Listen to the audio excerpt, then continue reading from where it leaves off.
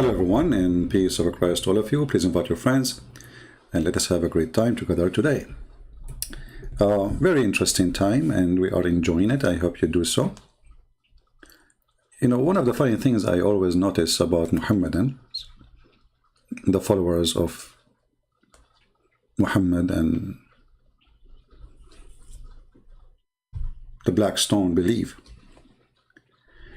that each one of them he have different religion. I cannot find one Muslim he agree with other Muslim about anything. And you know, this agreement is not about something not important. The disagreement about what is Islam.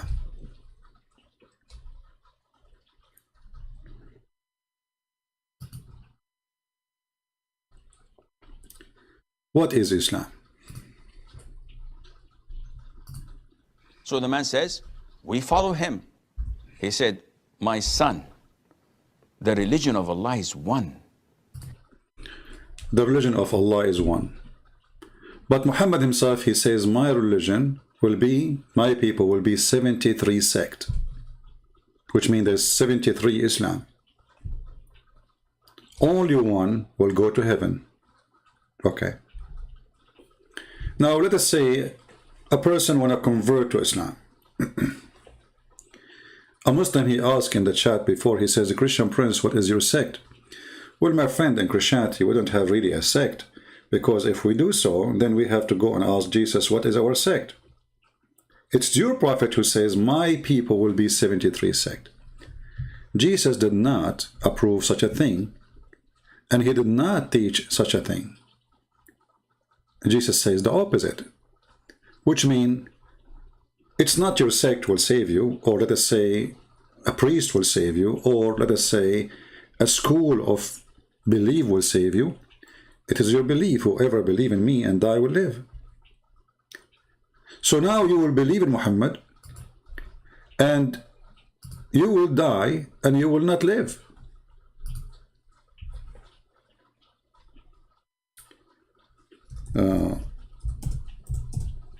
Oh, we are typing in English as usual. Hold on.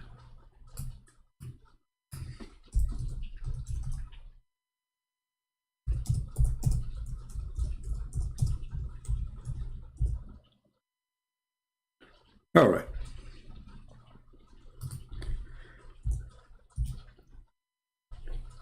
And now, you know, the Muslim, they would say this is da'if. Anything is embarrassing. Anything proving Muhammad to be a false prophet. Anything prove Islam to be stupid. The Muslim right away, they will jump and say, this is da'if, is not accepted, this is not right, we don't believe it, whatever. And you only show them that, like the word Hassan, for those who don't speak Arabic, Hassan mean good. Hassan, the word Hassan mean good. So when you show Abdul that this is Hassan, or even this is Sahih, in the speed of light, the Sahih will turn to be weak. Why? Because this is embarrassing. It was good until Christian Prince, he explained it, and then Islam became a joke. It is not Sahih.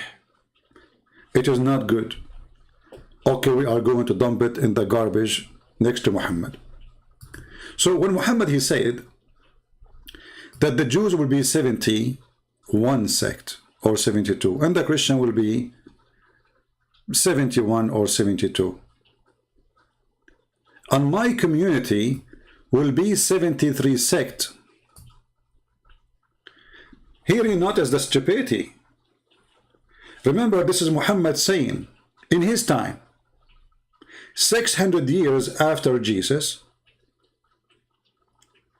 thousands of years after Abraham,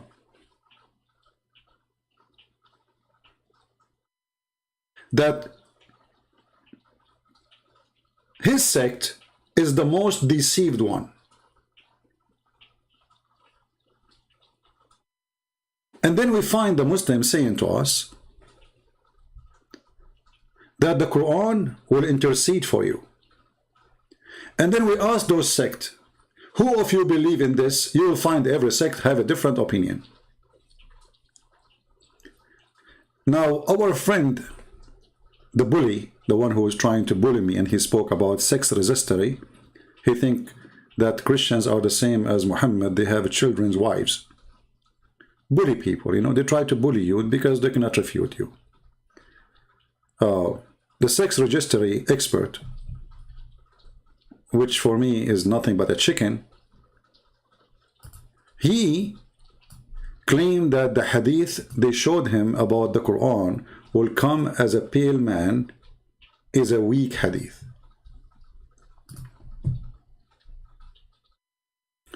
Now, why this man he is saying it is a weak hadith?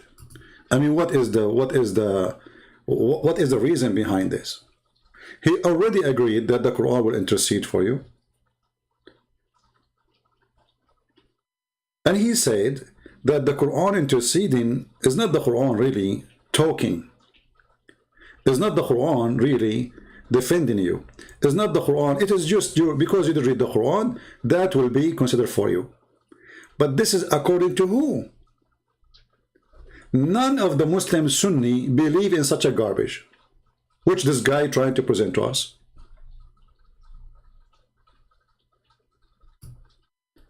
And then we ask the simple question.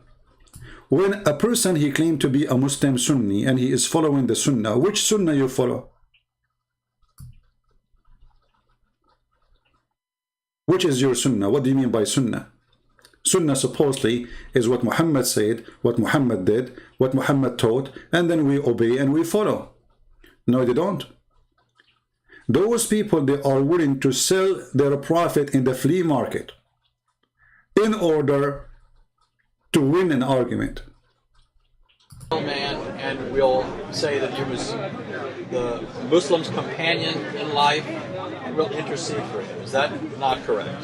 Can you give me a reference for that? My understanding, which I have from other Muslims, which is part and parcel of why I hold that, and have read in the Islamic sources, that the Quran itself does intercede for Muslims, or will, on the Day of Judgment. Right? The Quran will appear as a pale man, and we'll say that he was the Muslim's companion in life, and we'll intercede for him. Is that not correct? Can you give me a reference for that? That's in the hadith. Which hadith? You know, a person who claimed to be a sheikh and then he's saying, can you give me a reference? Acting as if he never heard this before. But a second after he said this is weak hadith, which means he know it. And if we ask this Abdul, this is a weak hadith according to who? Yesterday we made a video, you can go watch it. He said he believed in the true Islam, which is the way of Ibn Hanbal. The way of who? Ibn Hanbal. And then we showed you that Ibn Hanbal, he says clearly that this is an accepted hadith. If we go to Ibn Hanbal, give me a second.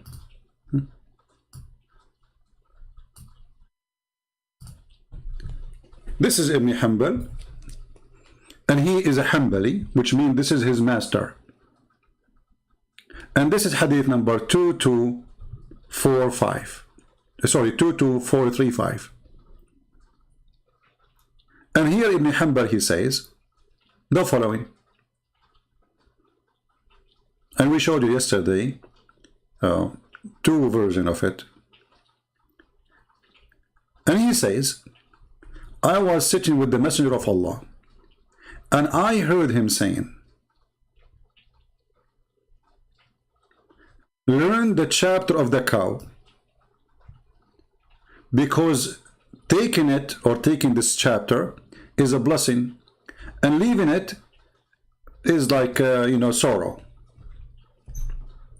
And there's no black magic can control it, which is very funny and stupid for a prophet of God to speak about controlling a surah in the Quran. By what? By black magic. And by the way, Muhammad, who says if you eat 7 ajwa in the morning and if you recite the Quran, no black magic will harm you. Later we find that he himself, according to the Muslims, controlled by black magic, and this is authentic hadith. So, and there's no black magic control it. And then he said, then he went silent. Muhammad is thinking now, he want to add something. Here you see the fabricator. And then he was silenced for some time. And then he says, and learn the chapter of the cow and Al Imran. Now he added one more. For they are the flowers, or they are the most like shiny, and they will shade their friend, which means the one who learned them, in the day of resurrection, as if they were two clouds or birds.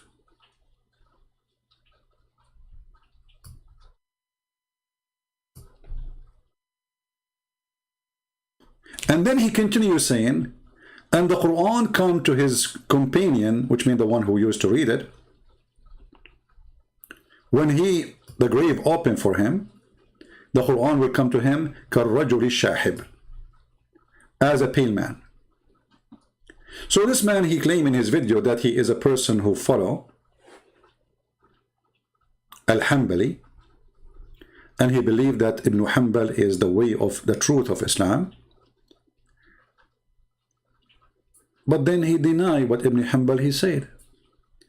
And he accused the guy that he is a fraud person, promoting lies about the Prophet, because the guy is quoting what the Prophet's saying, and what supposedly he heard the Prophet saying.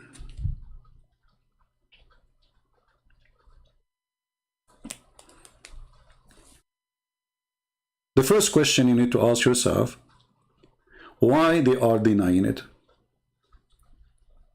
What is the purpose really?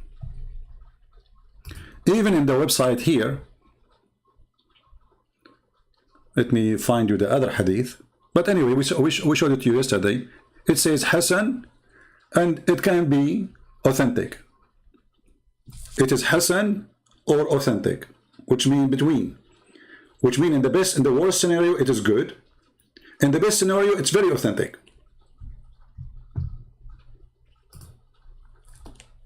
This Abdul, he said, this is false. This is an Islamic website. It's called Al-Islamu Su'alun wa Jawab, Islamic question and answer. And this is the question here about that, you know, the Quran will come in the judgment day. What the answer is? He said, and the Quran is going to come, وَيَأْتِيهُ رَجُلٌ حَسَنٌ لِوَجْهِ. There's a man will come to the person, he is handsome, dressing nicely, he have nice smell. And then he will say to the person, glad tidings news for you. This is the day you've been promised. And then he will say to him, who are you? And then the man, he will say, or the man who come to the man, he says to him, I am your good deeds. So the Quran is one of the best good deeds in Islam. And now the Quran is coming as a man. And this is here, it says, reported by Imam Ahmad, volume number 4, hadith number 3, or page number 362.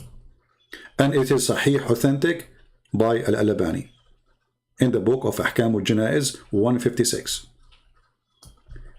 And then he says, continue here, in this Muslim website, it's reported from, إِنَّ الْقُرْآنَ يَلْقَى صَاحِبُهُ يَوْمَ الْقِيَامَةِ. The Quran will come and meet his companion in the day of judgment.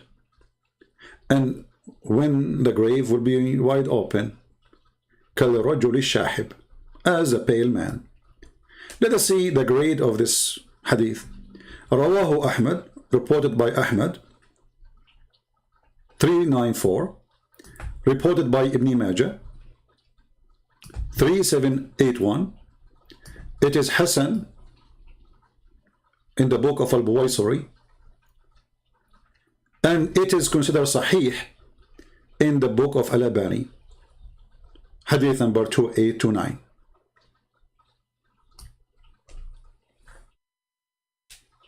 Those are the Muslims, the professional Muslims, who all the Muslims in the world, they come to them to give you a correct answer. I don't see any of them saying we deny this hadith. However, we go back to the hadith about the Quran will come like cloud or a bird.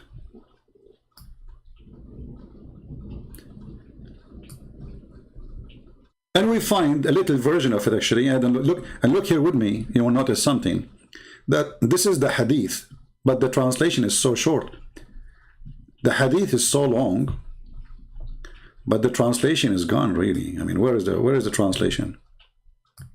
What happened? You know, how come the Arabic became so short? Well, this is a discount. You know, the Muslim, when they try to give you a discount, they find that Muhammad, he talked too much and most of the talk meaningless. So we are going to give you a discount and we will tell you what is important in this hadith. Okay, so what Muhammad said, and this is sahih, because this idiot later he will say this is not sahih, and actually we just showed you that this is even sahih in the book of Ibn Hanbal, his master. The Prophet said, the Quran shall come to its people who acted according to it in the world. Surah Al-Baqarah and Ali Imran shall be in front of it. Here you notice something very stupid about this hadith.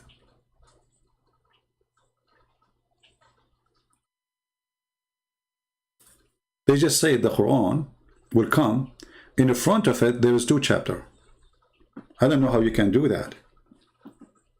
I mean, the Quran now is coming.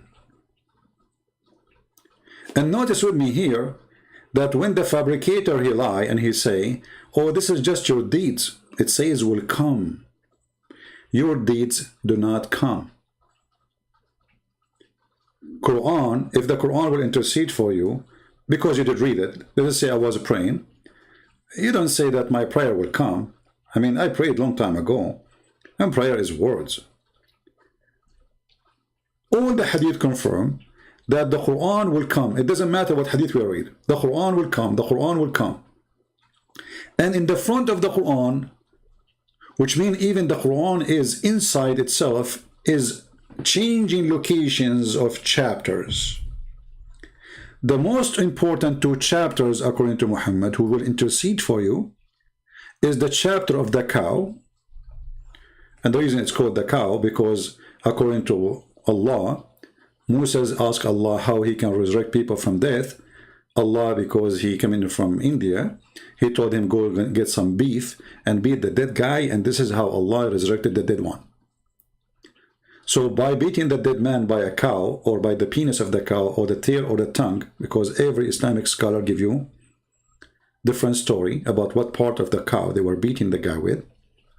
By beating the guy, the Quran says, and thus this is how Allah, he resurrect people from the grave. By what? By beating them by beef.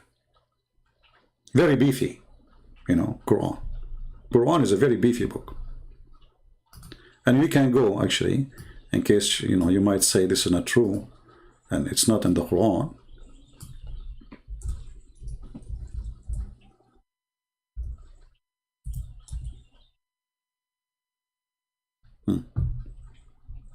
Chapter 2, verse number 73.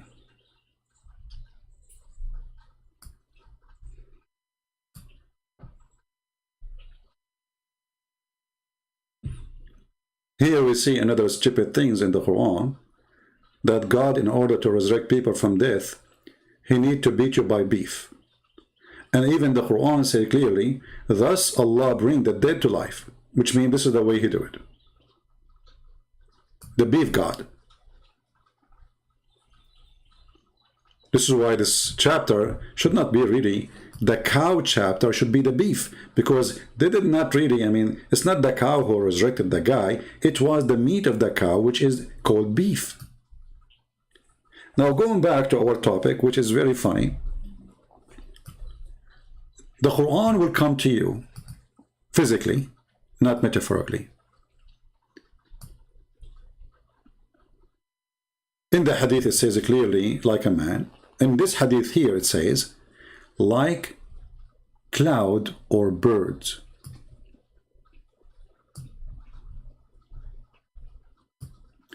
If we ask the Muslims, and even they have shade. First, is shade created? Muslims, is shade created? Who is a Muslim? Will answer me? Is shade created? I know that the internet is kind of slow. Will take you maybe a little bit of time, especially for those who live in Indonesia, or if you are an ustad.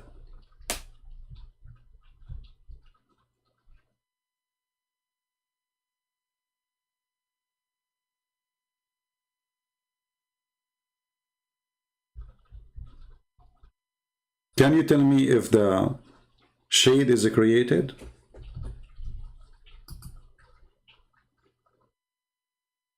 Okay, I will make it simple more. Just wait. You know, the Quran says that Allah is the one who extended the shade.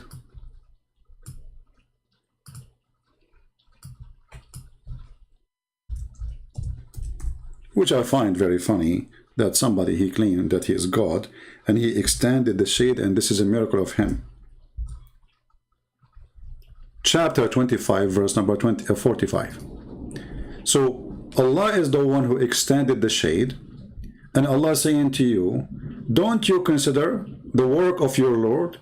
He how he extended the shade, and he had placed certainly, you know, whatever, you know, you can read the rest. Okay. If Allah wanted, he will make the sun in one place.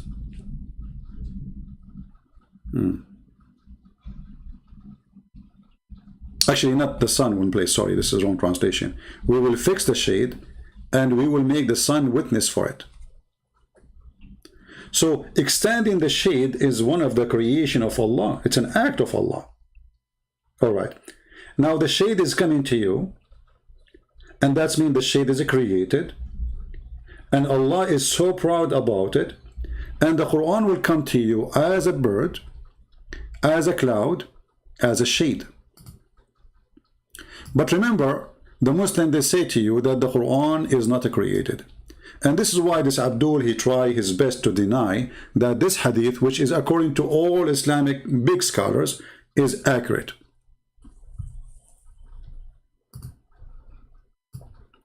This is the chain of authentic hadith by Al-Albani, and this is the hadith number 2829, speaking about the Quran come in the shape of a man to intercede for you. It is very sahih. This is why it's considered, it's part of the book. It's called the authentic chains of sahih hadith. But according to this Abdul, this hadith is weak. But his master Al-Albani, his master and Ibn Hanbal, all the masters of Islam saying this is a true hadith.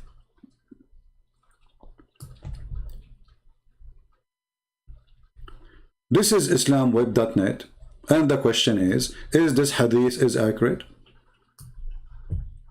Is this hadith is accurate? The answer, yes. They did not say what this guy, he said in the video. Why?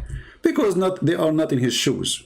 You see, Islam is very flexible religion. They change their opinion, depend in the situation. So the guy who is in the website there, he is comfortable, he live in Islamic country, he do not need to practice taqiyya, he do not need to lie to us.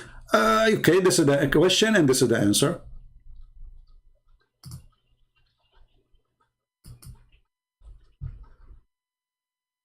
The meaning of the hadith on the day of resurrection, Quran will come as a peel man.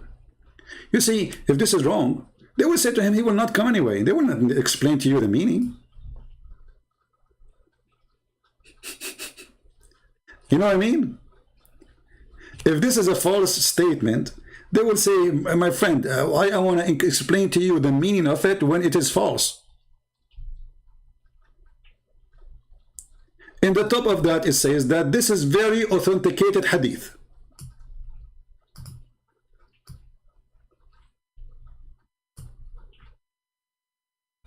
Do you see why we don't respect those chickens?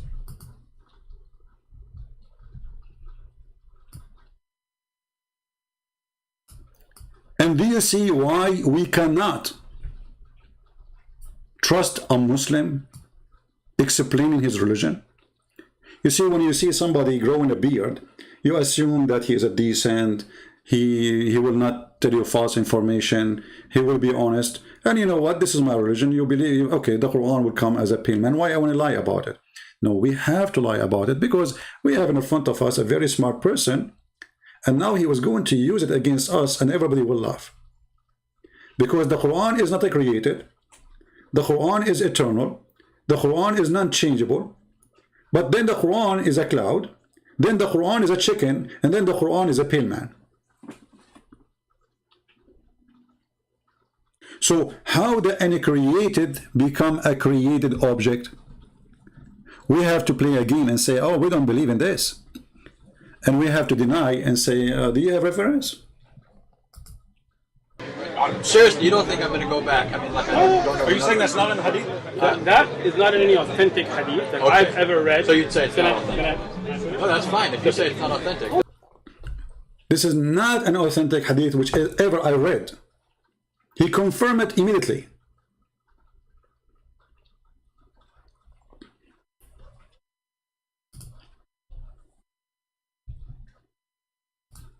Can you believe it? And then when they showed him the hadith that this is good in your Muslim website, he said this is the publisher. This is who? The publisher. The who? The publisher. Okay, why the publisher? He will say it is authentic if it is not. Why a Muslim organization will say the hadith is good? Are you a bunch of idiots?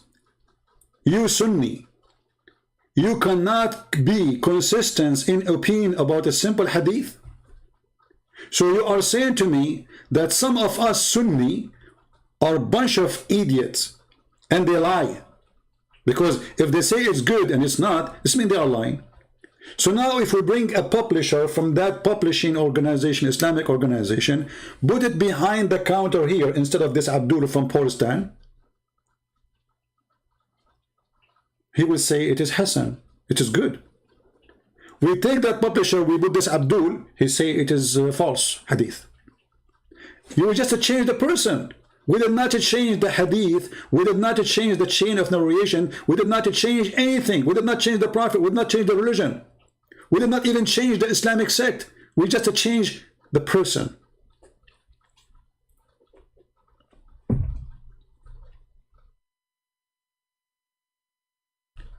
Now there is something more important. After they showed him. Right? So what does that mean? That it is that deed of reading the Quran. You understand what that means? I understand what you're claiming. That's just not what. So let's see that. I searched for it. The first one that popped up, I know it's in Tirmidhi, but the first one that popped up was in Ibn Majah. So in Tirmidhi, there is no such hadith that says the Quran. There is. That's just the first one that popped up when I did. Can we look at the Tirmidhi one? Okay, look for Tirmidhi now.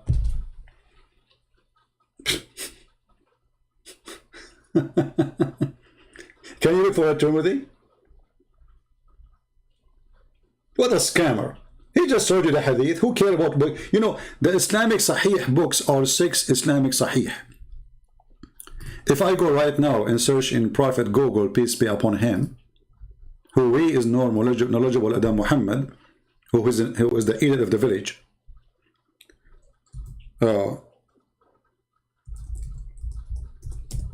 We will find this.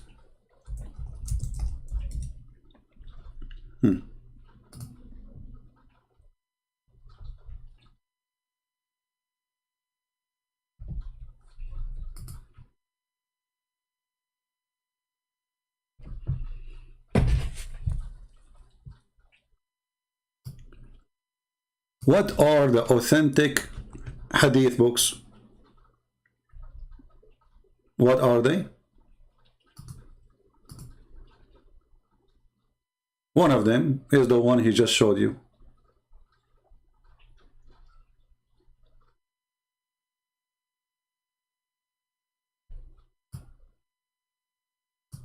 The following hadith collection in the order of their importance of how authentic they are: Al-Bukhari, Muslim, An-Nisa'i, Ibn Dawood, At-Tirmidhi, Ibn Majah.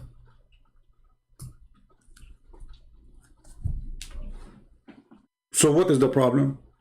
Those are the 6 authentic books for Muslim Sunni. Suddenly the authentic books of Sunnis are garbage. And he denied it, and he says, no, don't show me Ibn Majah, show me At-Tirmidhi. Well, we can show you more than At-Tirmidhi. We can show you even Shaykh Islam. And At-Tirmidhi, he have a different version of it.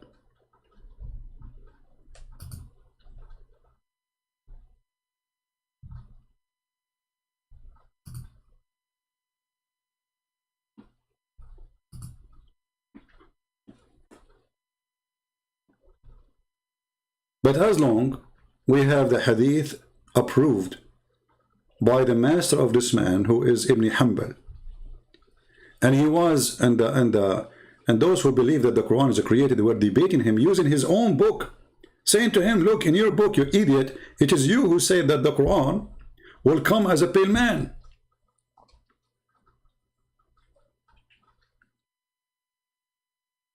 So Shaykh Islam, the Sheikh of Islam, he is very well known for the Muslims as the highest in his knowledge.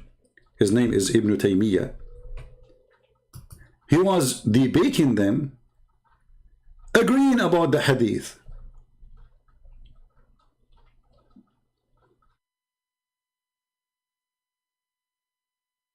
But saying that does not make the Quran created. But the Quran will come as a man.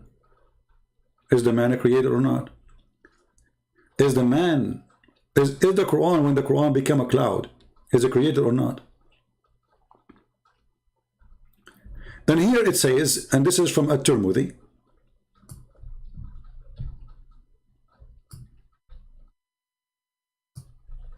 it says, يجيء القرآن يوم القيامة فيقول Ya Rabb. Let us speak in English. So the Quran will come in the day of judgment, and he will, he will intercede for the Muslims. Say, Allah, do this to him.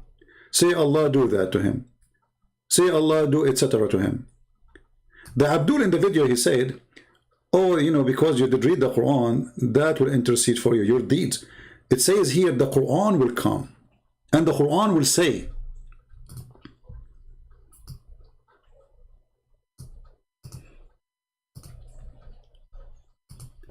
the Quran will be talking.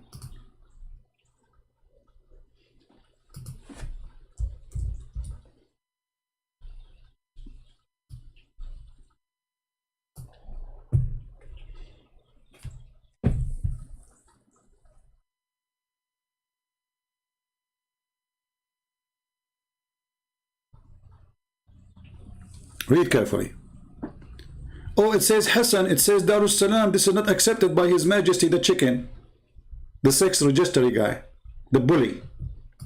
All of them, they are bully. The Prophet said, the one who memorized the Quran shall come to him in the day of resurrection. And he will say, you see, if this is metaphorically, then the Quran will not be talking. So who is talking? The Quran. But you might not notice here with me that by Muhammad saying that the Quran will be talking, saying, that means the Quran have more words inside it or added later, because those words is not in the Quran. The Quran will be saying, oh Lord, decorate him, put eyeliner, put lipstick.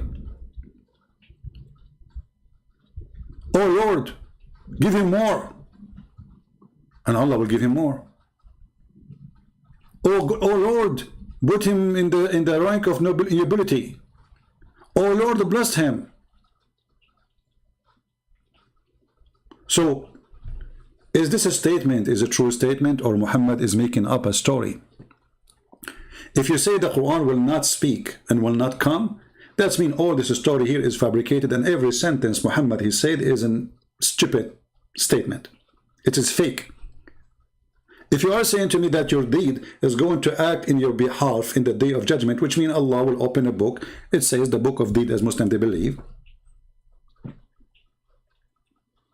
and read that this guy he was reciting Quran. Okay, because you recite Quran, I forgive you. No.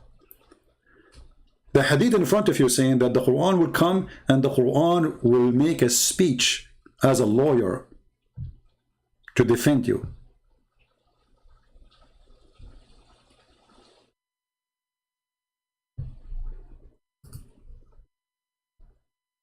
Actually, if we take only this sentence here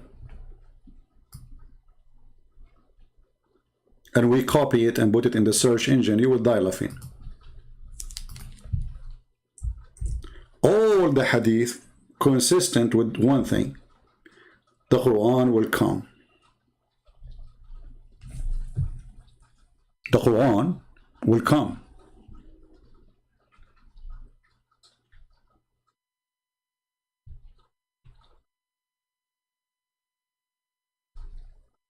Do you see it?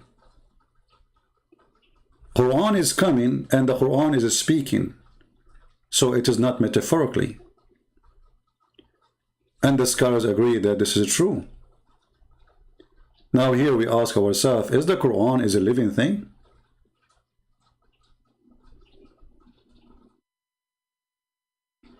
Do we have any Muslim want to answer?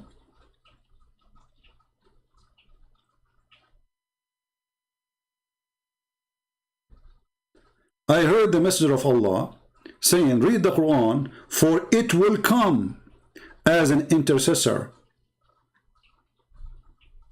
You see, if reading the Quran itself can save you from hell, sorry, then there's no need the Quran to come and the Quran to speak.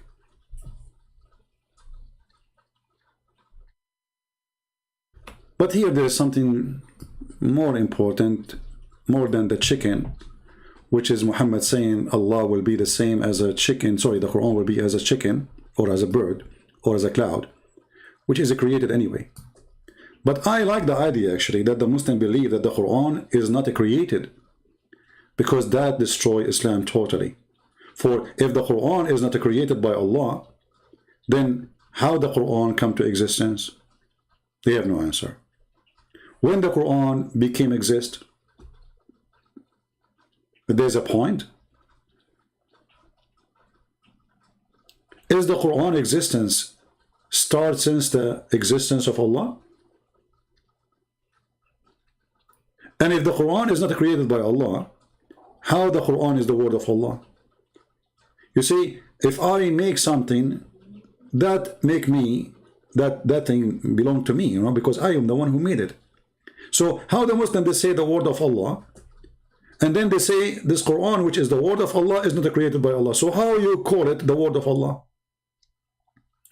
This is the question no Muslim can answer, because they are copy-paste religion. None of them he dare to question it. And the guy, the Abdul, when he mentioned Ilm al-Kalam, and he said to Anthony, what do you know what Ilm al-Kalam? Anthony, he says it's philosophy. The Abdul, he laughs, he says, what? He said, no, it's not. Who said that?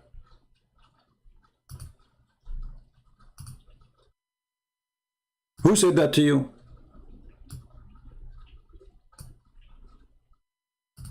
When in fact all the Islamic scholars agree that the Ilm al-Kalam, Kalam mean words.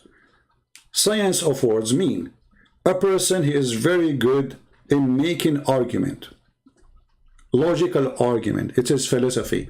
And this donkey, he says it is not. Supposedly he is correcting Anthony, who is a person who don't speak Arabic, who is a person is not a Muslim, And he's not supposed to know all of this anyway.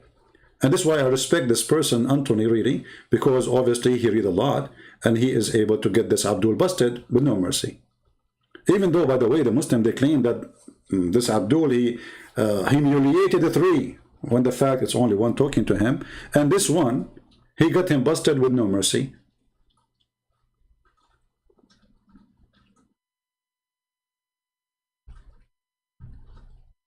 Who is a Muslim here?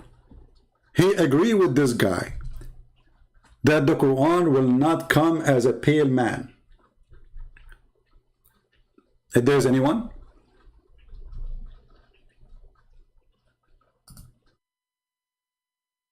Who is a Muslim? He agree with him.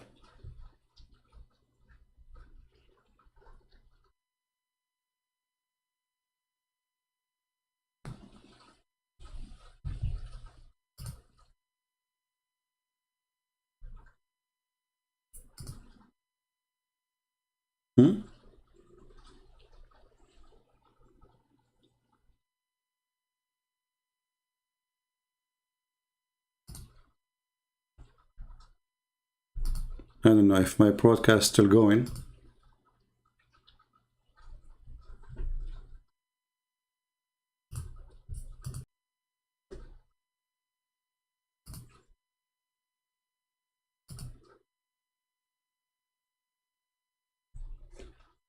You can hear me, guys? Paltalk send me a message, suddenly says verify it's you, you know, sensitive action is blocked, whatever. I don't know if you can hear me. Who is a Muslim he dare to call me and give me the reference that this guy is right and this hadith, it should be rejected by all Muslims? Anyone? If you are willing to do so, as long as he is a chicken, he don't dare to call me himself, well, I welcome anyone who have knowledge to call me, either to correct what I was saying and support what he is saying, that this hadith is very weak, which means it is false, it's fabricated, it's made by Muslims lying about the Prophet.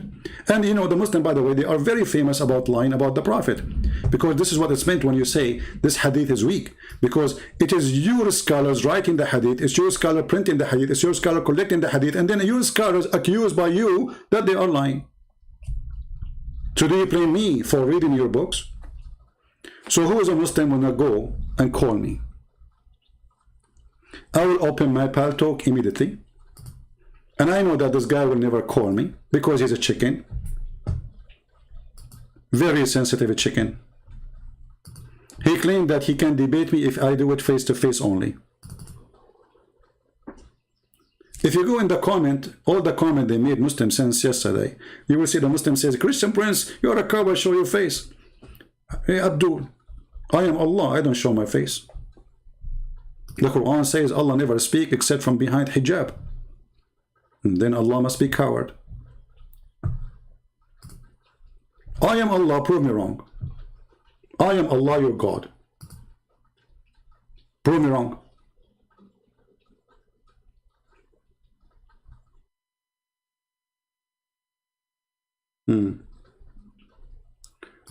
Okay, let's see this kid here. Yeah, he's not online. Let us see the second one. You stupid liar, you are disgraceful mankind. Not answering. Rejected. Like, second Muslim. I am an atheist. I want to converse on what I believe. My friend, don't waste my time. You are an atheist who believe on Darwin, who put a black person in a cage to prove that this is the origin of monkeys. So you are stupid and racist if you are an atheist, because your master of atheism is a donkey. And you believe that you are originally a monkey. I will talk about what with you. Which book we will discuss? Darwin book? Well, I agree with you. You look like a monkey. You act like a monkey or an atheist. Good luck with that. Next. Who as a Muslim would like to call me?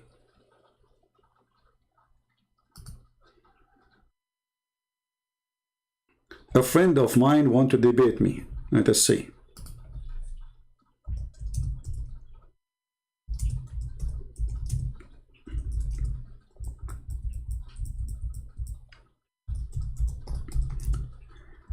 Let us see who is the coward. Who is a Muslim? He dare to call me right now.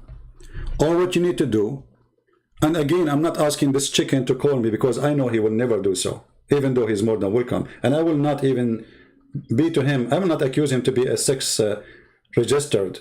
No, no, no, no, no. He don't dare to do it. He can do that in Pakistan.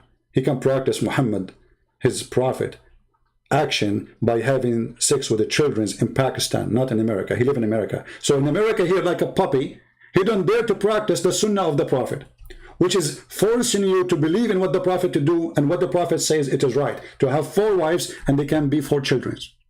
Do this guy dare to have 4 wives in America? He don't. So he abandoned the Islamic sunnah because this country is not his country.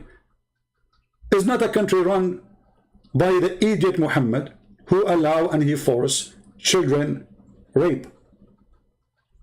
So when he speak about sex registry, he is talking about us, the Christians, fighting child rapists like Muhammad. This is us making such a law, not you. In your country, you don't have such a law.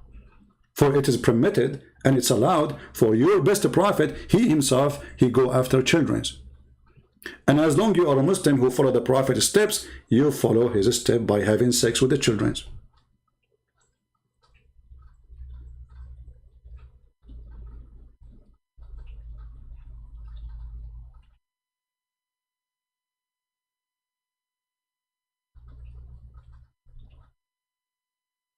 Any Muslim?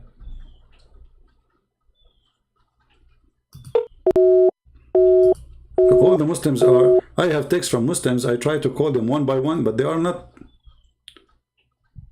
Oh boy.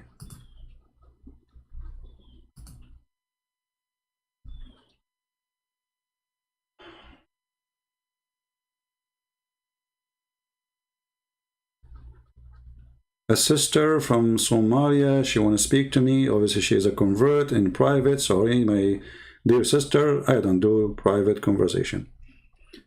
Any Muslim would like to call me. What happened to those in the comment section who post tons of things? Hey, Christian Prince, do you believe in the Godhead? You know, I mean, those people, they change the topic in the speed of light. We are talking, the whole video is about the Quran is coming to you in the day of judgment. What is the answer in the comment? Hey, Christian Prince, the Trinity is false, okay? And Jesus is not God. Here you see that those Muhammadan who they try to defend the religion, they are immature. The same as this guy. In his video, he said to them, let me ask you a question. So you Christian believe that Jesus, your God, he was born of a woman womb. And then they said to him, you know, but this is not his moment of existence. He's born of women, yes. He said, okay, have a good evening, everybody.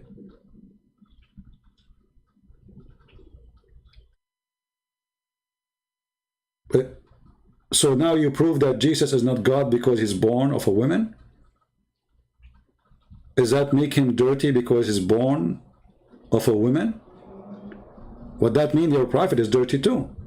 Oh, my prophet is not a God, but doesn't matter. You Muslim, you call him holy. And when you're a prophet, he speak Quran, that means the mouth of Muhammad, which is coming from a vagina, is reciting the word of Allah. Are you saying to me that the word of Allah is coming from a vagina of the mother of Muhammad? Because if not that vagina, that mouth does not exist. In the same time, isn't it the Quran says that Allah, he breathed into her vagina?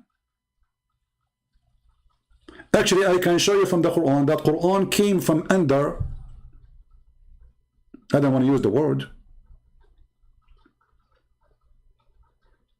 of Mary.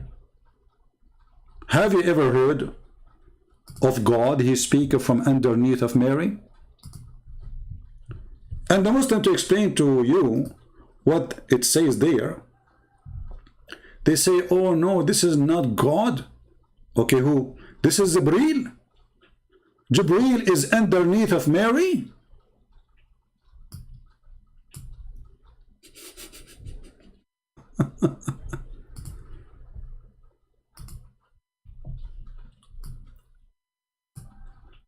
I thought underneath of Mary is unholy. And then if you go and read the interpretation, you will see every single Abdul in the world, he give you a different interpretation for the verse because they are confused. Who is the one is talking?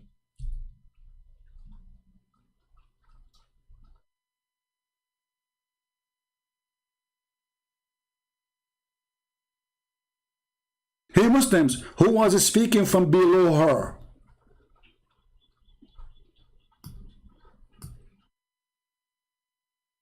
And who is the one who said to her, shake the trunk? Is that Allah or the one who is below her? The verse is so clear. The one who below her, he said to her, shake the trunk of the palm tree. Which means the one who is speaking, he knew. And he have the message of God. The message of Allah is coming from underneath of Mary. Mary, she is sitting in the top of it. Or him. Who is that? The Quran is coming from underneath of Mary. I'm not going to use the word but or bomb. I will not say it. But this is what it says. It's not nice to say it. The word but or bomb. The Quran is coming from underneath Mary.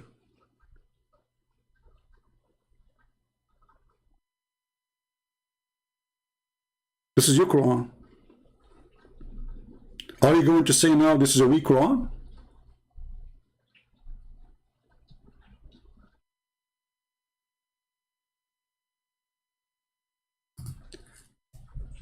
Some Muslims, they try to solve this problem. They say, oh, this is some scholar, they say this is Jibreel. Jibreel is Mary, she is in the top of Jibreel. And Jibreel is saying Quran when he is underneath of Mary. Some they say to you, no, this is Isa. You idiot. He said to her, Isa, he's just, I mean, she did not even finish giving birth to him. And now Isa, he is telling her to drink and to shake the tree or to eat from the tree. How Isa, he knew that the guy is just, he's not even 1 second old. He's not even born yet. And if Isa is saying that from underneath of her, but this is Quran. So Isa was saying Quran from underneath of Mary. Which means the Quran is coming with Isa from underneath of Mary. How insulting to you Muslims. Isn't it you who says, are you saying that God, he came from Mary vagina? Look, Quran is coming from her vagina according to your book.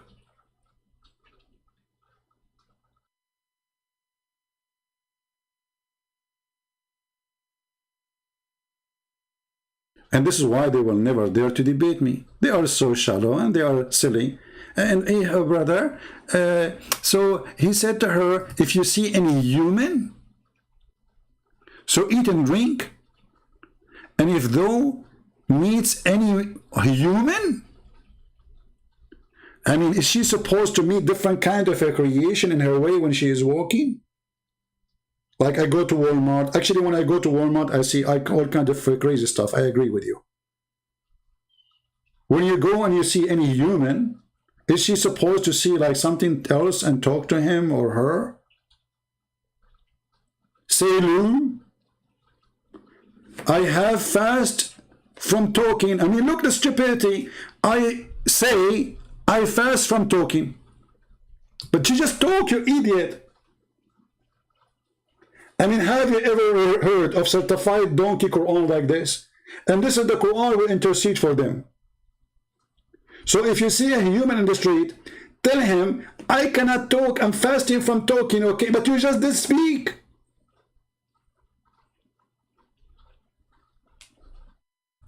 I want to know who is the author of this stupidity.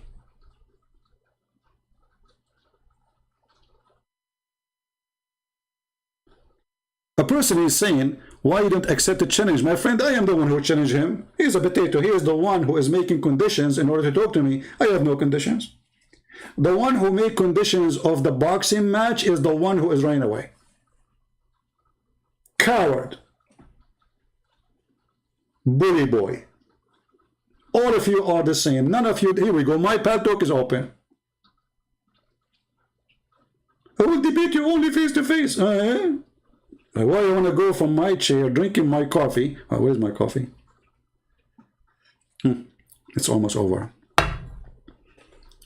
To go to where, you know, here we go. I have 1,200 people listening. How better it can be. I have Muslims leaving by hundreds and thousands. How better it can be. This is the most public. They say, I want to debate you. This is public, you idiot. Even you Muslims, when you make a video, you have 3 people speaking to you behind the table, you go and post it in YouTube to make it public. Because there in the table, there, like few people watch it, only 10 people. This is the public. But yet you don't dare to call me. And now look, they changed the topic. Why you don't debate? I debate everybody. Potato, you are a coward. Call me. No conditions. No rules. And if you are a brave person, I will call you. You can go live in your show if you have a program like this guy, and I will call you. Let everybody laugh. Is that fair, guys? All of them, they do live YouTube. You can go live in your YouTube and say, hey guys, I'm going to call a Christian Prince and get him busted. Ambush me. But you don't dare to do it. You are so much intimidated. You spend your day speaking about my face. My friend, if I show you my face, you will go crazy. I look like Muhammad. Prove me wrong.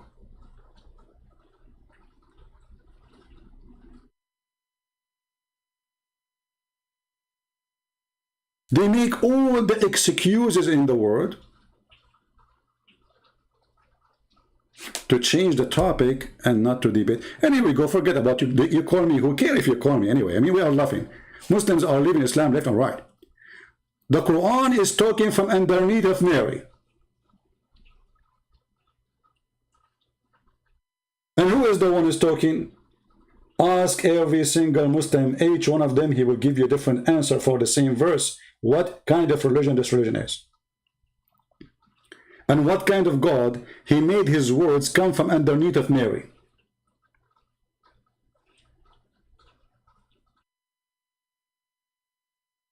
Change the topic now.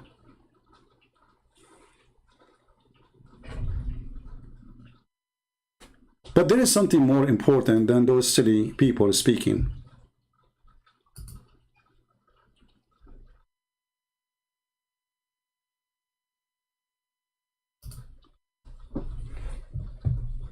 The Muslims, they say that if you intercede a dead person, you are a pagan. If you intercede a dead person, you are a pagan person. And you can watch the video. It's called Yasser Qadi Exposed. I mean, look at the Muslims exposing each other, brother. How great religion this religion is. I mean, look, Yasser Qadi is a sheikh. Asim al-Hakim is a sheikh. Asim al-Hakim exposing Yasser Qadi. What a shaky religion. Okay, Mr. Sheikh Asim, what you want to say to us? Listen carefully, Muslims, and die laughing. And I see that you keep on hopping from one religion to the other. Oh, hold on. I see you keep hopping from one religion to other. Are you talking about Muhammad? Shame on you. I mean, why you even mention it? You don't have respect.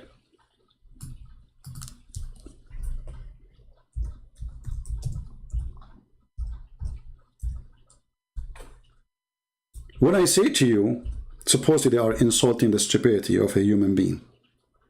and they are insulting the person who keep changing his opinion. Okay, Muhammad was praying to Jerusalem. Muhammad did not know where to pray.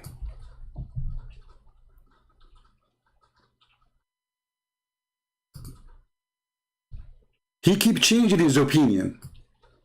For some years we pray to Jerusalem, and then Allah, He told us to change our face toward the Qibla. And this is where please thee, which means the Quran is made after Muhammad was looking for direction. And Muhammad the fool, all his life, he don't have a direction to pray to. As you see in the verse, it says, we have seen thee turning of the face to the heaven. Okay. You don't know where to pray. And then we go in the hadith, we will find that the one who changed direction of the prayer, it was Umar ibn Khattab. He is the one who said, shouldn't we make the prayer station of Abraham our Qibla?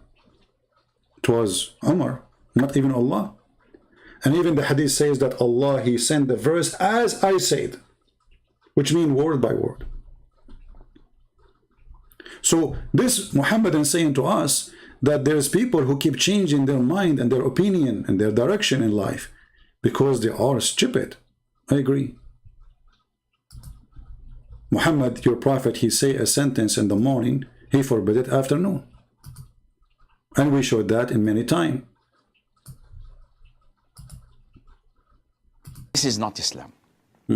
So those who adopt for most of their life a particular opinion, then they change to a second opinion. Okay, so when I have an opinion now, it says I can do muta, which is nothing but prostitution. And then sometime after, I change my opinion and says muta is haram. And then I change my opinion again and I make it halal. How you can explain to me a person, he allow it, forbid it, allow it, forbid it? I mean, do you see how silly? Are you sure you are not throwing bombs at your prophet? Follow him. He said, my son, the religion of Allah is one. And I see that you keep on hopping from one religion to the other. This is not Islam. So those who adopt for most of their life a particular opinion, then they change to a second opinion. Well, give them some time and they will change to a third opinion. Exactly. That is exactly Muhammad. And this is exactly what you Muslims do in the hadith. It is sahih, it is weak. Every one of you give us different answer, for it is a fraud. Those are fraud people. This is what he's saying. Are these people worthy of being followed? No. In matters of aqidah? No, they are not. Definitely not. Not. Now, Mehwish says that it's permissible. I doubt he says it's permissible. I would suggest or presume that he said it is not shirk, but it is prohibited. Because if he says that it is permissible, then he would have gone to the dark side, which is the super Sufis who believe and worship truly the graved people. But he... Okay, hold on. Did he just say people in the grave? But isn't the Quran will accompany you in the grave too? And isn't it Muhammad, he is in the grave? And isn't it Muhammad, he says the prayer of the Muslims will be placed in front of me? They said to him, Prophet, but you will be decayed. He says, yes, but Allah will supply or submit your prayer to me.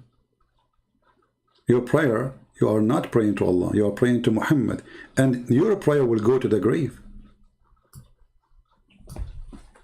of Muhammad. Now, if we ask this chicken, he will say, this is da'if. This is very weak, brother. No, it's not. It's sahih. You see it? Anything is embarrassing, it is sahih. So here we have another form of not only the Quran interceding your prophet will intercede for you. And he is a dead man. Your prayer will be sent to him, and in Muhammad he claimed that his body will not be consumed. And then we find in the hadith that the prophet body is full of fart. And he stink. And this is in Muslims' books, not in our books. Do we have any Muslim is willing to call us to discuss the topic, and we will welcome you? Anyone?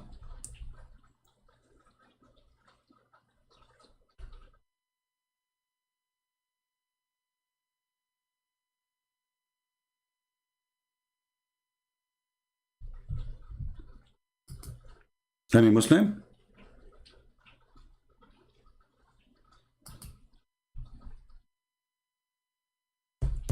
Who is a Muslim have an opinion? An opinion of a man who he can stand for his religion.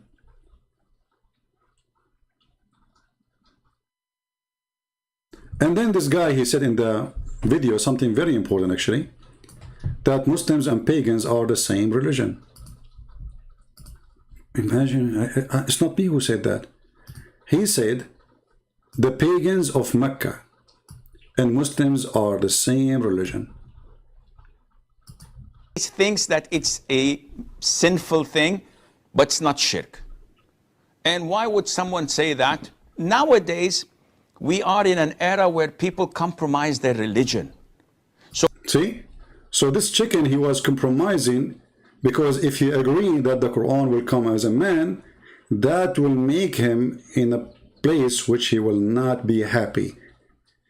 For now we have the uncreated Quran become a created man. The uncreated Quran become a created cloud or a chicken, as the hadith says. So what we do? We deny the whole story. Even if there is tons of reference saying this is true and this is sahih and this is authentic. Continue. So in order to gather as many people around us and to gather as many followers, being a tolerant person. And this is exactly what the Muslims they do today. Suddenly, Islam is not against homosexuality. And by the way, I wonder if this is true. I mean, if Islam is against homosexuality, yes, there's a hadith says, the Prophet says, the one who is homosexual, kill him. But the Prophet himself, he was a homosexual, and we can prove it tons of time. He put makeup in his eyes, on his face. He pee like a woman. Men kiss him down his belly. And he like boys. To the point he sucked their private part. To the point he sucked their mouth and their tongue. To the point he licked their faces.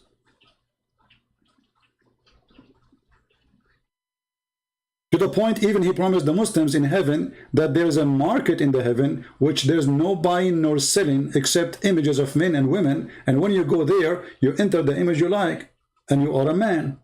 So image of men and women.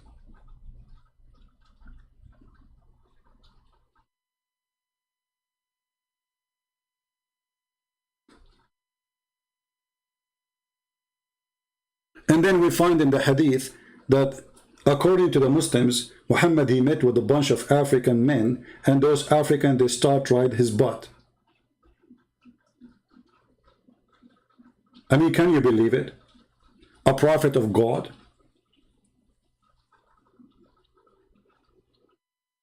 African who's almost wearing nothing, riding his butt, one after one. Prove me wrong. We have a Muslim here, he's saying, Christianity is paganism.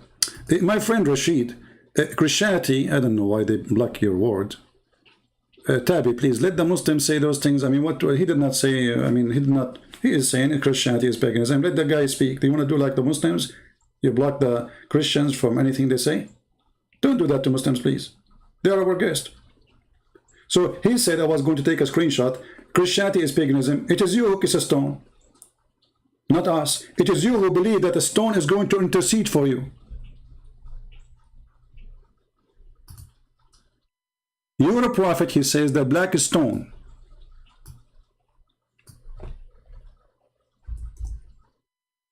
will come in the judgment day, have tongue and eyes. And this is not metaphorically.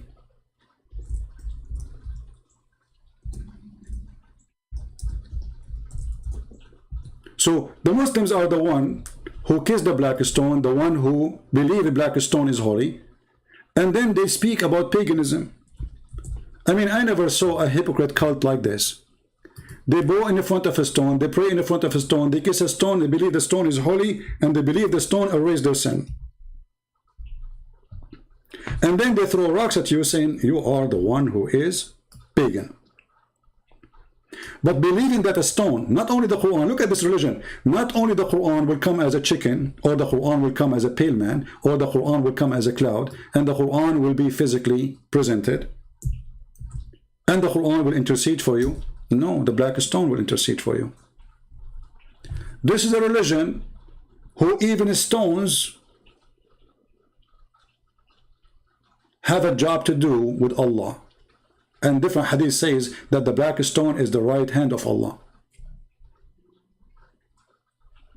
And this is Sahih hadith. Hukum Sahih. You see it? They will say, no, it's weak, brother, it's weak. And this is mentioned in a Tirmidhi, Ibn Majah, etc.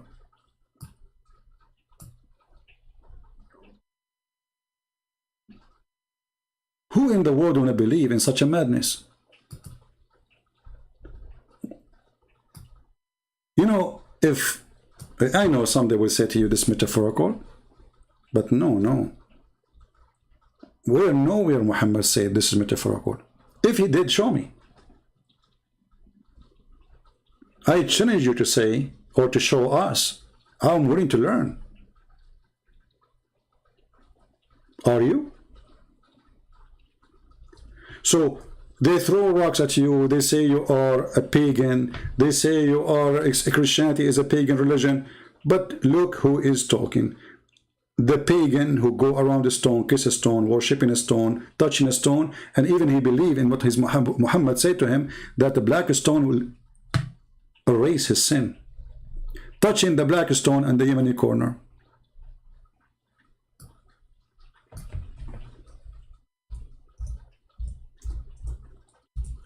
What kind of religion believe that if we touch two corners of the Kaaba, one have the black stone, touching the black stone, and the Yemeni corner, which is nothing but a pagan rocks brought from the temple of Al-Makkah, which is the moon god temple.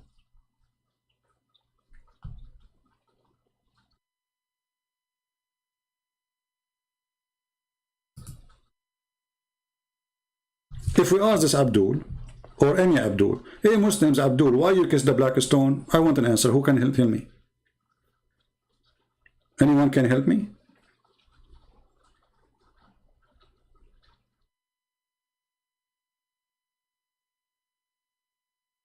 Why you kiss the black stone? You see, you call us pagan. Why? Was Jesus a rock? Was he a rock? Do you know even what paganism means? If we ask you now, where is Jesus? You say in heaven. So we are praying to the one in heaven, and that make us pagan? How old is Jesus? You will say to me is more than 2,000 years. So Jesus is a man like everybody, but he's alive for 2,000 years. And that make us pagan to believe that he's God. Who made him live for 2,000 years? Allah. Are you saying Allah is a stupid? So he gave Jesus too much power, to the point made the Christian believe that he's God because he's not like any human being? Do you remember when the guy in the video, he says the story of the 3 loaves? Do you remember it? Here you see the stupidity of this religion. When they want Jesus is just a man. When they want Jesus, he can resurrect a dead deer who was cooked.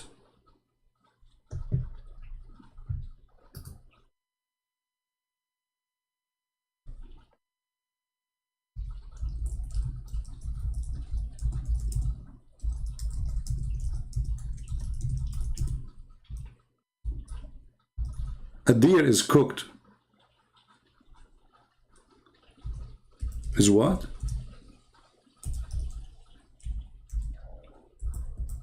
is cooked.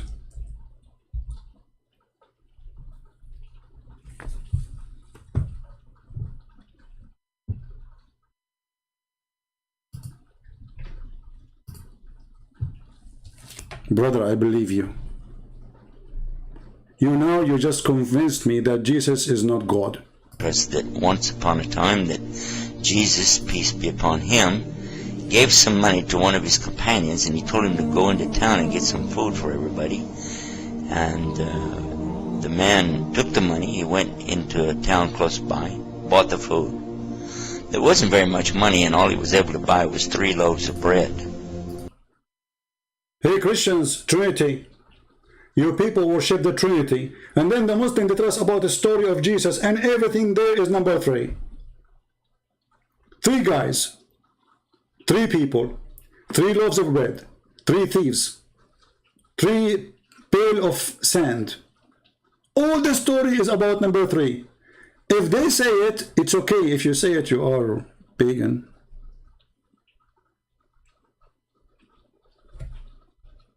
And by the way, don't walk with Jesus, because according to Muslims, he will not let you walk he will ask you to go and buy bread, 3 loaves of bread.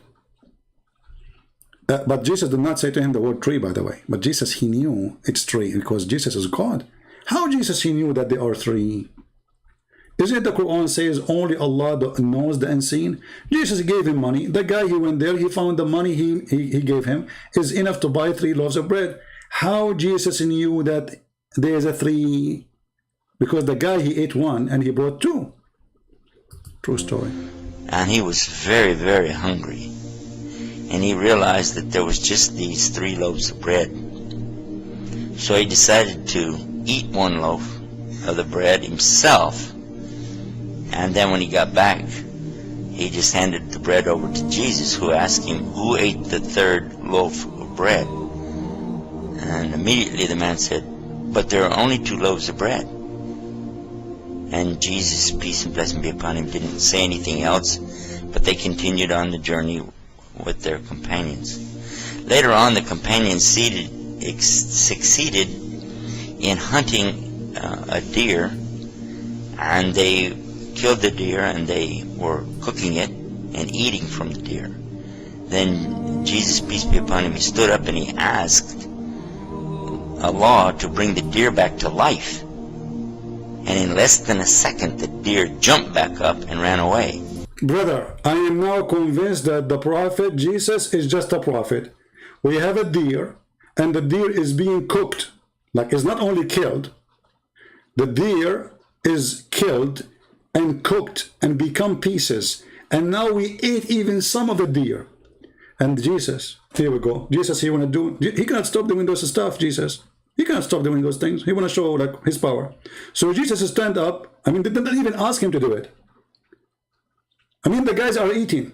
No, Jesus, he cannot stop using his power. So Jesus, he stood up. He says, hey deer, come back to life. The deer was in their mouth. They are eating him. He come from their mouth, brother. Not even a second. Brother, now we accept that Jesus is a prophet of God, because this is normal for a prophet of God to do. He can resurrect a deer from the soup. Not only from the grave, even from your stomach. Why Muhammad did not resurrect a mosquito? Muhammad, his children, according to Muslims, they die and he was crying, and Allah did not answer him. Jesus, he stand up, he said, deer, hey deer, come from their belly. Oh, I'm cooked. What are you talking about? Are you there, the one who says we are pagan? So you are saying to me that you Muslims, you spread around those funny stories, and then you are wondering why the Christians believe that Jesus is God?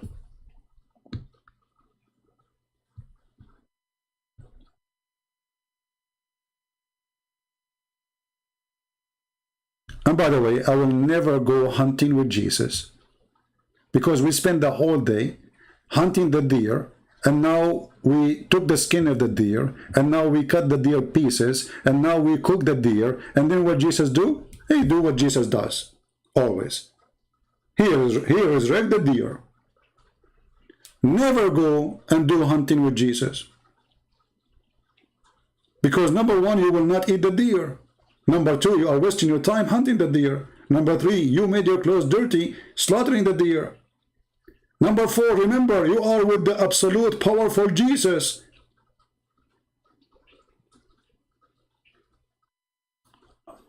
I prefer to go hunting with Muhammad, but Muhammad, he will hunt for what? He will hunt for the 6-year-old girl. I don't want that.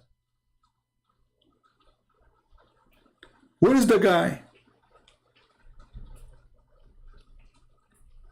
Who is the pagan? The pagans, they accuse you to be a pagan person. This is what Islam is about. They accuse you of what they have.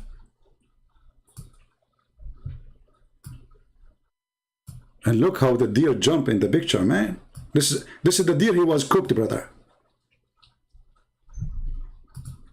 And the people were amazed that how could this deer that we just killed and we cooked him and we were eating him, and then suddenly he just jumps up and runs away. So then Jesus looked at the man who had gone after the bread, and he said, I'm asking you by the one who brought this deer back to life, who ate the third loaf of bread? And immediately, I mean, look how important this third loaf of bread. Allah is busy now. There's a guy, he did lie to Jesus. He told him that there's no third loaf of bread. So the whole story is who ate the third loaf of bread. And now Jesus, in order to get this guy busted, he will make 3 miracles to prove that there's a third loaf of bread. 3 miracles in one trip.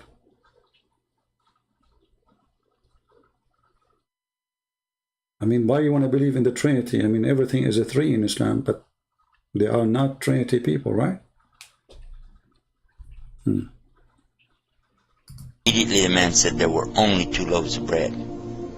Again, Jesus, peace be upon him, didn't say anything, and they continued on their journey. Now, well, look at this guy. You see, the Muslims supposedly, they are bully, you know, they try to bully you.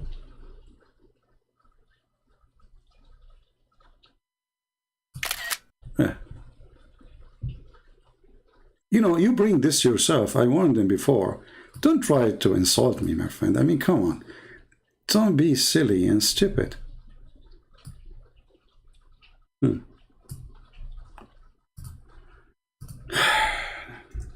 Let us see what this guy he said.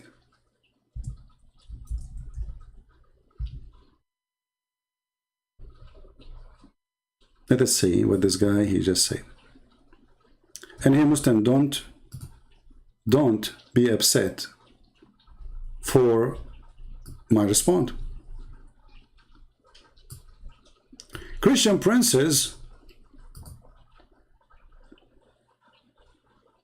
and then gay flag. Okay, I don't know. Now I have to respond to this. Sorry. I'm a man, and thank God I don't like men. However, let us read together.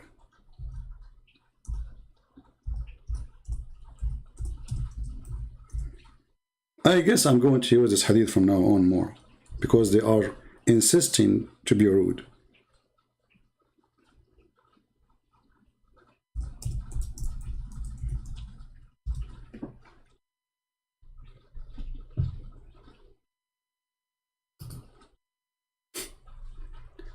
This is the book of Musnad Ahmad, page number 399, volume number 1. Your prophet, he met with a group of African black people. What they did to him? They start riding his butt. Who is a Muslim is willing to call me and read it for me?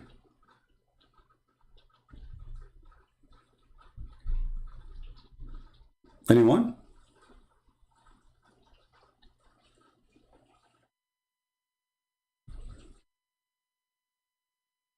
The guy who was posting, supposedly he's trying to insult me, supposedly, calling me princess and putting the gay flag there. I want you to explain to me what happened in that day.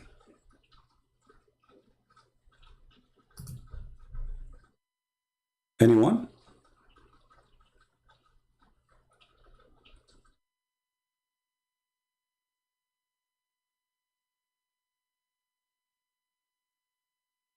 Hello? They are riding your prophet? What kind of a Muslim book this book is?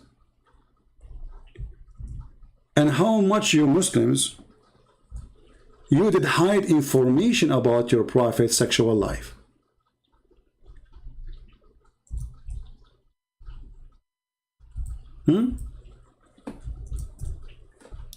فجعلوا يركبون رسول الله صلى الله عليه وسلم.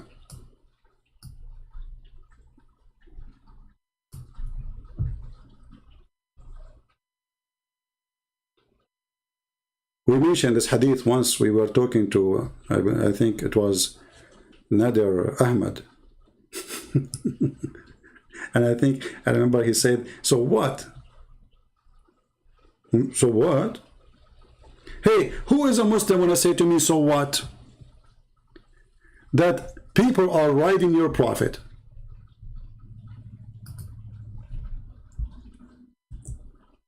Riding where? So did you see what you just did to your prophet? Here we go, you got him humiliated with the proofs and reference.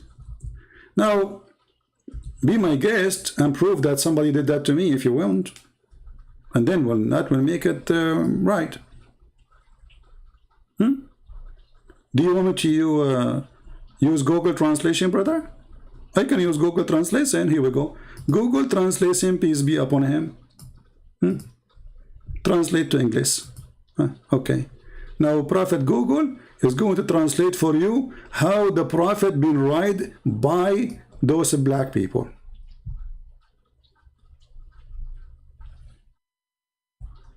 I mean, truly, truly, I'm convinced that your prophet is a prophet to the point his God let such a thing happen.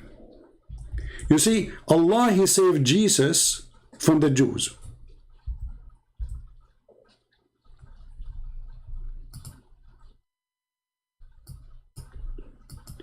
Allah could not save Muhammad from people riding him. You know what, from now on, each time I go live on air, each time you try to insult me Muslims, I will put one of those stories in front of you.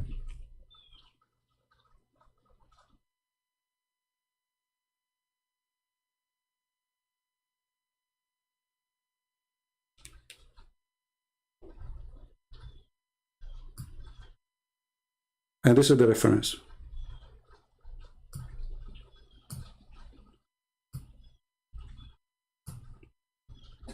Who wanna have a comment? So don't go low, otherwise you are going to humiliate your prophet. You are no match and you know it.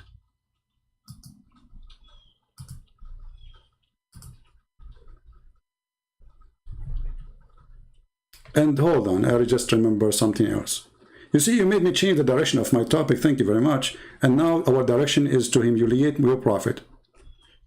Any personal insult you make to me, I will not return it to you, I will return it to your prophet. Dear? From now on, remember that. Okay. This is your prophet. Oh, not your prophet, the caliphate, sorry.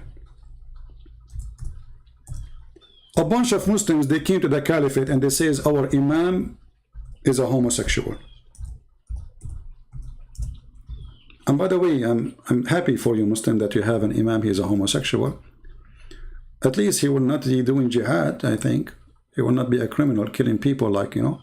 But he's a nice person, supposedly, and obviously it's okay to be an imam and you are homosexual in Islam. Very open-minded religion.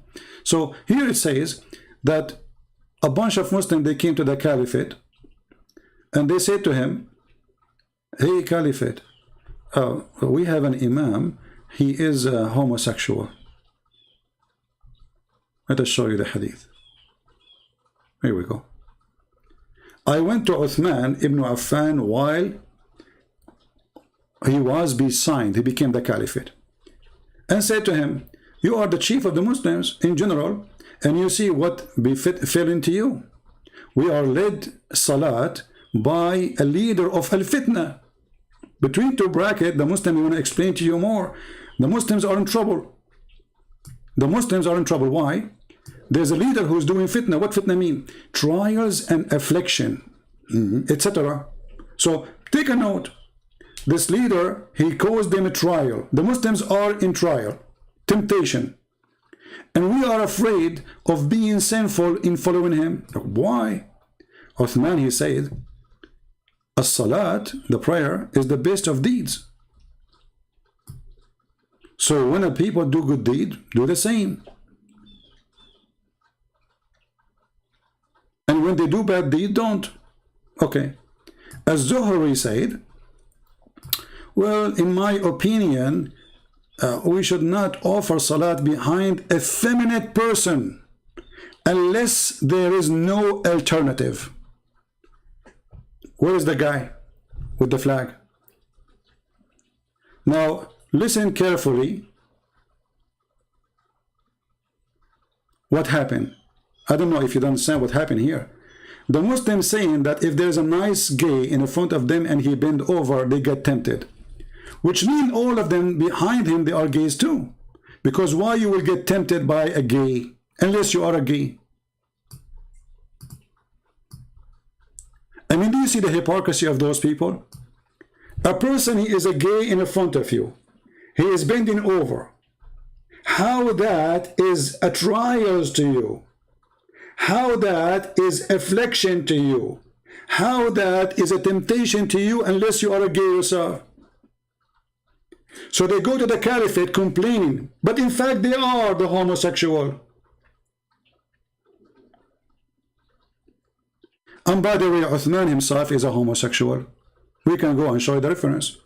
Uthman and Umar ibn Khattab, the hadith says that he used to use the sperm of men to deal with the disease in his bum.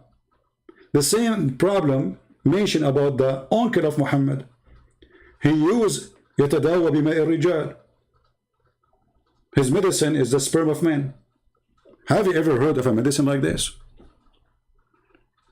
Don't forget to call Pfizer. Your advice, highly recommended.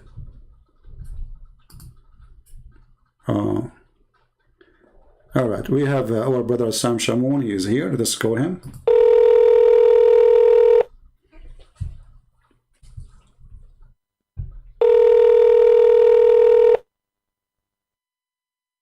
Recommended. Hello. Hey, my friend. How are you, my brother? Hey, brother. Sorry, I didn't want to disturb you. How are you? I've been listening. Oh, no problem. You're always welcome. Yesterday, actually, you wanted to share with us, but I want to finish the topic, and, you know, God knows how long it took us. So I apologize for yesterday. No, that's okay, bro. Yeah. No. Don't apologize. I don't like to disturb you. I like to listen. So what do you think about this guy? Why this guy is denying that the Quran will come as a pale man? And why he lies saying this hadith is weak? And then when we check, we find that Al-Albani says it is true. Even he mentioned in the video, if you remember, he mentioned that the Hanbal is the true way of the Prophet. And then we find the same hadith in the book of Ibn Hanbal. Because this is mentioned, this is mentioned by Ibn Hanbal himself. So how he follow Ibn Hanbal, this coward, this liar, and then he says he don't agree with Ibn Hanbal, and he says Ibn Hanbal is the one who tell the truth. Go ahead, my friend. Yeah. CP, if you noticed, I actually walked away. I was there. If you notice it. Yeah. And then he was there. And then he asked you to come. He says, come. And right away he said the three. You know, he wanted you to come, so he will claim that he is debating three. But in fact, it was only Anthony. It's just a scam. Yeah, and just explain. I didn't know what they actually said. I found out later what they were talking about, and so I learned about him denying the hadith after it was done. Anthony told me. I saw the video he uploaded, Anthony Rogers, to respond. But I just want to explain why I walked away. I'm like you, CP. I don't like to give the Muslims weapon to become famous. So the story was this. Because he challenged you to come to debate him, I decided I was going to go up and face him and have people with cameras to record.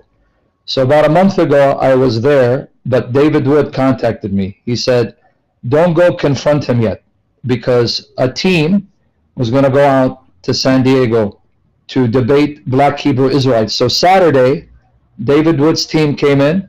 I met him there, and we confronted Black Hebrew Israelites. The video is going to come out.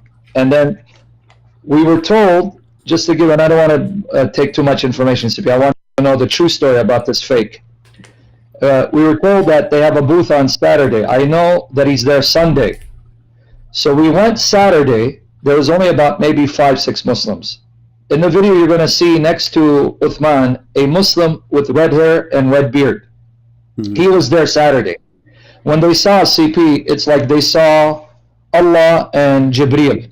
The fear, the terror, when they saw me and David Wood, they looked shocked. And I said, where's Uthman? So one guy who didn't know who I was said, he's not here. He's only here on Sunday. And I said, what time will he be here? They said 2 p.m. And then the guy with the red beard, red hair, he goes, oh, he was waiting for you 2 weeks ago. You said you're coming 2 weeks ago. I go, you're lying. Recording this. So we have the footage. We're going to upload it. I didn't say I was coming 2 weeks ago. I said, I'm going to come. I didn't say when. So now you're on camera. We got you lying. But you tell Uthman we're going to be here tomorrow. Now, CP, God is my witness. When we came Sunday, they had maybe 40 Muslims lined up surrounding the place waiting for us. Now, why is that important, CP? Because if you go to the debate, he pretend he didn't know us. Yeah, I know. How did he not know us if his said he was waiting for me 2 weeks earlier? And a day before, you were there and you asked him when will he be here. And when you talk to them in the video, everybody can watch it. He says, oh, you came to Las Vegas, to San Diego, right? San Diego, is it right? Oh, you came to San Diego. As he, Yes, like this, it's in San Diego. he did not know. He just learned about you. Like you surprise him. I'm surprised. Are you really? And you do not know David Wood. Yeah. No, he was lying. And then I know what he was trying to do. He was trying to play a hero. Look, 3 of the top Muslim, top guys against Islam, against poor little me. I'm the victim. I'm not a debater, because he kept saying I'm not a debater. So if we made him look bad, see, I'm not a debater. But look, for Allah and His Messenger, I took a stand. And if he looked good, look, I'm not a debater, and I refuted him. So I said on camera, you're going to see this. I was standing, I said, you see this guy's playing for the camera, right? I go, this guy is trying to act tough in the camera for the Muslims. He's trying to put on a show. I pulled away. I pulled away so that he wouldn't use that. And I let Anthony school him. And you should see what I was doing to the Muslims around him. You hear my voice in the debate, you're going to hear me. I was destroying Muhammad. I was burying Muhammad. I was exposing their dog in front of all those clowns, and not one of them could refute us. So I just want to be clear why I didn't debate the clown, because that's what he wanted. Because whether he looks good or bad, it was 3 of us. He said, look, Allah Akbar, look, the 3 top guys, and I faced them by myself because I believe in Allah and His Messenger. So I didn't want to make him look good. That's why I pulled away. Yeah, but you know. And by the way, CP, if I knew he was bad-mouthing you, if I knew he's bad-mouthing you, I would have destroyed him. I didn't know because I wasn't listening. I didn't even pay him attention. Yeah, well, So and here that's what happened. And here you see how those people are a bunch of bully. But it's okay. I mean, this is what they have, and this is additional proof that Islam is a bully religion. You know, why Christian Prince, he don't show himself? Maybe he is sex registered or something. You coward. So if a person he don't show himself, you try to make public slander about him, this is against the law. And Yes. you know, this is stupid of you to say. But anyway. Okay, I will go with you. Who is a sex registered person? Is a person who is a child molester, like your prophet. Is a person who go after Amen. women and Exactly. he flirt with them in the street, and that's what your prophet did. It is a person who go to the house of his own son and he flirt with the wife when she is married, not when she is divorced. And you are talking about sex register. So they try to smear you, they try to frame you, they try to make fun of you, to try to bully you, but the bully come back to him. And it's okay, you know, no problem. Actually, I made a promise.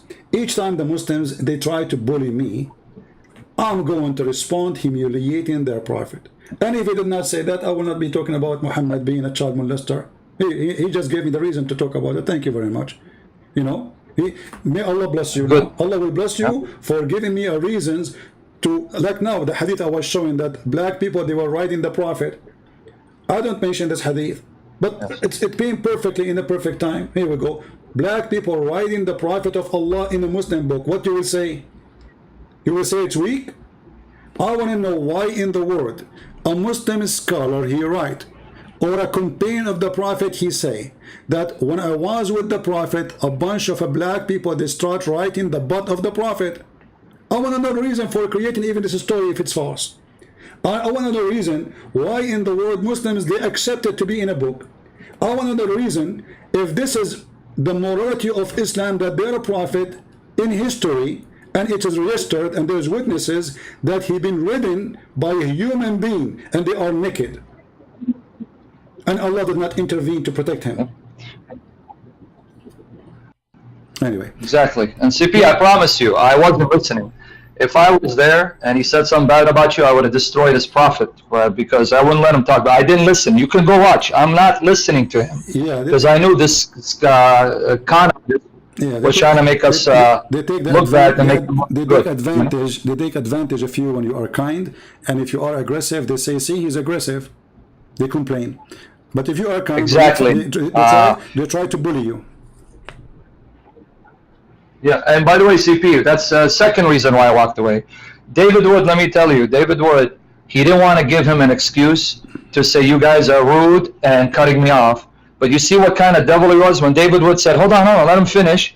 Then he used David Wood against Anthony. And I saw what he was doing, and I said, it's okay. I'm going to pull away, because God willing, if God wills, I'm going to go back with the camera team, one-on-one. I'm going to make Muhammad cry from Medina, because I didn't want him to play us against each other. Because go watch the video. See, David? He won't let me speak. Even David said you're aggressive. See, the very wicked, filthy demon. Yeah. So I had to be nice. One thing I can tell you, he liked to play just the story. He liked to play a victim. But when he interrupt David, it's okay. He interrupt Anthony tons of time, it's okay. But you see, the fault is that Anthony don't say to him, you're interrupting me.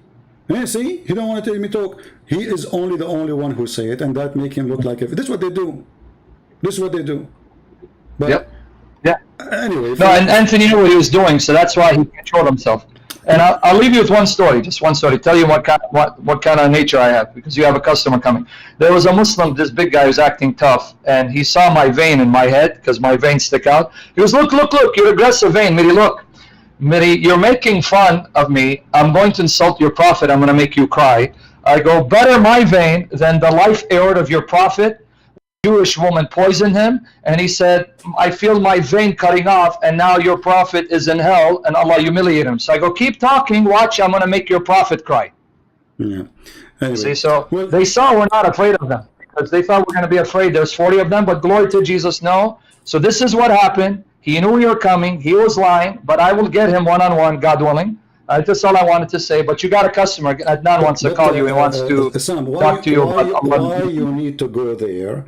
I mean, this guy, he make videos online. He speak online. So why you need to go there? Yeah, you're right. To do what you need to do. If he is a man really, here we go. You showed your face. Okay, forget about showing face. The face time is over. And you went there to him. Is it time for him to come to you? Yeah. You went to him. So no, you're right. I agree. Why? And get you busted. He don't dare. You see, all the excuse about I will debate a Christian prince face to face, only face to face. For a very simple reason. They are very much intimidated. The only reason why I went, and this is why, because unfortunately our brothers online, they will send me 10,000 comments, and I'm sure they send you 10,000 comments. Oh, look, Uthman, he's embarrassing Christians. Do something, do something. Okay, well, he doesn't want to debate us online. So I decided to go do something face to face. So we need our Christian brothers not to be troubled by these clowns. They're joke. Because you see how many messages I get about this guy, and I'm sure you get it. Uthman, look what he did. Oh, CP, please take him. All right, he doesn't want to debate us online. So I went face to face, and you see what kind of clown he is. So, but you're right, he's a waste of time. And actually, he did really a great help for us, because by denying what is the hadith is saying that it is very weak, and yet not only he said it's a weak, it's very, very weak. And he is the one who could not, remember, he was asking you for reference and proof, but yet he could not provide the proof he is talking about.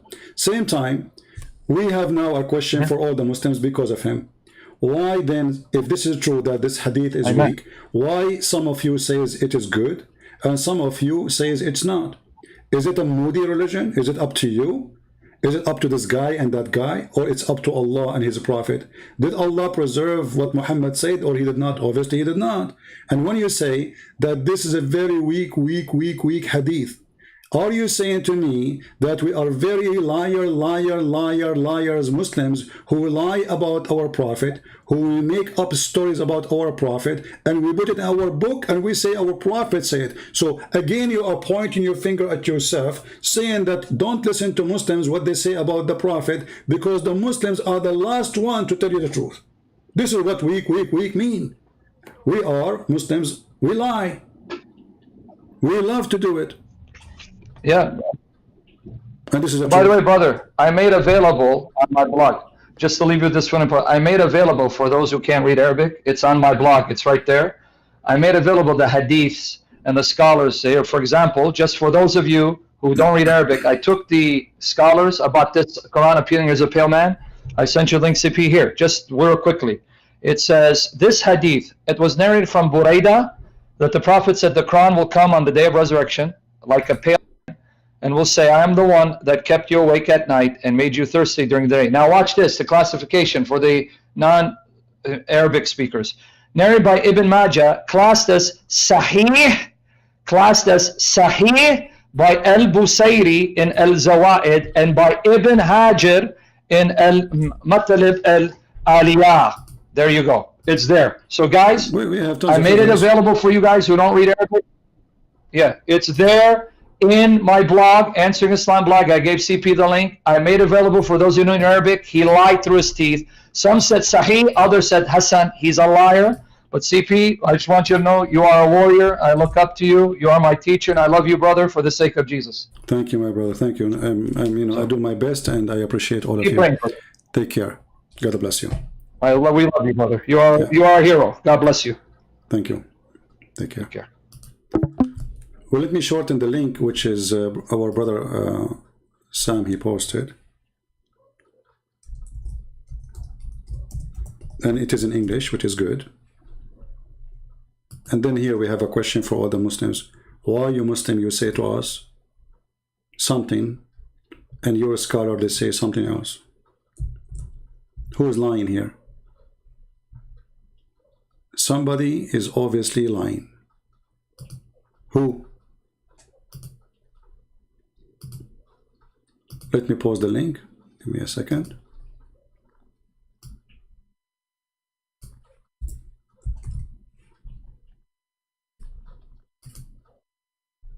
All right, here we go. The link is so long, so YouTube did not allow it to go through, so I have to shorten it. But this is a very Islamic official website, and I will show it in the screen.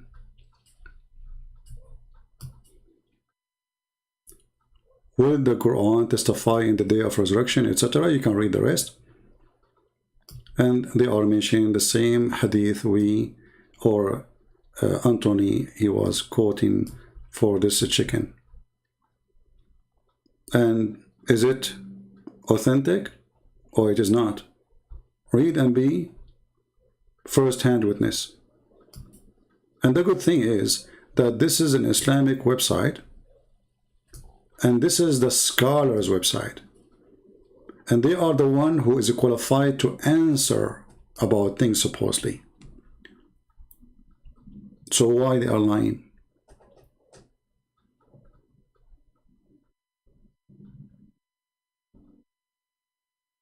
Any Muslim?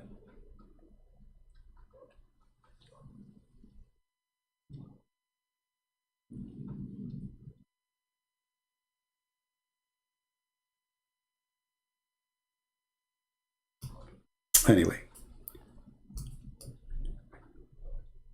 the more they lie, the more we win. The more they are truthful, the more they make it, let's say, hard to prove that they are liars. I mean, if somebody is always truthful and he don't lie, how you can prove that he's a liar? That would be very hard. Actually, it's going to be a mission impossible. So we are very grateful for their lies. Do we have any Muslim would like to call us?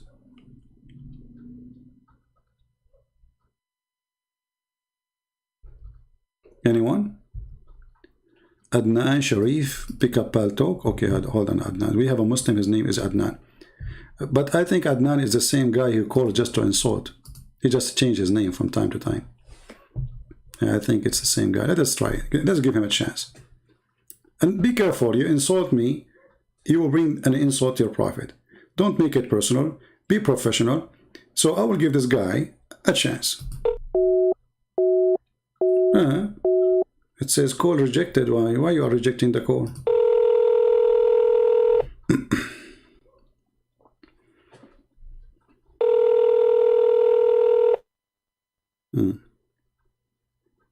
This guy who speaks from his nose.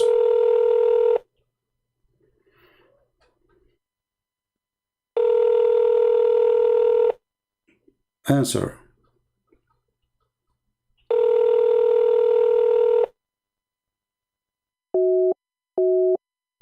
Call rejected. This guy, he says, I want to debate you. I mean, if you see that, I'm a Muslim, I want to talk. Call rejected. So why you are texting me? Or why you are saying you want to call me? And then when I call you, you reject my call? Are you weak? I think you are a weak da'if hadith. Very weak. I mean, what's wrong with this religion? All of them, they are scholars. And they challenge me. I want to talk. And they flood the chat. I want to talk to you, coward. Let us call again.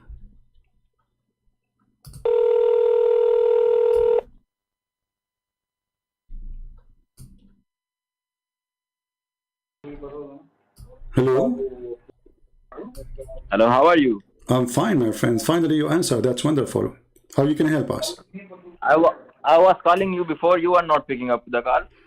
I just downloaded straight up for you only. You see, this is why I say you need to text me so I can call you. I have a setting in my Paltalk, so not many people they can call at the same time and bother. So you want me to call you? You text me, I call you back. Get to the point. Okay. All right. So what do you want to say to us, my friend? What do you think about the Quran is going to come as a pale man? No. I want to ask about Ezekiel 23 in the Bible. Well, this is our topic now. Why you want to change the topic? I'm not changing the topic. I'm just asking you. I just want you to read the passage from the Ezekiel 23, chapter Ezekiel 23. Speak slower, from the Bible. speak slower so I can answer you. So can you answer about the Quran will come as a pale man, and I promise you will Why go. should I answer, man? Why should I answer? I'm a normal Muslim. I'm asking you. You are a priest. What do you mean by saying? What do you mean by saying? Okay, so you are a normal Muslim. Hold on. You are a normal Muslim, but you know about the book of Ezekiel, but you do not know about the Quran. Because it's everywhere. You know, it's pornography in the Bible. Is what? Everybody knows it. Is what? It's pornography in the Bible, and everybody knows it. There's a prophecy about what? Pornography. There is pornography in the Bible. Pornography. Okay. So let us. So Yes, okay. You said you want me to read for you Ezekiel what? Please give me 2 minutes. I will correct my AirPods, then I will talk with you more easily. No, don't go. You know, we want to talk about pornography. No, I'm not going. I'm here. I'm just connecting let me ask you, what is the word pornography mean? Pornography. You tell me, what does it mean? No, you are the one who mentioned it. I do not know. I want to learn from you. My English is bad. You tell me, what does it mean? You what tell does me. it mean? No, you tell me. I don't know. You tell me what pornography mean. I will tell you. I will tell you. I will tell you. Talking about, the thing of sexuality, nudity. It's called pornography. Okay. As long you are talking about nudity and sexuality, is it true that you Muslims? Is it true that? Okay. Hold on. Is it true that you and your prophet and all the Arab used to go naked around the Kaaba? Stop talking at the same time. Stop being a kid. Let us talk about pornography. Is it true that your prophet he promised you an endless penis? Brother, Is it brother, true? you are Is just it going true? round and round. Is it You are beating true? around the bush. Why are you Here we go. Are you going to, so we can talk, me and you? Listen to me, I will listen to you. Can we? We can talk in the same time. Is that okay? Is that okay? Okay. So pornography. Did your prophet promise you an in this vagina and in this penis? Yeah. Yes or no? Brother, listen to me. Listen to me. I will listen to you. I'm just asking you a simple question. Why are you beating around the bush? I'm not asking for philosophical answer. I'm saying read the passage from Okay, Ezekiel go. 23 Okay, to well, your viewers you are the and one tell who me said you what's want to about talk it. about pornography and I don't know porn. what's in it. Your Why don't you tell me what's in it? religion, all of it is porn. Is it true that your I am prophet? saying that Is it pornography. true? Listen. Don't run away from the topic. We will go to the book of pornography in we will Bible. go to the book You of tell me it Ezekiel is and not. we will read there, and everybody will laugh at you. In the same time, you are a potato trying to change the topic which you open. Is it true that you're a prophet? He promised you in heaven. Is it true? Shut up. Relax. I'm not Is it understanding a true? word of what you are Is saying. it true that your Brother, prophet he promised you a play? relax. I'm not understanding a word you are saying. Hey, Mr. Moody from India. Brother, I'm Are not we going to understanding talk a or word of not? you. Please, Let me talk. Give me 30 seconds, and I will give you the microphone. Is that okay? Okay. I will listen to you. All right. Is it true that your prophet he promised you that there's a market in heaven, and this market have magazines of images of men and women, and you like the magazine and the picture of the image of the man or the woman, and then you jump in it and you have porn with it? What do you think? Go ahead. I'm listening now.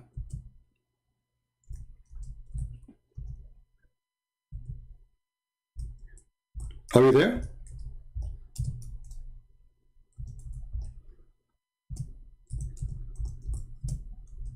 Hello?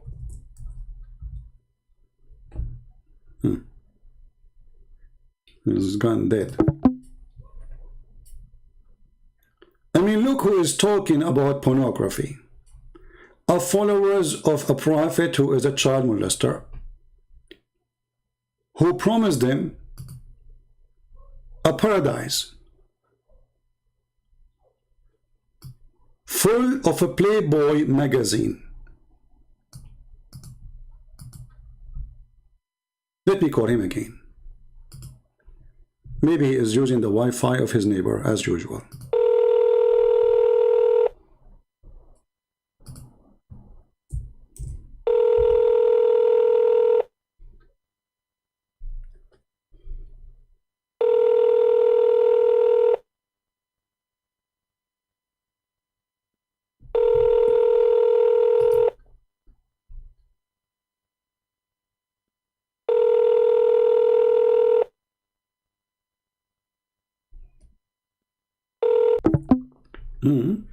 Let us try again.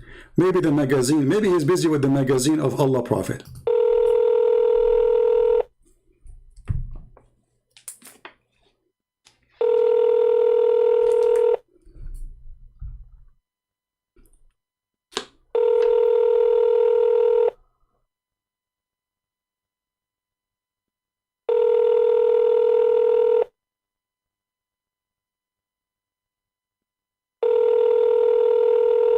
That's it. The gas is over. Read with me. It is the Muslims who opened the topic, not me. Be my witness. Pornography. Isn't this pornography? All your religion, you don't worship God. You worship your penis. All these followers of Muhammad don't worship Allah. They believe in their penis. The purpose to believe in Allah is what? Is to get an endless penis and to get into such a market. And then you find images of men and women. And then if you like an image of a man, you jump on it. But who is the customer? It's a man.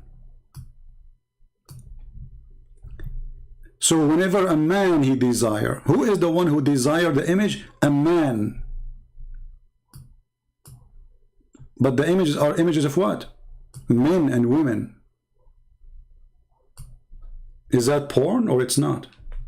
Oh, I forgot. They will say to you it's da'if. But da'if is accepted anyway. What happened?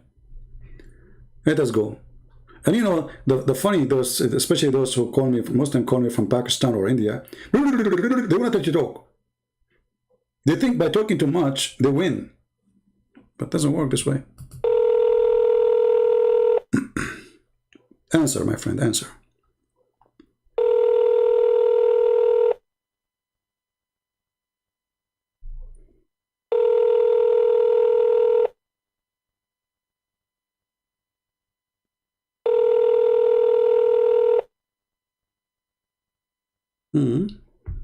He's not answering.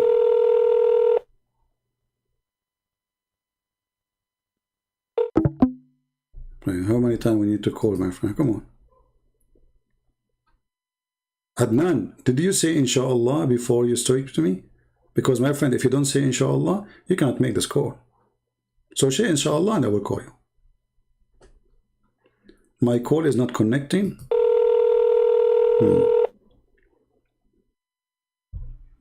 All right. Hello. So did you see the hadith I showed you on the screen? Hi, how are you? Did you see the hadith I showed you on the screen? Man, leave hadith. Leave hadith. I don't care. Why you don't care? Oh, okay. Okay, hold on. So you are saying Quran is the book of God. You are. Listen to me, man. Listen to me. Okay. I am not getting into your tricks. You are not Simple what? is that. You are not now what? Listen to me. Listen to me for 5 minutes. Listen. No, listen to me not for 5 minutes. I will then give you you. can talk and talk. I will give you. Listen, let us make a deal. I will give you. I will give you a minute. I will give you a minute for you. 30, why are you afraid of 30 me? seconds for Why me. are you afraid of me? I am a simple You are a Muslim. Why Everybody are is you afraid. afraid of me? Everybody is Listen afraid to of a me. Muslim. Listen to me. Everybody is afraid of Muslim. Go to the airport, my Listen friend. to me, man. I'm Listen listening. to me, man. I will give you a minute. I will speak for 30 seconds. Do you accept?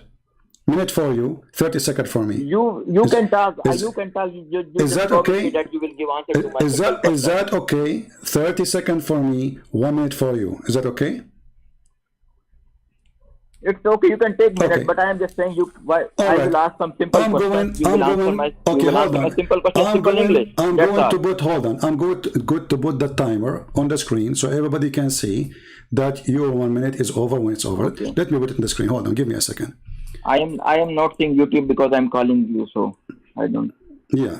You can tell me when my minute is over. Okay. No problem. Hold on. Let me just first put the timing thing.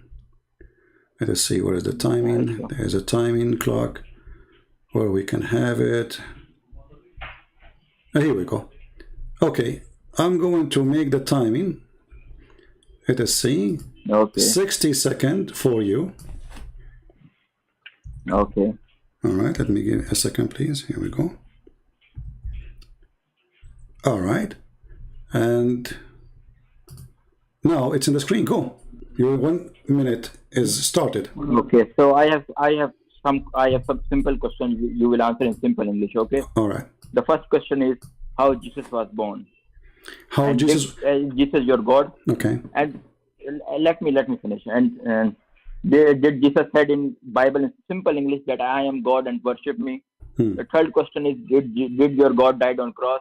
And the fourth question is why you can we make it one question at a time? Can we make it one question at a time? And you give me, are you going to give me the 50 question in 1 minute? Okay, give me the first question. Go ahead. Okay. Then okay. My first question is why there is stories of incest and pornography in Bible? For example, Ezekiel 23. And can you read the passage of chapter of Ezekiel 23 in front of your viewers? So are you saying you are against it? You are against? Okay, now you can. Okay. First of all, what can you read for me? It's Ezekiel what? Ezekiel what? Sorry? You said Ezekiel what? Ezekiel 23, I think it's the chapter. Okay, Ezekiel 23. What the Ezekiel 23 say? Tell me. Can you tell me what verse? 20. It said what? I just from start. I don't remember it all. I just read it. It said something about two sisters of prostitution and folded boobs and something like that. Oh, okay. Well, I'm so glad that you mentioned this, my friend. And obviously, you are a genius like your prophet. So I can talk now, or you want to say more? I'm not a genius. Okay, no, that's enough. You can just give me a simple answer. I don't want philosophical answer. I don't want. Well, your own assumption. And if you are a person, let me talk now. If you are a person who search the truth, you will find that this book of Ezekiel is speaking about the two sisters are two cities, and they are not two human. Okay. And those two cities, Sorry, listen. Let me answer you. and those two sisters are two cities, and those two cities or two group of people, they are fornicating with those people who don't believe in God. So fornication here is about the sin of mankind. In the Bible it says that the earth commit fornication. Does that mean the earth is having sex? No. So those are people who live in those cities, and those are the two sisters. They present people who start having relationship with the people who they are against God, and those are the Assyrian. So there's no pornography. It's a metaphorical of two cities.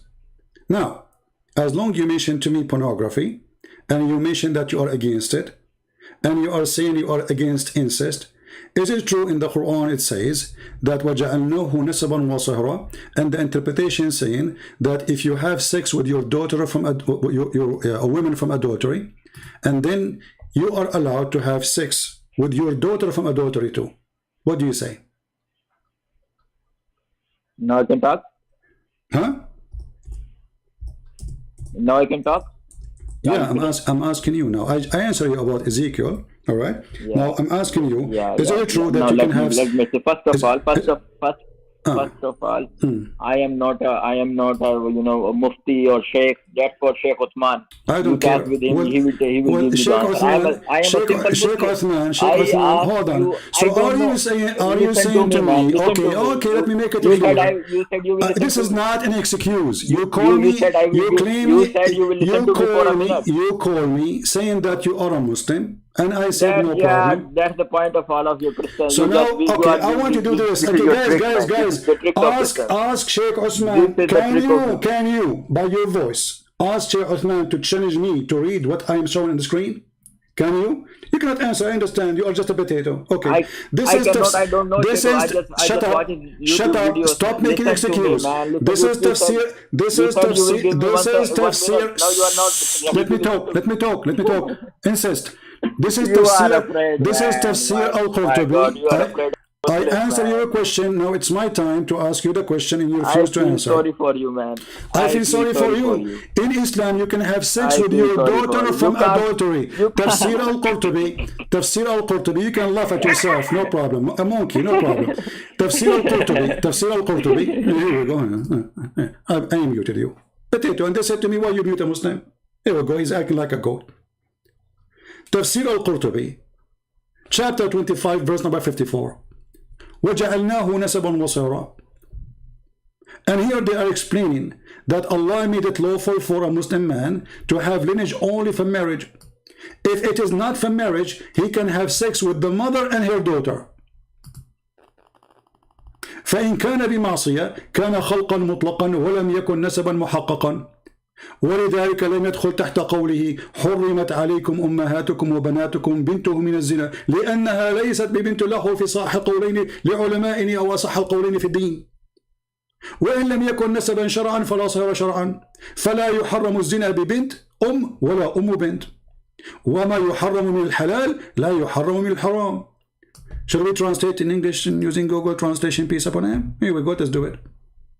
And people will love dying laughing at you. It's a new religion to have sex with your daughter. And this is now. This is not metaphorical. This is not two cities.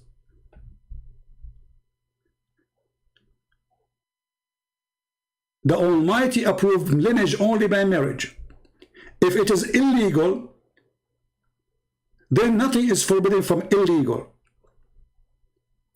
And because if you have sex out of legal, there's no establishment. Therefore, it does not come under the saying, your mother and your daughter are forbidden for you. Do you see it? It's forbidden for a Muslim to have adultery with his mother and his daughter, unless she is a daughter from adultery.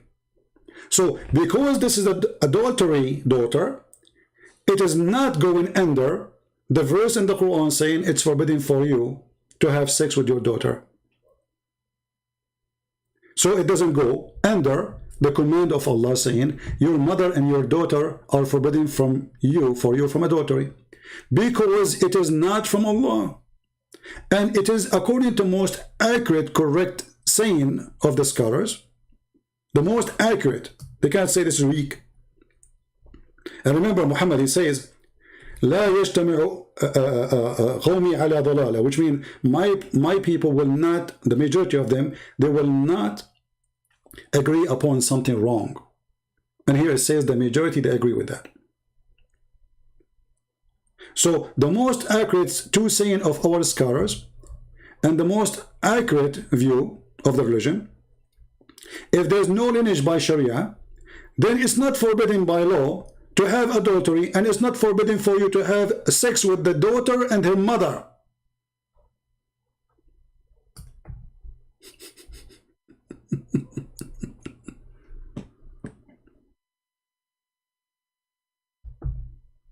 Do you see the potatoes? So, oh, I'm just a normal Muslim. What does that mean? You're an idiot? You do not know? What are you talking about? And actually, yes, you are an idiot, because if you do a little search in Google, the verse in Ezekiel, you will see it's about two cities. It's about people who they are, two tribes, who they are, doing bad things, following the gods of the pagans, marrying from them.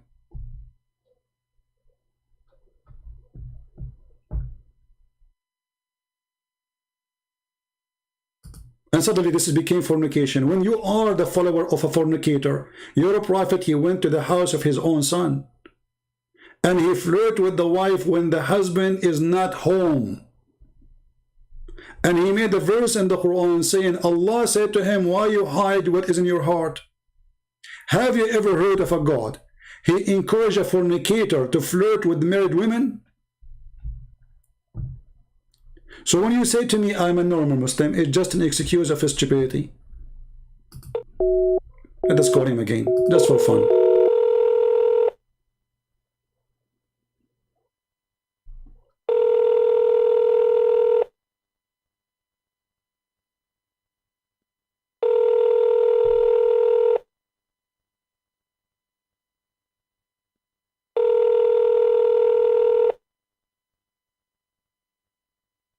Answer, Abdul, answer. And the funny, they say you run away. He started laughing, he will not let me talk. He still speak louder, like a goat. And I am the one who ran away. I'm calling you. You will not let me talk. Very rude. And now you are cancelled my call. Why?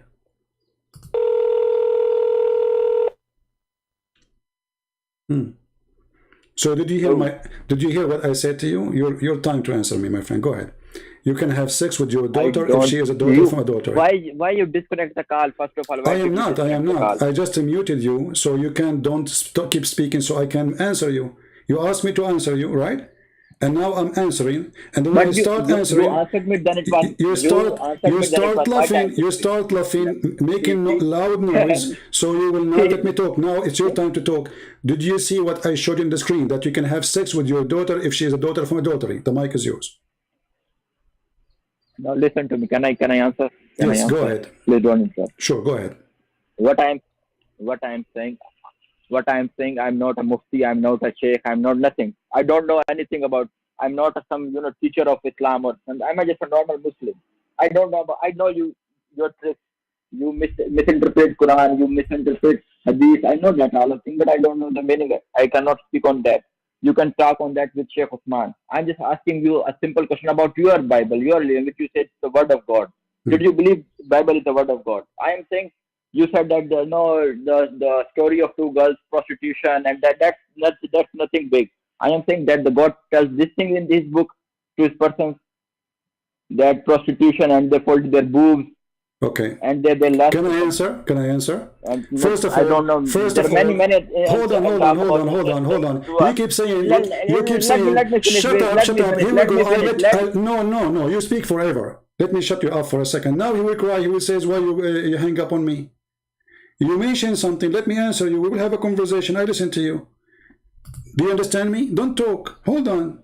Okay, you said that the Bible allowed the prostitution. Can you show me the verse? And I'm willing to show you the verse in the Quran. And if you say to me that I am a certified donkey, I'm just a normal Muslim, I do not know what Islam is about, that means you are saying to me that you are...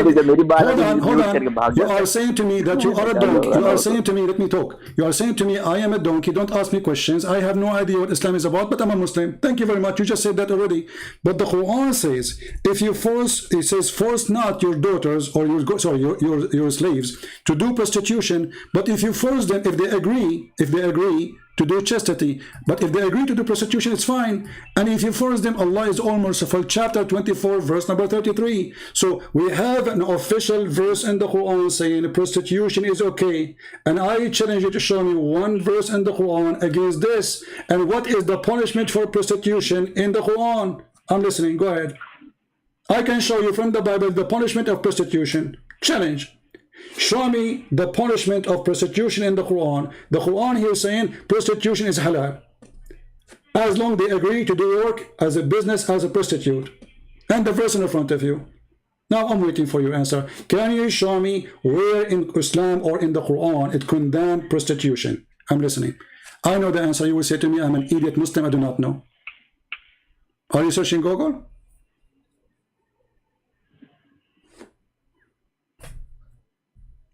Are you searching Google?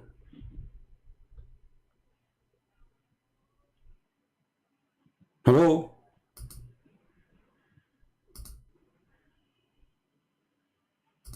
Are you there? Yes, I'm there. Okay. It's funny how I was showing you. Okay, maybe you did not hear me. Listen. I was showing I'm you not watching a your verse. YouTube channel. I was showing you a verse from the Quran saying prostitution is okay as long as the girls agree to do prostitution. Chapter 24, verse number 33. Can you show me one place in Islam? Why you are laughing at the Quran? Are you laughing at the Quran?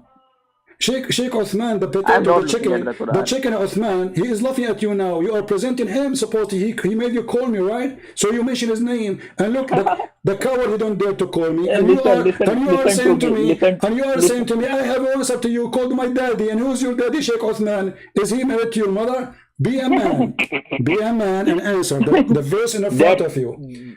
You are promoted to practice prostitution. Now I answer. Go ahead. Now I answer. Sure, go ahead. I'm listening. That's your manners. Now you are attacking me personally. Eh? No, I don't know short. It is you who call me liar. It is you who call me all the names, coward. Now answer. Okay, answer. Answer. Go ahead, answer. Did I make myself Isaiah 23? I'm just quoting you from your Bible. And you are being offended. And I gave you the answer.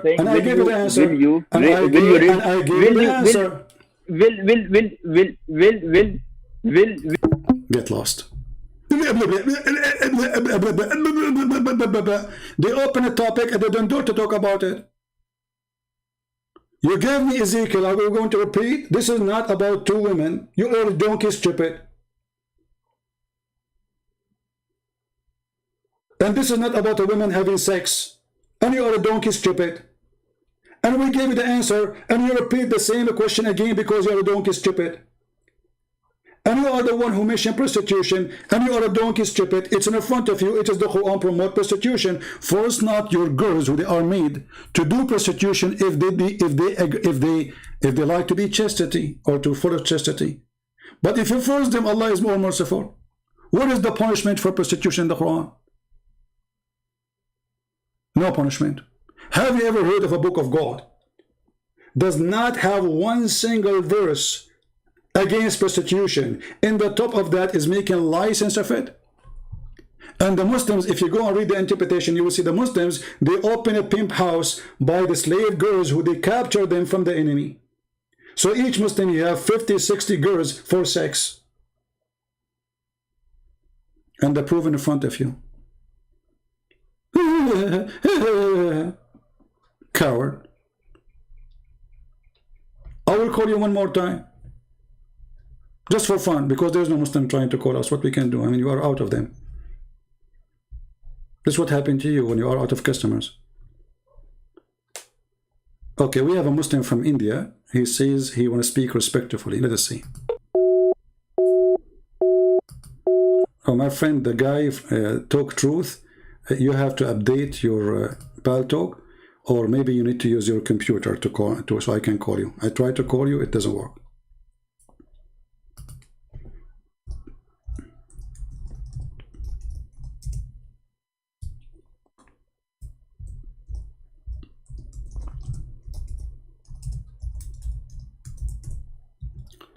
The funny thing about Muslims, they accuse you of things when they are the one who practice it. We just showed you the Quran and the Tafsir al-Qurtubi, where it says you can have sex with your daughter. Now, they show you a verse from the Bible that says that the daughter of Lot, they have sex with their father. But those are daughters, they have sex with their father committing sin. Because they thought this, they will never see a man ever again, and they will have no babies, and then their father will die, and what will happen to them?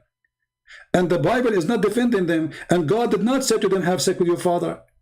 But here we have a book of God saying that today, not because there's two women, we're in the middle of nowhere, and it's not God who said that to them. The Bible is a very honest book telling you what people did, the good and the bad. While we see God in the Quran saying, force not your daughters, your slave girls, to do prostitution when they desire to keep chaste. What if they don't desire? It's okay. The verse is so clear. An open license to abuse. And if you force them, Allah is all merciful.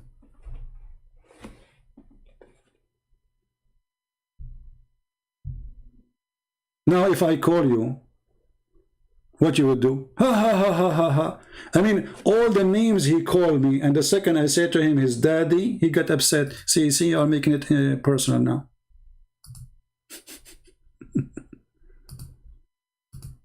Let's call him one more time for fun. What we can do, there's no other Muslims. Don't reject.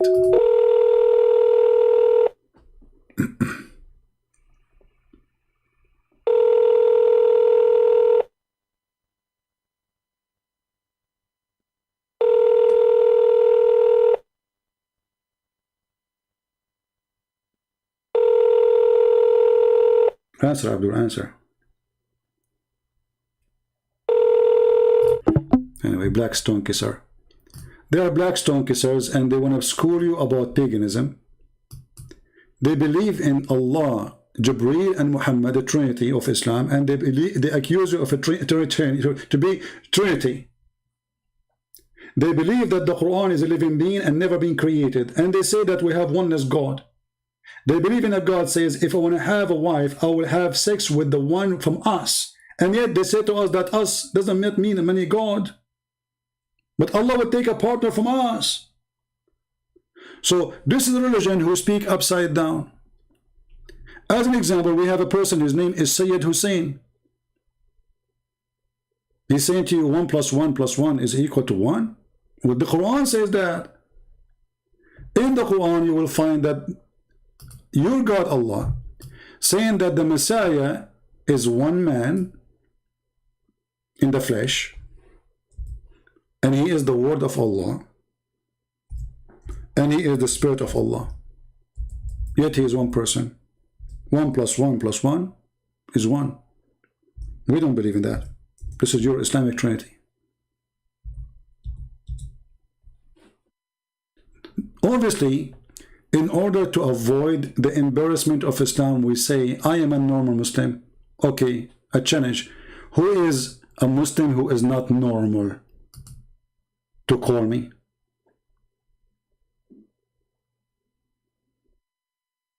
Because as you see, normal Muslims, they have no answer. I'm a normal Muslim. I mean, have you ever heard of a funny, silly answer like this? I'm a normal Muslim. I never saw a Muslim like that. I mean, a normal Muslim, what does that mean? Are you normal? Prove it. Another person saying Jesus is dead like crazy. Well, isn't it your Quran says that Allah, he took Jesus to heaven? Just to show you how they try to insult, and because Okay, 1 point plus 1 plus 1, your God is a donkey. This is the Muslim argument, you see. Okay, which one we talk about? God is a donkey, or 1 plus 1 plus 1 is God is a donkey? Let us see. The Muslims are trying to. The Muslims are getting upset because we are showing them things they cannot answer. 1 plus 1 plus 1, God's your donkey.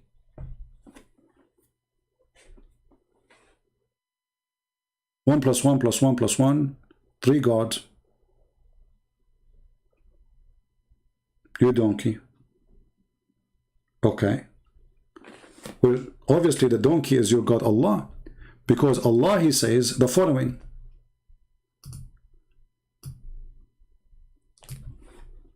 According to Allah, the Christian, they believe that the Messiah is Allah. So where is the three gods?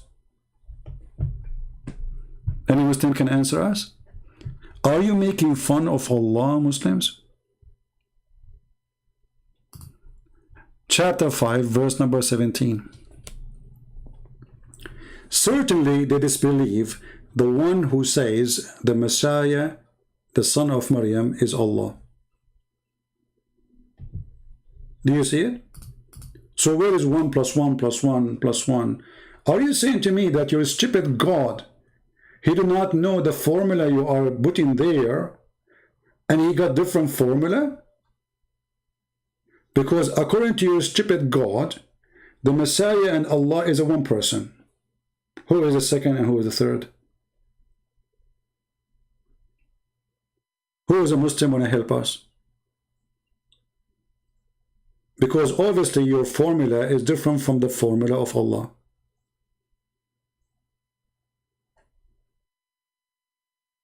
Who is a Muslim want to speak to me nicely?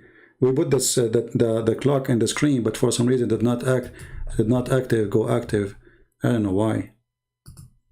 Something wrong with it.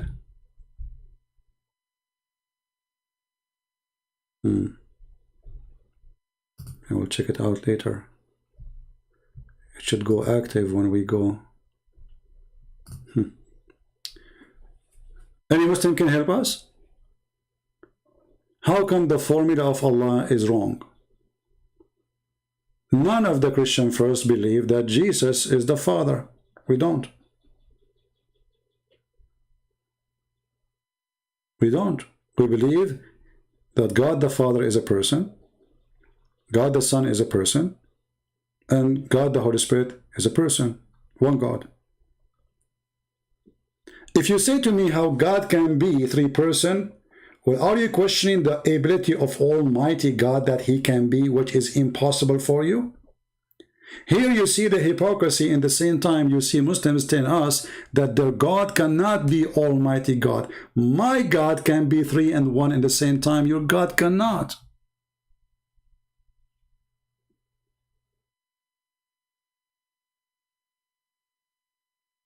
Your God in the Quran, He says, how I can have a son when I don't have a girlfriend?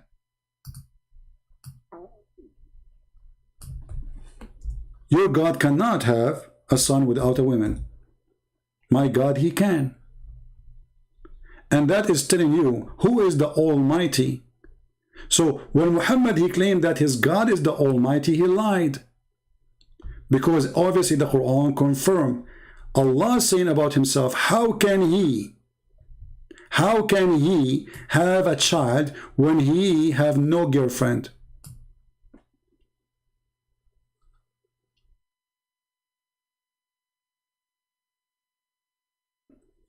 My friend, this guy is not even worthy. I'm just getting him busted. It's enough. We don't want to keep talking about this Abdul. We made him shish kebab in the last 2 days. Actually, I think tomorrow I will talk about other video of him, just for fun, for comedy. Do we have any Muslim? Can Allah have a son without having a girlfriend? The Quran says, how can He? And by the way, here you ask yourself, what kind of God He speak about Himself saying, how can He? Obviously the one who wrote the Quran, always he forget to switch. from the one he is talking about himself to the one who is writing a book. So if Allah is talking, he will not say how can he will say how can I. In the same time, when there's someone he claimed to be God and then he say the word how can, he proved to us that he is not able, because he is a question what? He is a question his ability. How can he? What is missing in Allah's ability to have a son? Power? Any Muslim can help us? The verse in front of you. The God of Mary, he can make Mary have a son without having a husband. The God of Mary, he himself have a son, and he do not need to have sex with women like Mary. Your God saying, hello, you hear me? How I can have a son if I don't have a girlfriend?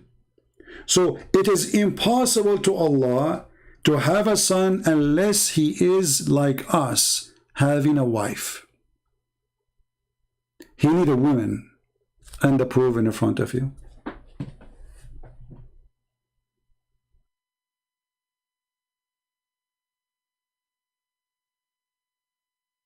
Any Muslim?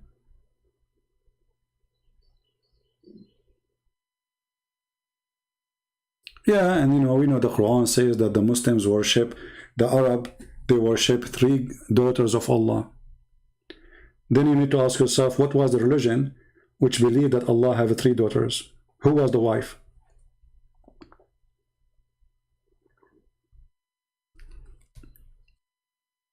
Do we have any Muslim want to say anything?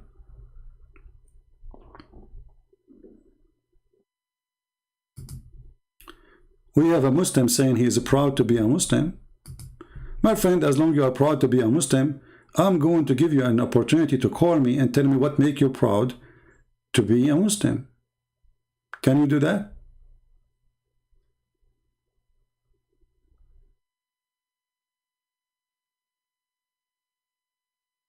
Anyone?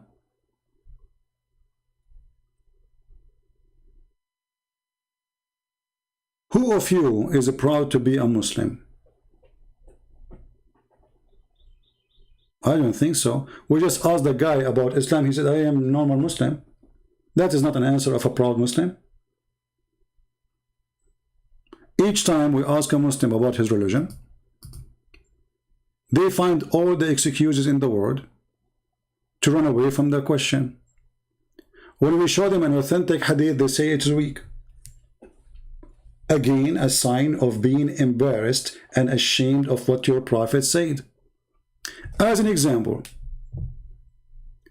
if we show the Muslims this hadith, what they will say? Even there it says da'if, but da'if is accepted anyway. Who said da'if is rejected? Hello? Hello? Can you hear me? Yes, I hear you. Go ahead. Okay. So, I'm from India. I'm Muslim. All right. What do you like to say to us, my friend? So, why do you hate Islam so much? Can you speak more clear? I don't understand what you're saying. Say what you said. So, why do you hate Islam? Why I hate Islam? Oh, I have an answer for you. Can you read for me chapter 5, Yeah. verse number 14? Let me check. Wait a Okay. second.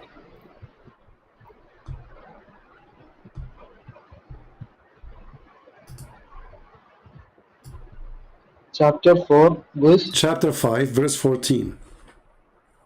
Okay. And remember, your question is why you hate Islam, correct?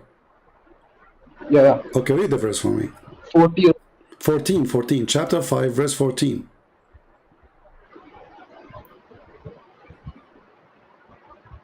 Okay. I'm from this verse. No, read loud so people, they can hear you. I want people to learn Islam from you, my friend. And from those who say we are Christians. We took their covenant, but they forgot a portion of that of which they were reminded. So we caused among them animosity and hatred until the day of resurrection. And Allah is going to inform them about what they used to do. Okay, what do you think now? So, who is the one who provide hatred for the Christians? Who is the one? You are saying that the Christians, they hate Islam, right? Okay, and where is the hatred coming from? Where is the hatred coming from? No, not Christians, bro.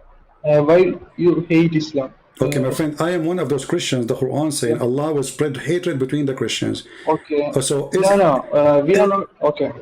My friend. So we are. Is the one who spread hatred? Is the one who spread hatred is bad? My friend, is the one who spread hatred is bad?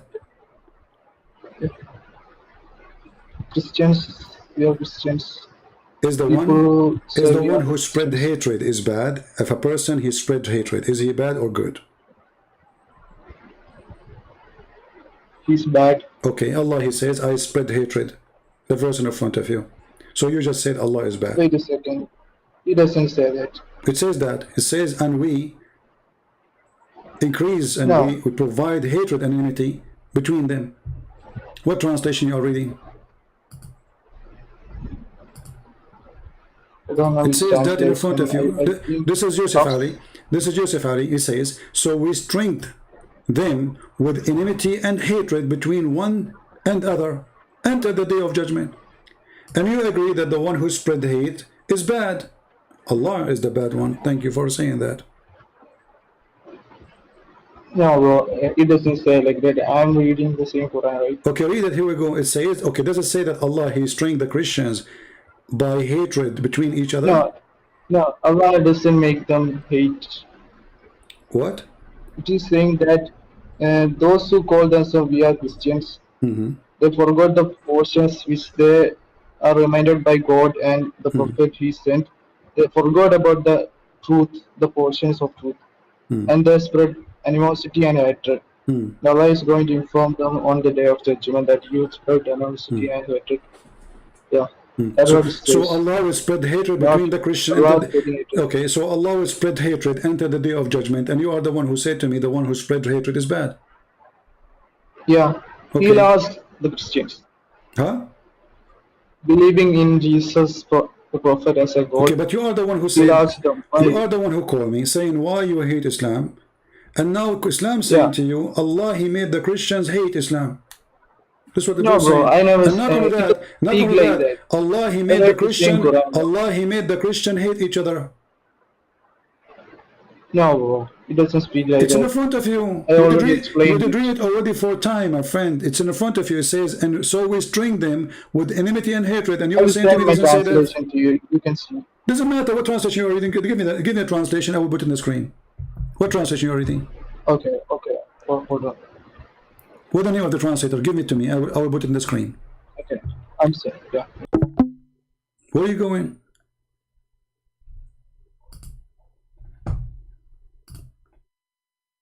Now they want to play in the translation. My friend, I speak Arabic. I do not need a translation. Translation is for someone like you. فَأَغْرَيْنَا بَيْنَهُمْ الْعَدَاوَةُ وَالْبَغْضَاءُ إِلَى يَوْمِ الْقِيَامَةِ. And we can open any interpretation made by your Muslim scholars.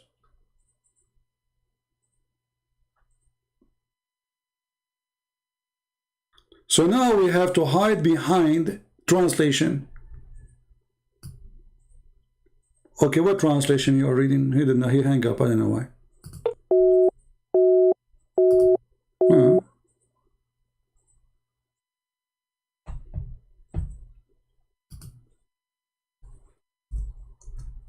Let us see. Look like if he call it work. If I call, it's not working. Call me. Here we go. All right. So what translation are you reading, my friend? Did you get what the translation you are reading? No, give me the name. I do not need to open a link. What the translation you are reading? Wait a second. Yusuf Ali, Biktal, who? Sahih International. Okay.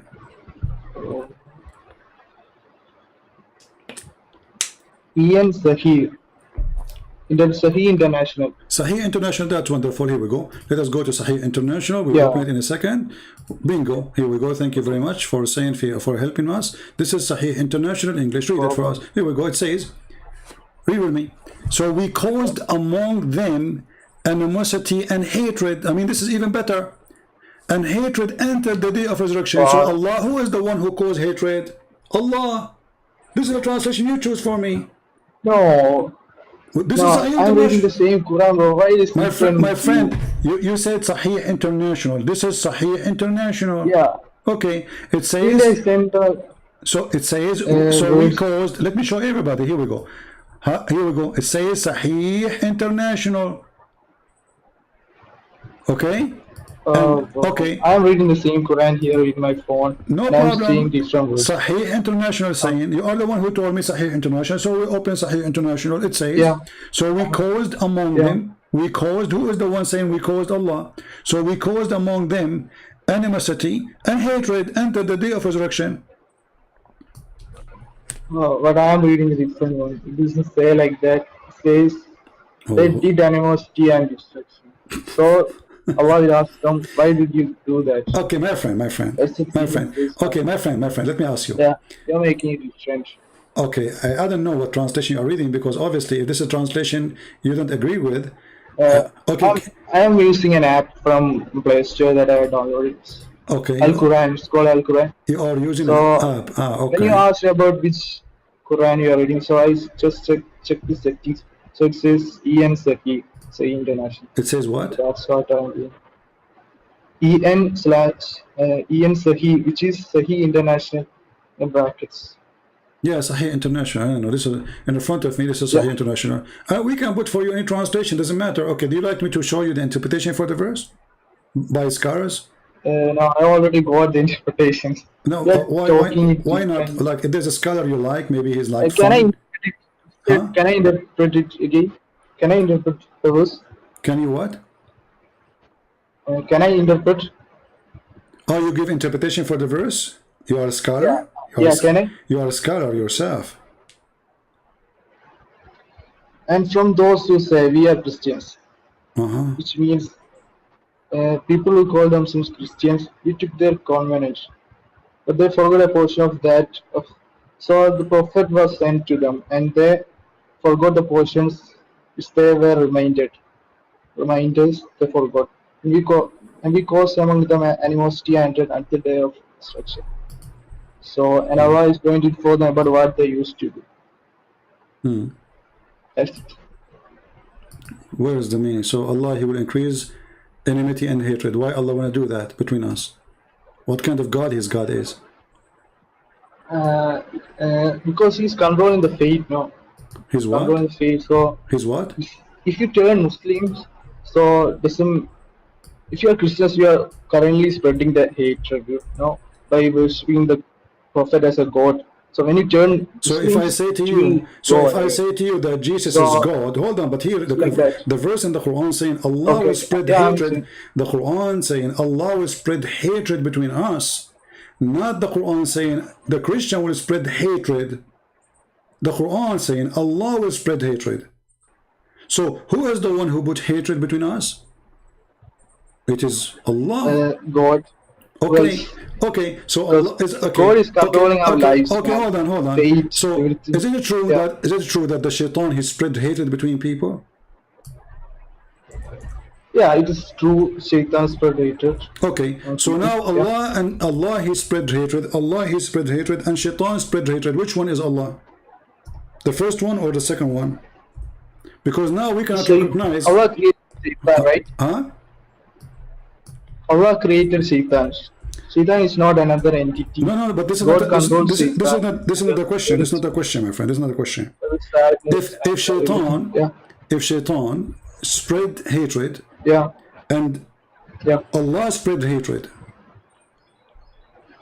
Okay. This mention Allah every time spread hatred. It mentions that Christians, when they believe, removing the reminders, believing that Prophet is a God, and my friend, so they are spreading hatred. Let us say there's somebody, he's a Hindu, he worship a cow, okay? Okay, is that a reason to spread hatred between them, or to if somebody he worship a black stone, like you Muslim, you kiss a black stone, is that a reason We to don't spread? worship black You stone. do, We okay. don't worship So black stone. why you kiss the black stone? Muslims don't worship. Why you kiss the black stone? Eh? Why you kiss the black stone? We don't. I didn't kiss black stones. People kiss because Why? their what faith is so much like the normal people, right? They don't know what to do, so they feel plus holy, so they kiss it. It doesn't make it as a god. We don't worship it. We always worship Allah. Is the black The only one stone is the creator. black stone holy? Yeah, it says that I don't know about the real history, but there's two history talking about. One is the first stone to place in building the Kaaba, and other is it is a material came from sky from heaven. Only that I know. So if it is the first stone make in the it so. Kaaba, I think it makes is that a holy. reason? Okay, is that a reason? There are different things in Kaaba, like By the way, Safa, Marwa. There are some holy places too. my friend, if Not only the this is the holy. first stone of the Kaaba, is that a reason to kiss it and say this stone erase your sin? Kissing stone is not bad, right? Anybody could kiss stone. It doesn't make it worshipping. Doesn't make it as a god. You know that, right? If you worship it, bow down to it. It is bad. Okay, do the stone erase your sin? Yeah. Do you believe a stone erase sin? No, I didn't believe stone erases sin. So if somebody like he is a Allah Hindu, can only erase sin. okay, if somebody is a Hindu or a Buddha, and then he believed that if he touch a stone, it erases sin. Do you think he will go to hell? If you touch a stone, it will erase Hindu or Buddha's sins. That you're asking me? It doesn't matter who. If somebody believes, let's say he's a Hindu. Yeah. Okay. Yeah. And he believed that if he touch a stone in his temple, that will forgive his sin. No, it doesn't say that. Only God can forgive sins. Okay, I'm saying to you. Okay, I'm saying to you. If they believe in that, does that make them false people? Yeah, they are worshipping the stone as a god who can forgive their sins. It is bad, man. No. What if I show you now the hadith saying that your prophet... Can I ask you some doubts, bro, about Bible, Christianity? Yeah, you can ask me, but I'm saying to you now, what if I show you that your prophet is saying that if you touch the black stone, Allah Prophet said, your sin is forgiven. It erases your sin. What you would do? You just said it's wrong. Is it from hadith? Yeah, it says hadith. Or can you show me the hadith? Yeah, here we go. Let me show you the hadith. I will put it for you on the screen. Okay. Here we go. This is a good hadith. It is not da'if. Abu Abdul Rahman, somebody saw Abdul Rahman. He said to him, why I only do see you touching those two corners. Which corners? The black stone corner and the Yemeni corner. He said, I heard the messenger. I didn't see that. Yeah, I heard the messenger of Allah saying, touching them erase sin. Do you see it? You just said this is false. This is wrong. Okay, why do I only see you touching these two corners? So this is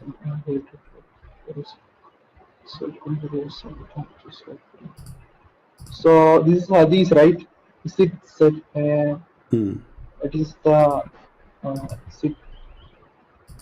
is it called? What is the level of the hadith? Is it low or high? So what you will do now? It's clear. Touching the black stone and the Yemeni corner erases sin. Do you Muslim believe in stones that touching them erase sin? Obviously you do.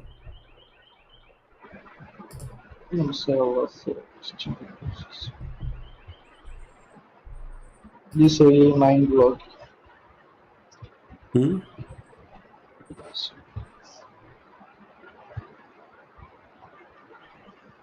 This what is the strength of this hadith?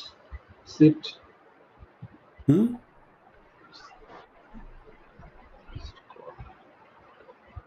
is it weak? Is the hadith weak? No, it's not. It is good. Hassan. Hassan mean good.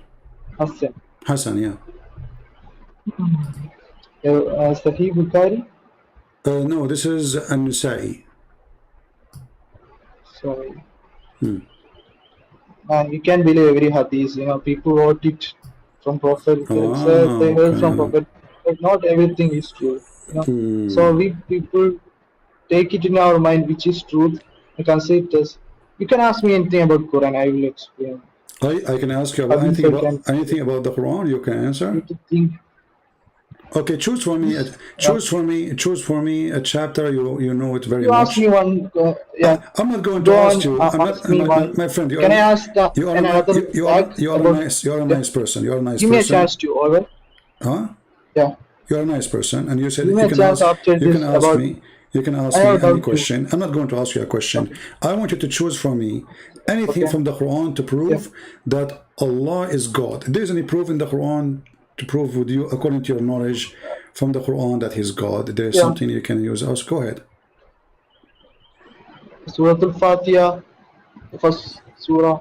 Okay. Everything talk about He is God and Allah is full. The first. He's the Lord of the world. Okay. Yeah. So the first chapter in the Quran proving that Allah is God. Yeah. How is that? Yeah. Okay, I need your help now. So can you read the second verse for me? It says the Lord of the world. But I saw the movie. I saw the movie. I saw the movie, The Lord of the Ring too. My friend, here, look. If Allah is talking, why Allah say in the name of Allah? If Allah is talking, why Allah He says in the name of Allah?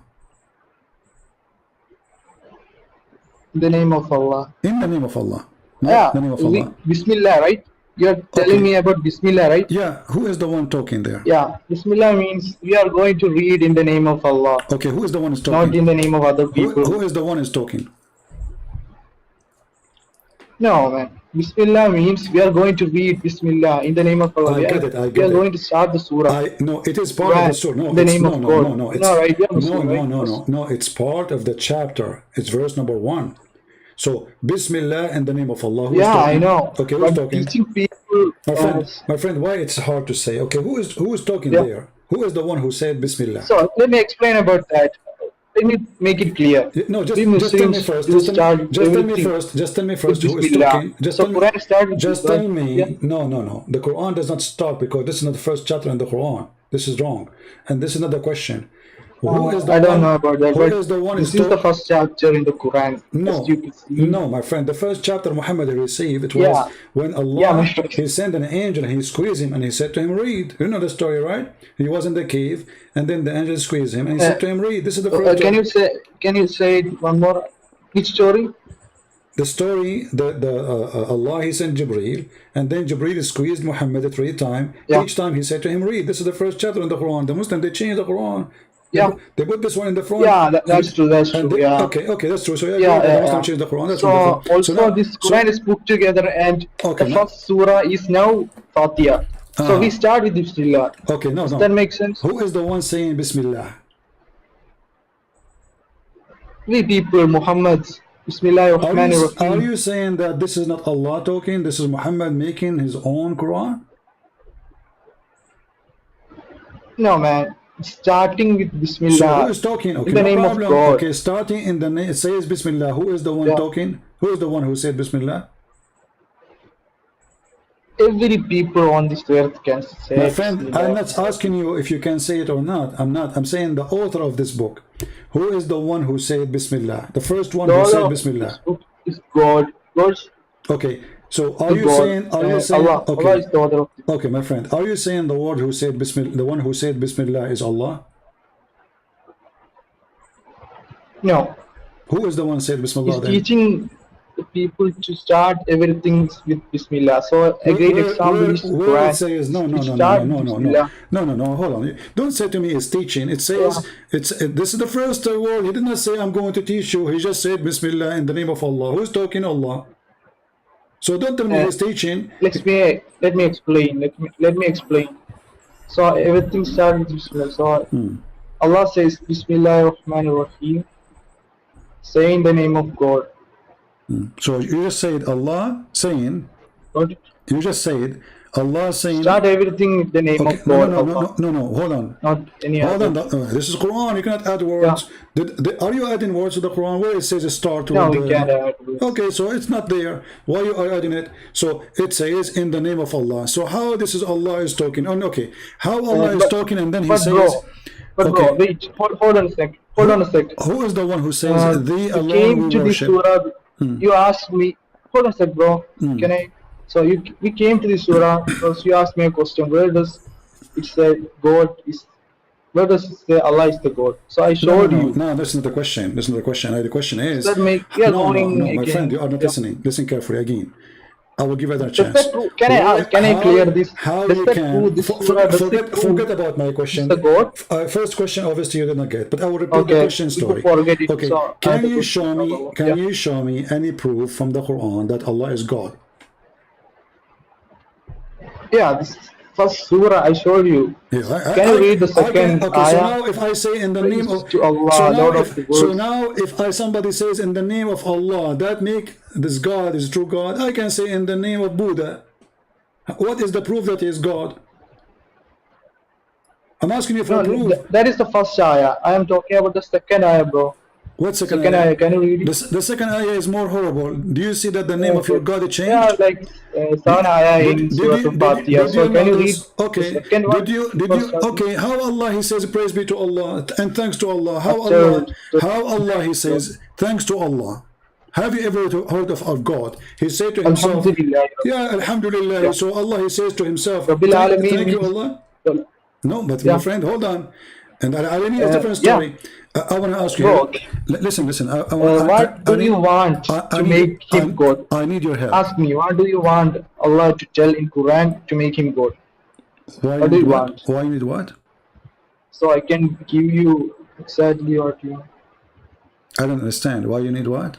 Just a Quran talking about Well, how Allah he says praise be to Allah. Just says Lord of the worlds. You see, obviously the one who made this chapter cannot be Allah, because he is saying in the name of Allah. Obviously it's somebody else talking in the name of Allah. So maybe this is Jibreel making this chapter. What do you think? The name of Allah is chapter.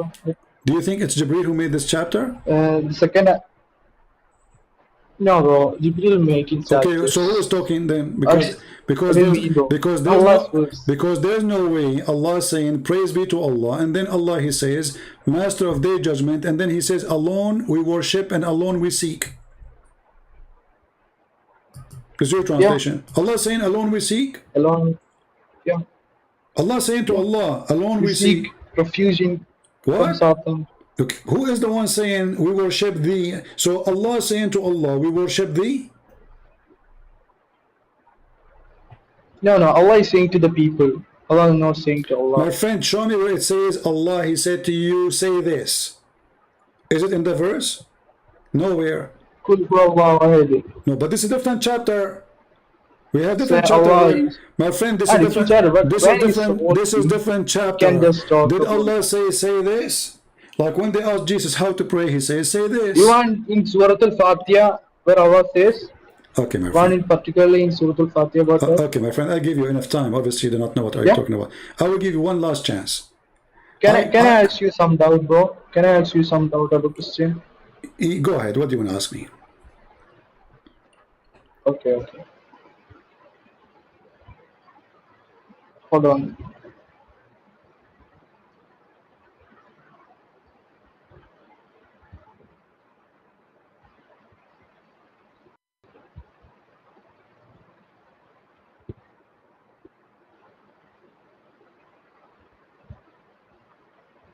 Alright, when you get ready, let me know. So, can you read Mark 12? No, can you read Mark 12, 29 to 31? Ask me the question. What is the question? Do I need to explain? No, ask me the question. So, in that verses, Jesus is requesting people to worship his God, the one God. This is in Mark what? Yeah. Mark what? You say? Mark 12. What? Mark what? Mark 12. I don't understand. Mark chapter 12. Oh, Mark chapter 12. Okay. Yeah, yeah. Okay, what Jesus he 29 said? to 31.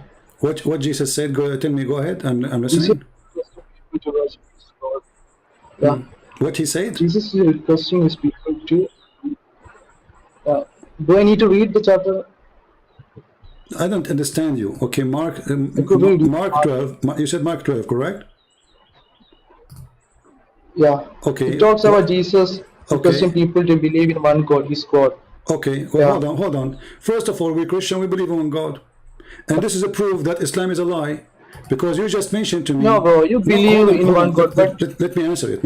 you are believing. No. Can I? Let me Yeah, answer okay. you, my friend. You asked the question. Let me answer you. All right. So this is a proof that we Christian, we believe in one God, and when Muslim they say we believe in three gods, it's a big fat lie, because as you see, Jesus and in many places in the Bible says that you should worship your God alone. There's no other people to worship, only God alone. But Jesus in the same time he says, me and the Father is one. So if you worship your God alone, and then Jesus says, me and the God you worship is He also one. says, oh, sorry.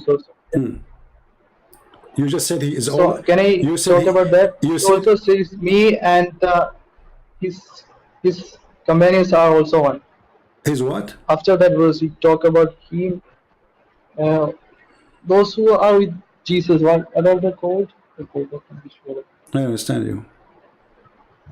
So you just also he after said, that, me and God is one. I, Then he explains that you people and I am one too. He explains that. yeah, because he is, says we are all one in one. exactly, that is the power of the Almighty God. So he can be always unite with those Yeah, who follow one. him. This is why Jesus, my friend, he Yeah. said, every two of you who mention my name, I will be between.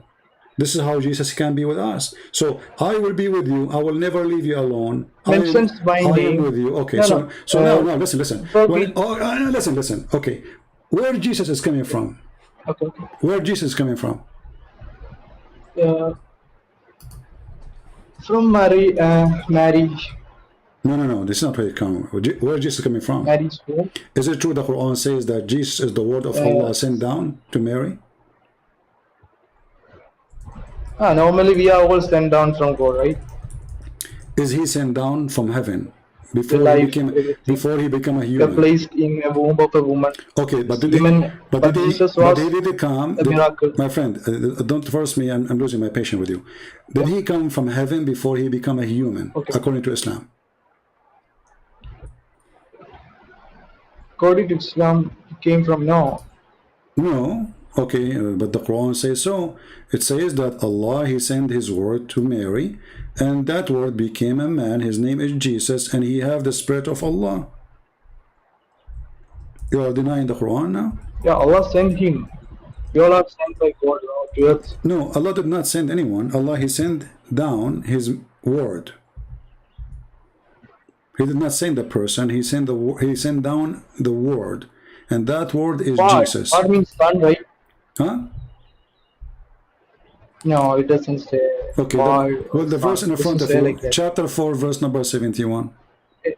Can we stay with Mark 12? My friend, we are staying. Jesus said, believe in one God, my God. Yeah. What? My God means Jesus God. He says, my God. Believe in one God, my God. What does that mean? He's God. You believe in God is the Father. Father is Father of all creations. I don't hear you. I don't know. Guys, did you hear what he said? Can you type it for me in your Skype, in your Paltalk?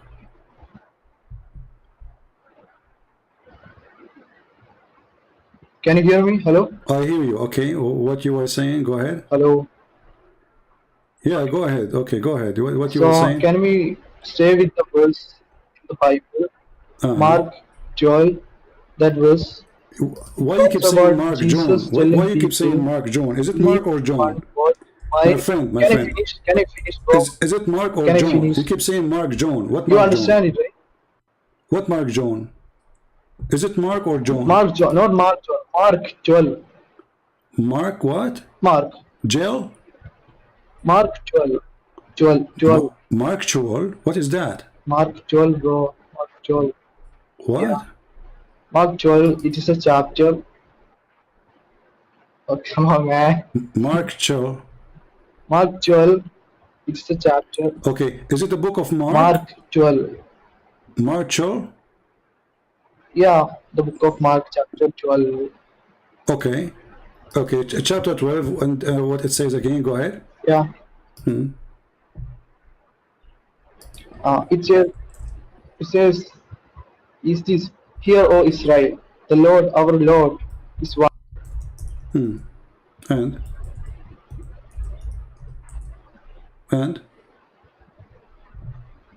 Yeah, that's, Well, Jesus is quoting and after that it talks about. Okay, Jesus is quoting the Old Testament. The Jews been ordered to preserve the belief in the one God who said, I am He. So, what we will do now? Yeah, Jesus replied, are we not in it because you do not know the scriptures or the power of God? I don't understand. Now about the dead rising, about what? How God said to him, I am the God of Abraham, the God of Isaac, and the God of Jacob, the same God. But do you believe in that God? I don't know. You are switching from place to place. Okay, listen. You are okay, to be God. So okay. Let me ask you. So the God of the Jews is the God of Abraham. Do you agree? Yeah. Okay. Abraham, he went to Abraham, he went to the Kaaba, and he is the one who built the Kaaba. Do you agree? Yeah, I agree. Yeah. Okay. Then how you explain your prophet saying that there's no messenger came before him to Mecca? Remember, it is you who agreed, not me. Did Prophet say that? There's no person come before Muhammad. My friend, listen carefully, because later you will say to me, I don't understand you. Your voice is not clear for me. And if there was, there was a messenger. There was a messenger before Muhammad to Mecca, or there was no messenger? No other messenger. Huh? Doesn't say to spread the message. They built the Kaaba. There were no people. After that, settlement started. I think like that. So I don't know. But don't you Muslim, you say that Muhammad is from the children of Ishmael? Yeah. So Ishmael, he lived there. So and according to you Muslims, isn't it Ishmael is a messenger of God and he's a prophet? Yeah. So Ishmael, he was there before. Yeah, Ismail. Okay. So Ishmael was there before. So, how he was not sent to Mecca. My friend, what do you mean he wasn't sent to Mecca? Is the Kaaba in Mecca or where? Is the Kaaba is in Mecca? Is if Ishmael, he came with his father, and they are the one who built the Kaaba, and you Muslim, you claim that even the Allah, he made the water of Zamzam run because of Ishmael, correct? And his mother. So they are the first people who lived there, and then the children. Listen. And then listen. People. Okay, listen, my friend, listen. Okay, listen.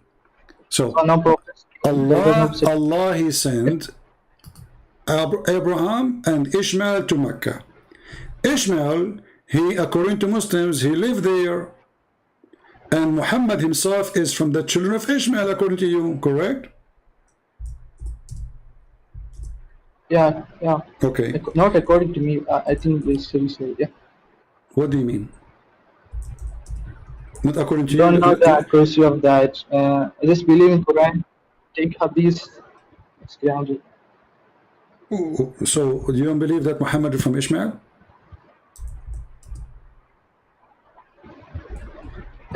What else could I believe? I think, yeah. I'm asking you, you don't believe that Muhammad is born from Ishmael, yes or no?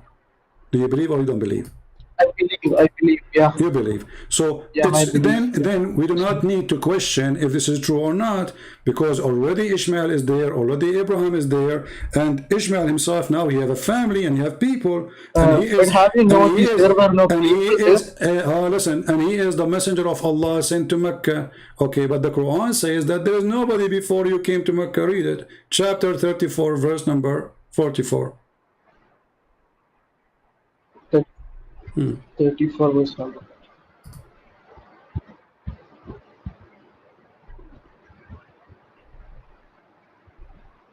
After this, can I ask you another doubt about Bible? My friend, before, here we go. You're asking me, or answering the question about the Bible now. This is the answer about the Bible. We have to connect the dots. Yeah. So if Abraham is the God of if the God of Abraham is the same God of Muhammad, and the God of Muhammad saying that we never send a messenger before Muhammad to Mecca, and then you Muslim, you listen to Muhammad saying that Allah he sent Abraham and he sent Ishmael. Okay, did Allah send Abraham and Ishmael to Mecca? You said yes. Okay, are they the one who built the Kaaba? You said yes. In which is chapter? Muhammad 34, 44? What? Yeah, which chapter talks about that? Which chapter in Quran? Can you say which chapter it talks about that particular? I don't understand you. Which chapter God talks about sending? There were no prophets sent to Makkah. Which chapter?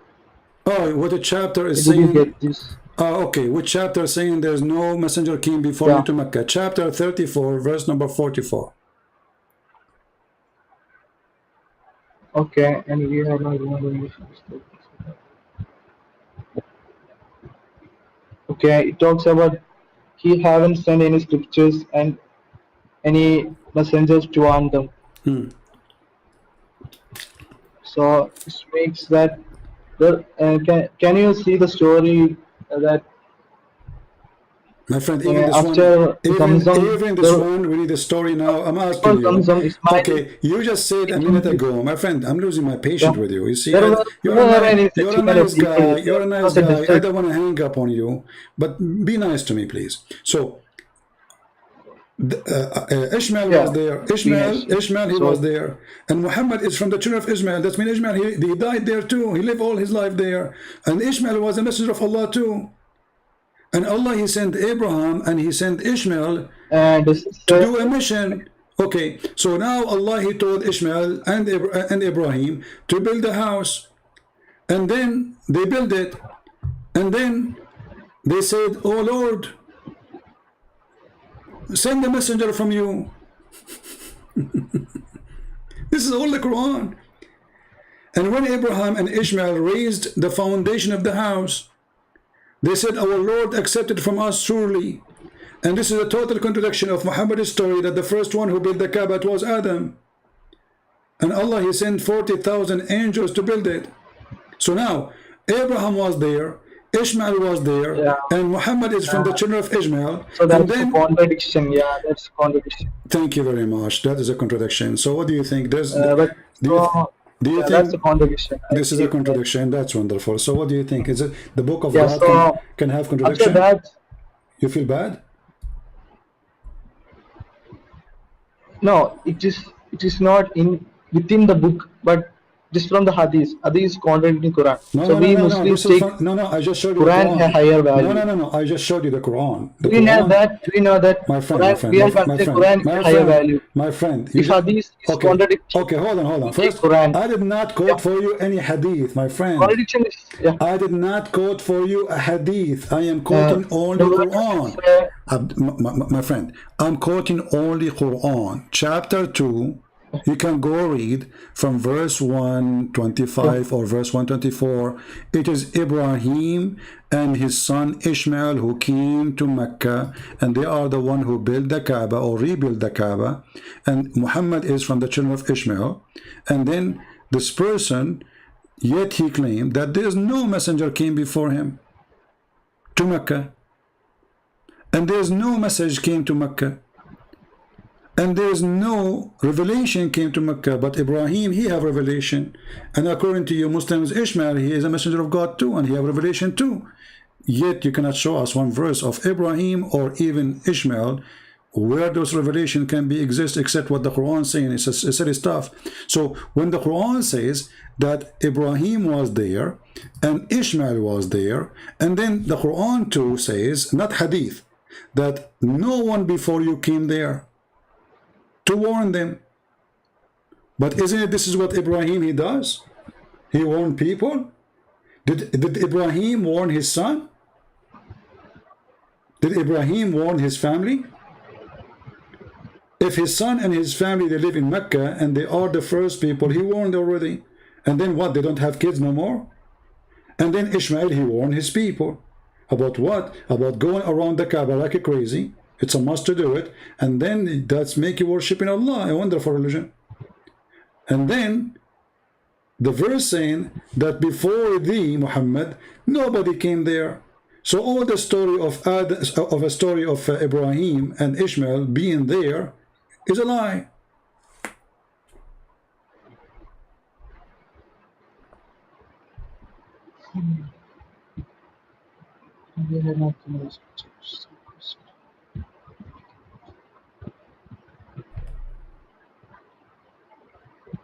What do you think?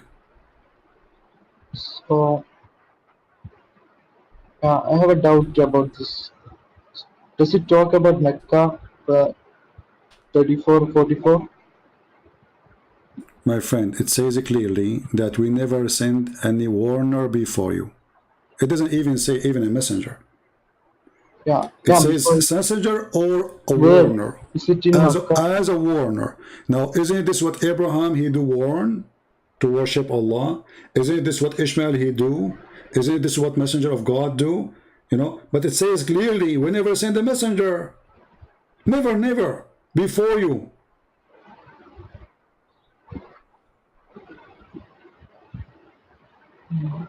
Yeah. This is a contradiction, correct? Yes. When you talk about like don't know much about it. Yeah, but if I am you, my friend, I will leave Islam right now. What kind of book? It says something very silly. I mean, this is very simple, easy stuff. You know, you should not be silly and say such a stuff like this. Not silly. In other words, Ismail came there, right? So there were no settlement. As you say, was Ishmael Safa to Marwa searching for okay, hold on. Was Ishmael a messenger of Allah? So after building Kaaba as a home for worship, there was no one. Let us make it simple. Was Ishmael a messenger of Allah? Can I explain some more? You can, but I want to give me an answer first. Was Ishmael a messenger of Allah? Okay. He was or he was not? Yeah. Okay, so Ishmael, he was a messenger of Allah. Okay, Ishmael, he was a messenger of Allah. Yeah. To who?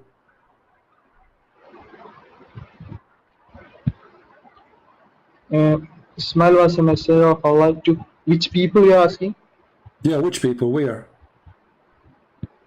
Ismail was a messenger of Allah. Yeah. I don't know which people. It doesn't say which people. Okay, but didn't you just say? It never say. Didn't you just say? Okay, but didn't you just say that Abraham and his son they came, and isn't it you who agreed that Muhammad is descendant from Ishmael? So obviously they live in Mecca, and Ishmael he came according to Muslims. He came. Okay, can I explain that? How you can explain it? Hold on, and.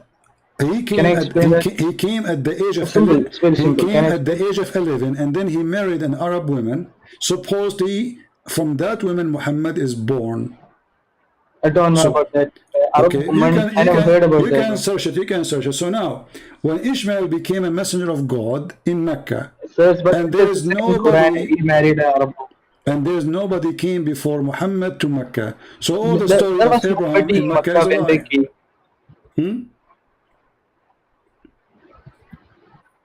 Can I explain? So when they came to Makkah after Zamzam, cause of Zamzam was there were no people. So his wife needs some water.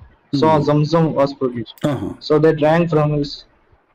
So there were no people. In near to that, they built the Kaaba to worship God. Okay. And they started the settlement there. Children came. Yeah. Okay. And no, after the settlement, like. There were so many people, my friend, and did your like prophet started as you are making me lose my patience. Listen. We do not need all this story. Okay, Ishmael, he came to Mecca, there was no people. After that, there's no people still forever? Or Ishmael, he have family, he have a children, and he have people? No, started the settlement, started. Huh? there were Zamzam, there were Kaaba, people started gathering. Okay, so now Ishmael is there, and the people there. Was Ishmael The Arab doing his duty? civilization started. Was Ishmael doing his duty as a messenger? Was Ishmael doing his duty as a messenger in Mecca? Or he was not doing that? He was sleeping. He came to Makkah to build Kaaba. He left his wife there, you know that? Because God ordered him to do that. There were no people there. Hey, my friend, Muslim came to deliver the message. Sorry, I have to hang up.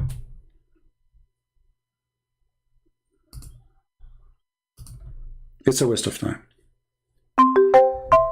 No, don't call me. That's it. You know, I don't know. I lost my patience with you.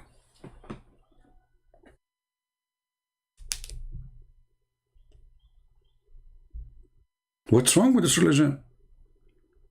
If Ishmael was there, and Ishmael, he is calling me again. Why you are calling me back? Hello? Yeah. Okay, are you going to waste my time? So, was he a messenger of Allah? Okay, was he a messenger of Allah? It's a contradiction for you. In your way, yeah, it's a contradiction. But I have explained in my way, so I think that's the truth. Don't tell me I explain. How you can explain a contradiction? Yeah. It's not a contradiction because there were no people to send prophets or Torah, scriptures to them. There were no people. It says Safa Marwa, she ran looking for people for water, but God sent Zamzam. Can I? So settlement started from that. Okay, hold on. Is it okay if I show you the interpretation of the verse? Which verse? 34, 44? We will go to chapter 19, verse number 55, 54. 19 verse number.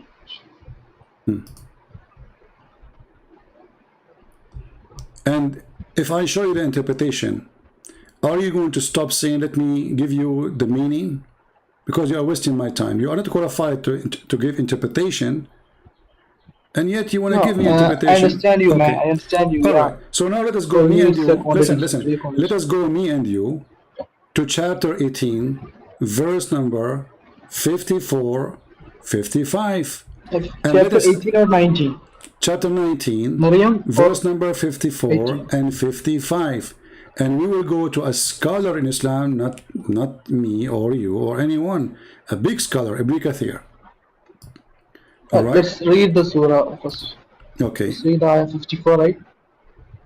Yeah, let us see what it says. And then everybody will see my point, and then we will see how this is a silly book, a stupid book actually.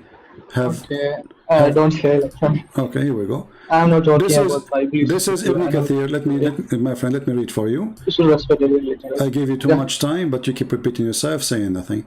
So when we speak about this, I understand that it's a contradiction. Yeah. Okay. True. Does it say? But it also says that there are no people. Hold on. Does it say that Ishmael is the father of all the Arab? Yeah. Okay. So Ishmael, when Ishmael, he is the father of all the Arab. That's mean Ishmael was the first messenger to the Arab. No, he was. No message was sent to the Arab. Okay, just go.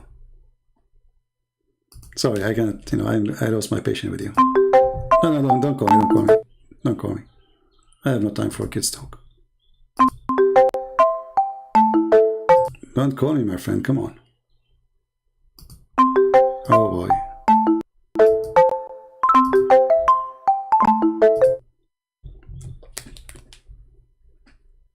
Ishmael, the son of Abraham, is the father of all the Arab of the Hijaz.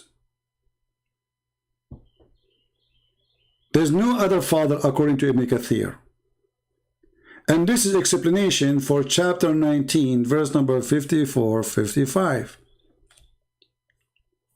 So how the silly Muhammad says that Allah told him that there's no messengers came before him to the Arab? And Ishmael, not only he is the father of all Arab, he live in Mecca. So he is twice messenger, a messenger to the Arab and messenger to the people of Mecca, because those are his people.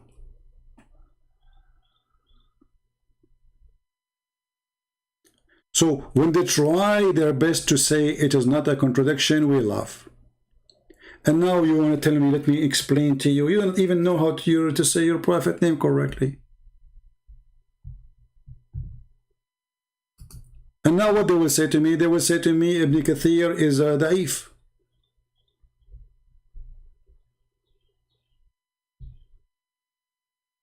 I was being very patient with you. Hardly can understand your microphone.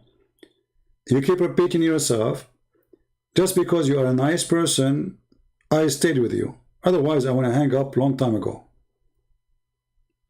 So, there was a messenger before Muhammad or not? The Quran saying no. And at the same time, the Quran say yes. How stupid is that? And the Quran not only says that Ishmael was a messenger, he was a messenger and a prophet. So the Quran confirmed that. And where he was located, as you see, he is the father of all the Arab. And he came to Mecca specifically. So in verse number 54 it says, he was a messenger and prophet. Because Muslims, they believe that someone is a messenger and someone is a prophet. So Ishmael, he had both. He's a general, not a major. He's a big boss. He's both. He's a messenger and he's a prophet, like Muhammad. Muhammad is a messenger and prophet at the same time. So he was where? He was the first Arab man, according to this. And I find it very funny and very stupid, because how he is the first Arab man and he married from an Arab woman? I mean, this is really stupid. So the first Arab man, he married from Arab women? But this means there's Arab women, she have a father is an Arab before him. This is why we say Islam is very silly and very stupid.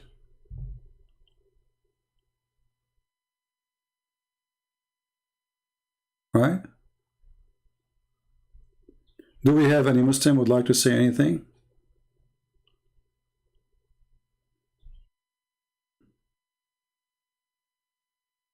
And as you see, you know, we start with the topic. We are willing to change the topic. They said they want to talk about the Bible. Like the idiot, he keep posting in the chat, keep saying, can you ask Christian Prince to read Genesis? Genesis 30, you know. So, I can show you the Quran saying that the wife of Lot, she was a whore. Does that mean Allah, he told her to be a whore? I can show you in the Quran that Allah is saying that Lot, he offered his daughters to people to sleep with them. You know, the Muslims, because they are ignorant. How you know? So Lot, he offered his daughter. It's in your Quran, you idiot. They don't know what is written in their books. Copy, paste, nation. I never saw a Muslim, he knew what he's talking about.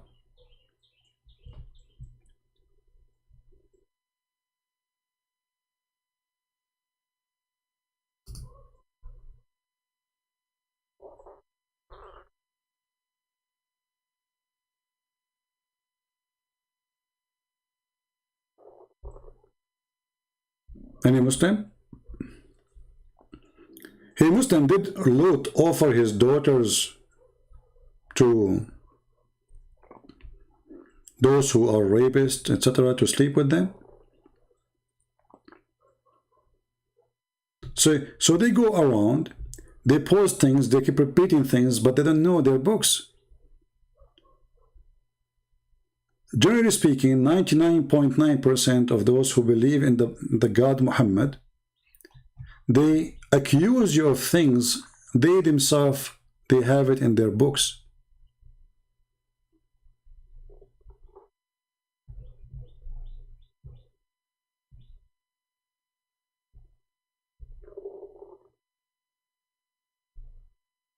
Can you believe it? Like the dad, he was saying, Israel, he struggled with his God. You stupid, you just made fun of your prophet. Because why his name is Jacob became Israel? His name means struggle with God. So by your Quran accepting the name of Israel, changing from Jacob to the one who struggled with God or wrestled with God, you accept the story. When Ahmad did that, he says, your Bible says that Lut, he offered his daughters. And this is why they will not debate somebody he knew Islam. It's your prophet who said that, you idiot. It's your God who said that, you idiot. This is why he will not. He debated only once, an Arab Christian, and after that, the second debate, he ran away.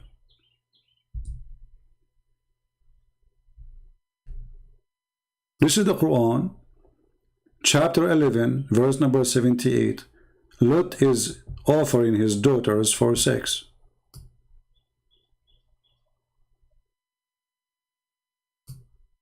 And look, between two brackets, it says to marry. Those are people, they want to have sex. What marry? To marry? Where is the word marry?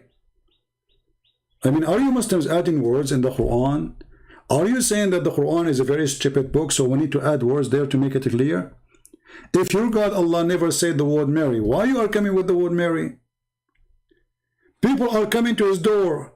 They want to have sex with him. Or with his guests, who they are men.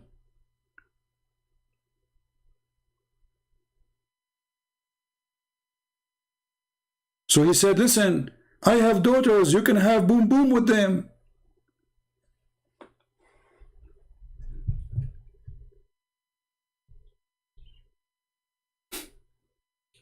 And then the Muslim, they start saying, oh brother, Lot, he said to them, if you become a Muslim, you can F my daughter. Where it says that?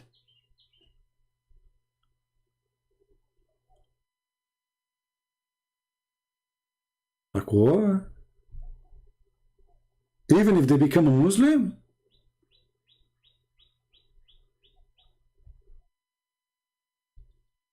They are willing to fabricate any verse meaning to cover their shame and their stupidity. So in one hand, they consider this as a shame, and the other hand, we have to fabricate a meaning for it.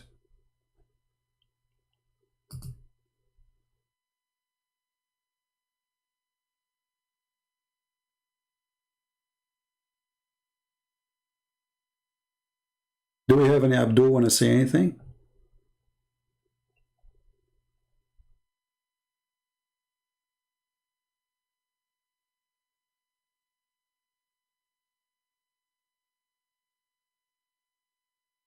And not only that, he says they are better for you. Better for you from what? From men.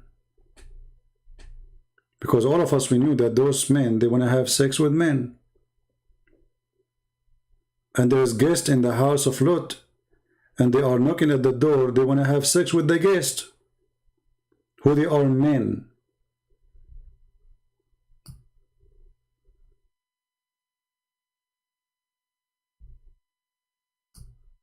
Do we have any Muslim want to say anything?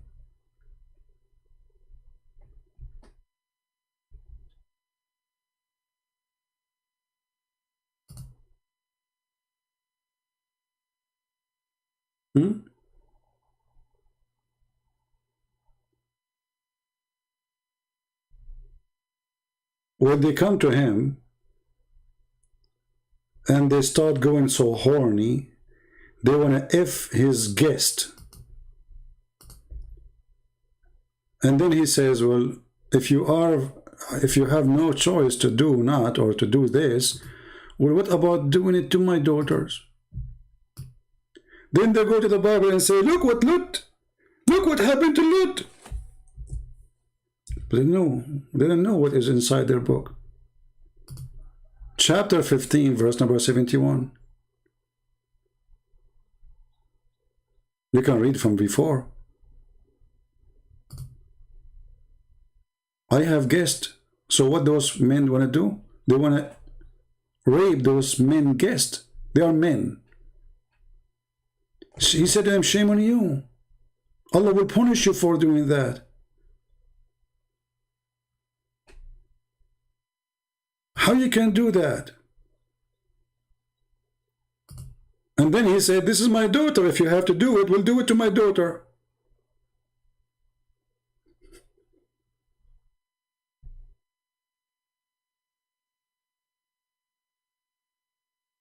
Do you see it?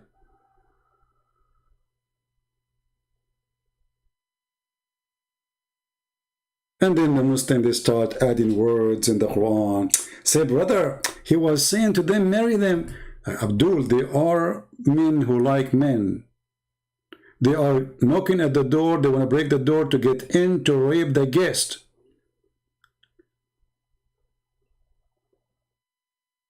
Where is the word marry? I mean, is Allah short of it? I mean, how come Muslims, they add words to their God words to make the God words good words? Do you see the hypocrisy? There's nowhere it says marry them. We add it. Because it's not suitable. This is Prophet Lot. He's offering his daughters for sex? No way, brother. So now we start adding things fabricated inside the tafsir of the Quran, or in the interpretation, or in the translation. So we start adding the word marry them,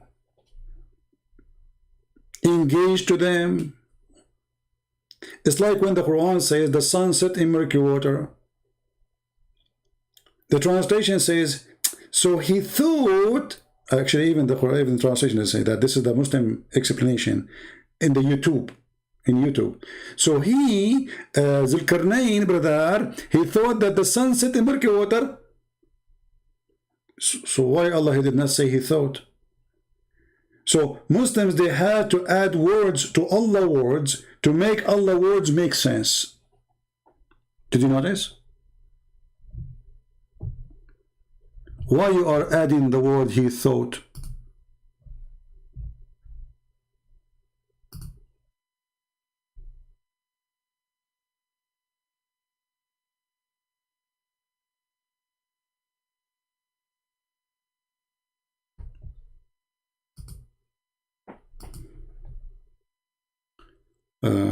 We have somebody, hold on. Only if you are a Muslim, please text me. If you are not, I will block you.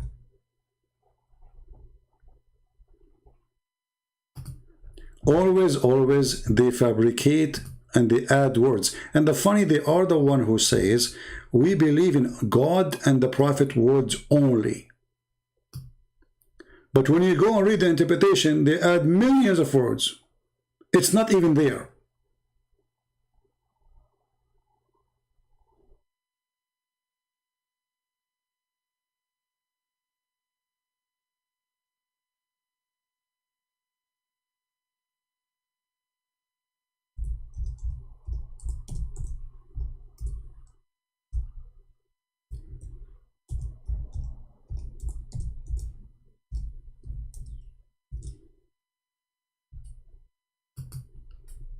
Read and love. Until he reach, and who is talking Allah, not the guy. Until when he reached the sitting place of the sun, sitting of the sun. Change the translator, just read. When you change the translator, you change the whole Quran in a miraculous way. It's amazing, brother. Okay. Until when he reached the sitting of the sun, he found it set in a spring of murky water. Okay. Does it say he thought? Or he says he found? And finding, you say he found about something is a fact. And the one is talking is Allah. Did Allah says to him, no, the sun does not set in murky water, you idiot? You see, as Allah talking to him. We said, oh, after Zulqarnain, he found the sun set in murky water. What Allah said to him? Oh, Zulqarnain. Like, what the heck? Punish those people. So the story continue. You see, Allah is not saying the sun does not set in murky water. He's confirming it. And after he found the sun set in murky water, he said to him, oh, those people there, punish them or leave them, okay? And then the Muslims, they start giving their stories. Brother, like when you go to the ocean, brother, you see the sun as if it's going in the ocean, brother, you idiot. Do you even see the word ocean there? When the last time in any dictionary it says that an ocean is a spring of water?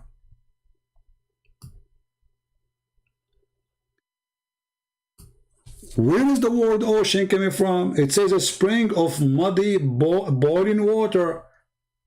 People around the world, they have regions, they have volcano, so they have boiling water in a volcano area. They can't explain that. So the legend says there is a big, huge amount of water, where it's boiling water. The sun goes there every day because the sun gets hot after she go there, and then it lose its heat by night time. Then she go to fill up again. Where she go? She go to the spring of hot water, not murky water. That's a false translation. For it says in Arabic, Aynun Hamia, which is a boiling water. And then not only that, even Muhammad himself, he made it so clear. He says, do you know where the sun set? Asking his companion. The companion, as usual, he said to him, oh Prophet, you are the biggest Abdul in the world. You know best. And Muhammad, he loved it when people, they say that to him. He says, it's set in a spring of boiling water. Hey, chicken guy, the sex registry expert, is this hadith is weak? Yes, brother, it's weak. Sahih al-Isnad. It is Sahih and authentic chain. Oh, brother, it's a weak hadith, brother. Very weak hadith. Who is talking there? The Prophet himself. So a guy in Abdul, he can explain to you what the Quran meant, but the stupid Muhammad, he cannot. I mean, have you ever heard of such a religion? They don't want to listen to Muhammad no more. Muhammad is a stupid. This can't be true. No way, brother. There's no way the Prophet, he will say such a thing. Tom and Jerry is better than this. The Prophet is not a stupid idiot. So what we do? We put X on it and we go in denial. And then we start saying, brother, he imagined, brother. Brother, are you correcting the Quran? Are you adding words to the Quran? Are you correcting your Prophet? What's wrong with you?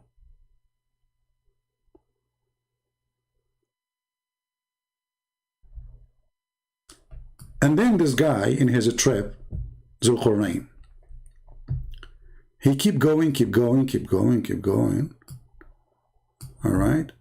And then he changed direction. All right.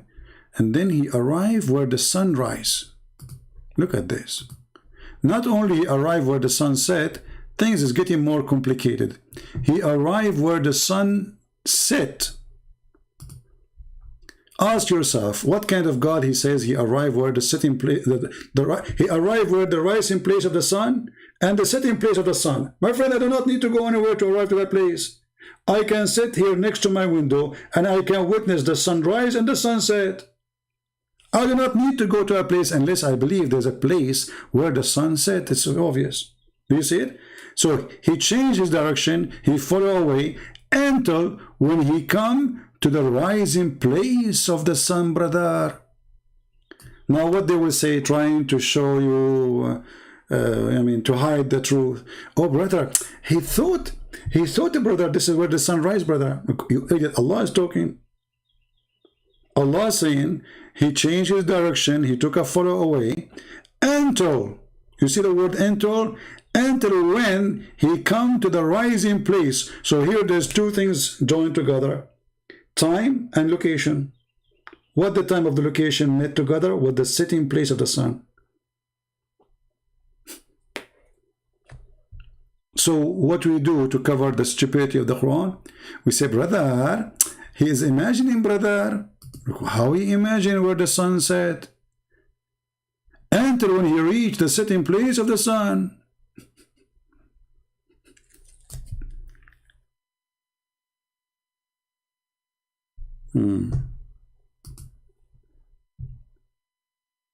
Do we have any Muslim?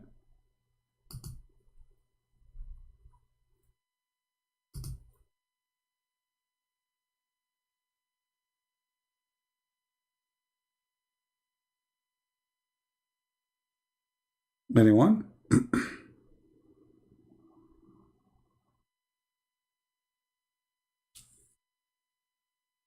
Soon I'm going to go for a walk. The weather outside is extremely nice, which is good. And I'm keep going until I found the setting place of the sun. I'm not sure if I'm going to find a spring of water where the sun set, but I will try. Anyone? Actually, chapter 18, I advise all the Christians. If you want to have an easy way to laugh at Muhammad and his teaching, study this chapter alone will be enough to destroy Islam, all of it. This is the chapter of Mickey Mouse.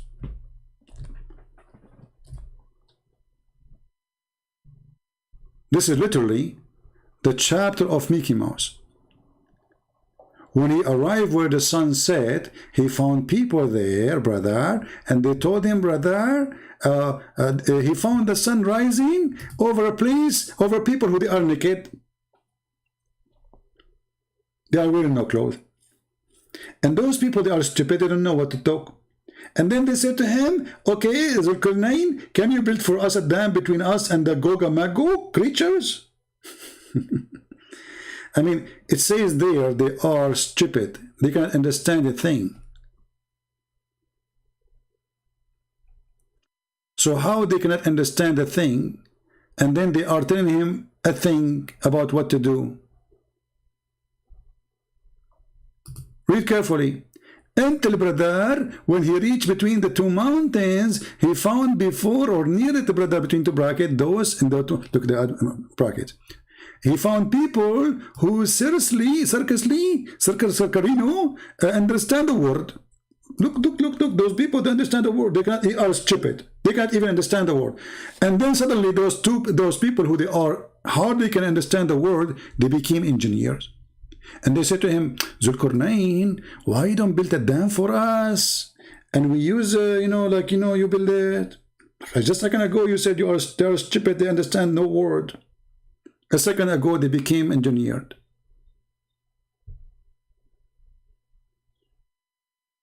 An engineering society.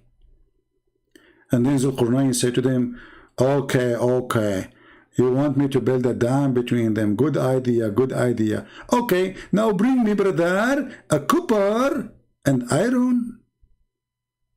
Like, what the heck?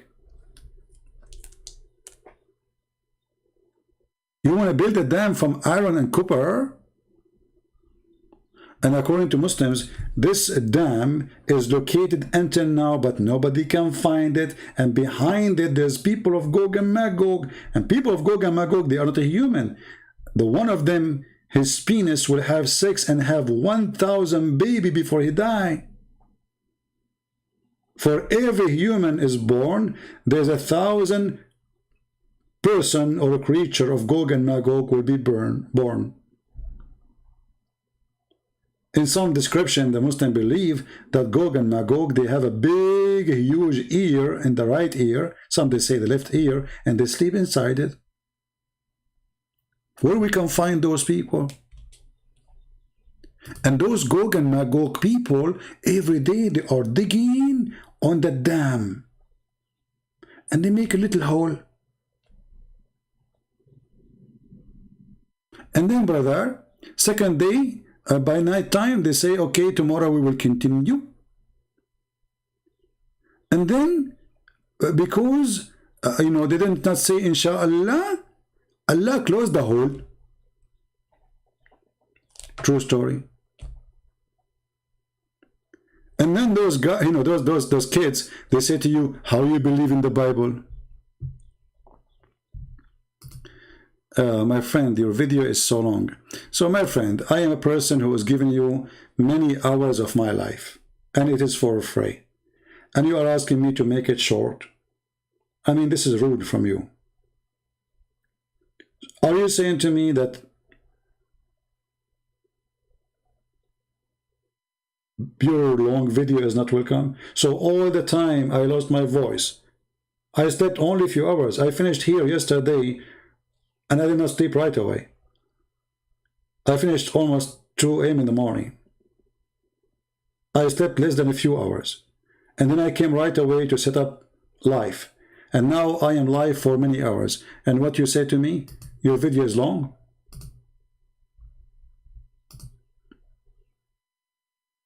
Is that how you reward me? You want me to make for you 15-minute video fast hamburger? Like many who do that, and then they ask you for donation?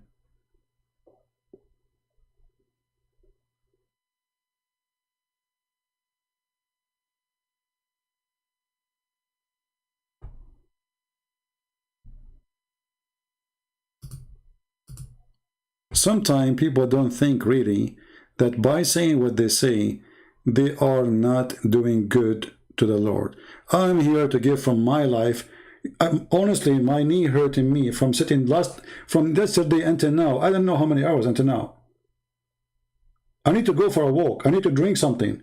I can't even go and drink a water. And then you say to me, you are making long video? And you are complaining, not me. I am the one who lose my voice.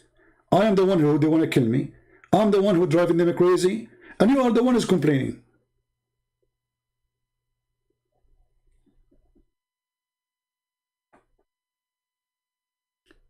My friend, if you don't like long video, don't stop here. Go to McDonald's. Who's asking you to stay here?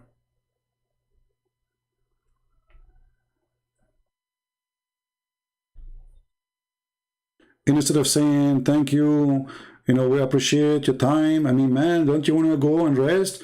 No, your video is long. Anyway. Our videos are long because our life is short.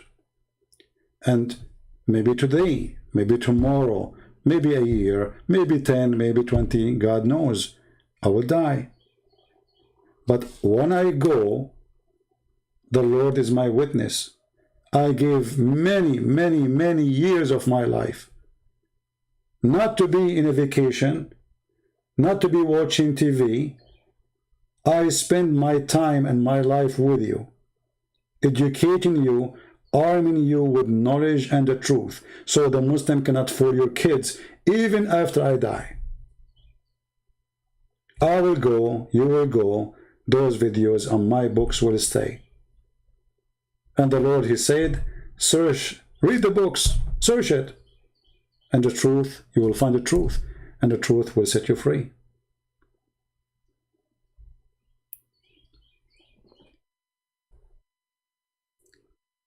Anyway,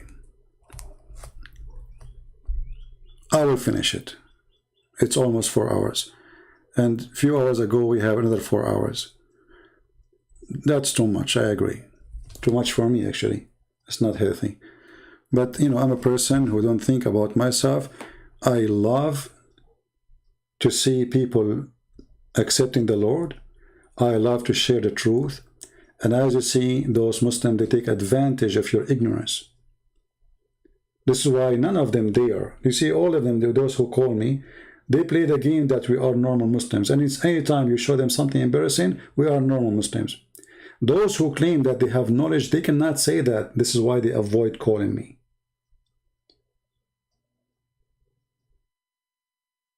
Who is the one who want to call me? Is the one who he can say, I'm just a normal Muslim, I don't know how to answer you. They are saving themselves from career ending. So my friend, we are proud to be following Christ, not because we are called Christians only, because the name is coming from his name. And Christian word is nothing to do with a sect. All of us, we are Christians, Catholic, Protestant, Orthodox. That is the only name being given to us or known in the Bible. And there's no name better than his name, Christ. His name is holy, his act is holy, his teaching is holy, and he is holy. He is the only one who he is a miracle, and he do miracles. For God is a miracle.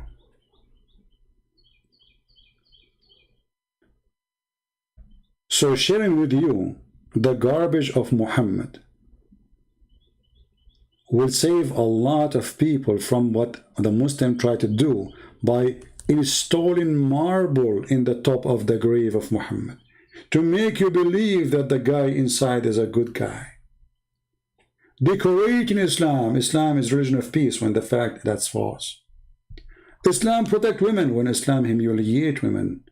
Islam order to beat women. Islam make women equal to dogs and donkeys, as Aisha, she said. And if you are a person who believes in science, they have millions of videos making false, fabricated videos about Quran, speaking of science. So if not people like me stand up to protect you from lies made by them, who is going to do it? I encourage you to read my books, and we have a huge list of my books given for free in many languages. The admin always posts the link. You can download from there. And actually soon I'm going to post my second book, Quran and Science in Russian language, again for free. We gave those books for free for countries which we knew that they are not really in good wealth. And not because I'm rich, but because the Lord is my provider. I give, and the Lord will give me more. Because maybe some of you might say, oh, Christian Prince giving his books for free. Maybe he is very rich. People worship money. Trust me. People love to have more. A penny more. And nobody will give you his books for free. Even the rich one, he will not. Unless he loves you more than the dollar. Unless he believes in the Lord, he don't worship the dollar. So our books is given for free in many languages: Albanian, Russian, Croatian, Polish, soon Romanians. I don't know, you count for me other languages, I forgot. So, and there is someone working now in the Chinese book, which I cannot wait for, really. I want to have that Chinese book. So, billions of people who speak Chinese, because there are more than a billion for sure at least, they will read it. And I promise you, even it can make me an income of 1 billion customer, I will give it for free. Because for me, you are not a customer. I will give my book in the Chinese, the same as in the Russian, the same as in the Polish, the same as in the Albanian, the same as in the Croatian, the same as in the Polish, the same as, etc., for free. So this book will reach to every individual. And not to forget my books in Indonesian, you know. This is the biggest Islamic country in the world. We gave them the book for free. My books, all of them, for free. So it's very important, you know, what we are doing. And this is why they are going crazy because of me. This guy is not only making videos. This guy is giving his books, and his book is translated to all languages. And you know, I want to share with you something very important.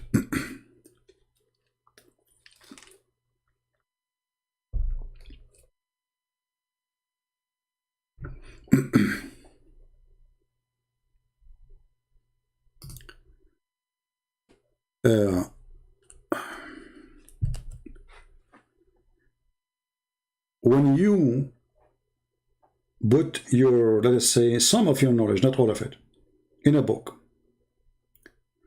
and then you share this knowledge with people who will have no chance to receive it ever, and then you say to yourself, okay, you know what, even my English, I'm not really a person who speaks a perfect English to make a book in English. But guess what? If you are a person who believes and you trust the Lord will support you and your dream will come to be true. So I wrote a book in English. People volunteer to help me with the grammar. Volunteer, no money. I made another book in English. Again, people volunteer to help me with the grammar and the English. I made the third book, the fourth book, and then people keep coming translating the books for free.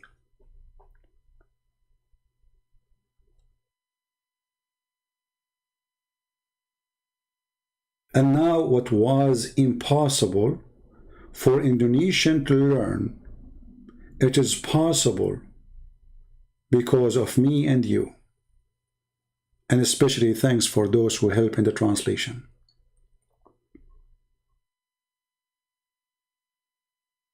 So now any Indonesian, he want to have an extreme knowledge about the cult of Muhammad, how to refute it, he just go and search in his own language, he download the file for free. The Muslim cannot stop us from sending the book to Indonesia no more. It's a file. It's around the world. Even me, myself, I want to take it back, I cannot take it back.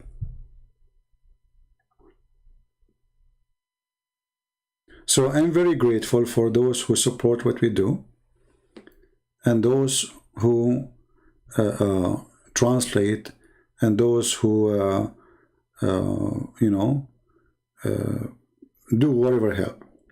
We have a person, his name is UFC Chicken Prince, the drama warrior. I don't know, my friend. You want to call me talk about drama? You made me excited now. I was going to say I'm leaving. I mean, look who is talking. The drama warrior? Why? We are victorious here. It is you who make a drama. Brother, do you know what Christian Prince is? Brother, the kuffar, the phobia nation. You have a phobia from music, you have phobia from the cross, you have a phobia from pork, you have a phobia from oil, you have phobia from a tree, you have phobia from garlic, you have phobia from dogs, you have phobia from everything, even lizard. And you are talking about a drama? Music is haram. The bell is haram, brother. The bell is an instrument of shaitan, brother. Image is haram, belly is haram, music is haram, drumming is haram, pork is haram, salad is haram, ice cream is haram, and even chair is haram. And then you are talking about drama? Look who is talking. And you know what? Imagine you are a person who live in Arabia where the desert is all over the place. And then you say to your people, the lizard is the enemy of Allah. Like, what the heck? Have you ever heard of a religion and God? He considered lizard his phobia, target number one. So, my friend, if you want to call me and talk about a drama, I will be so happy to talk about it. I never heard of such a prophet. He believed that we should kill lizard Because the brother, the lizard, they were trying to burn Abraham, brother. The lizard what? They were trying to kill Abraham, brother. Look how he did that. Brother, when they tried to burn Abraham, brother, all the animals in the jungle, they came to stop the fire, brother, except the lizard.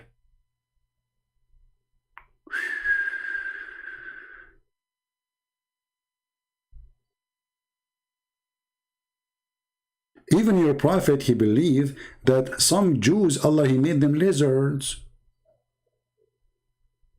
I mean, this is deep.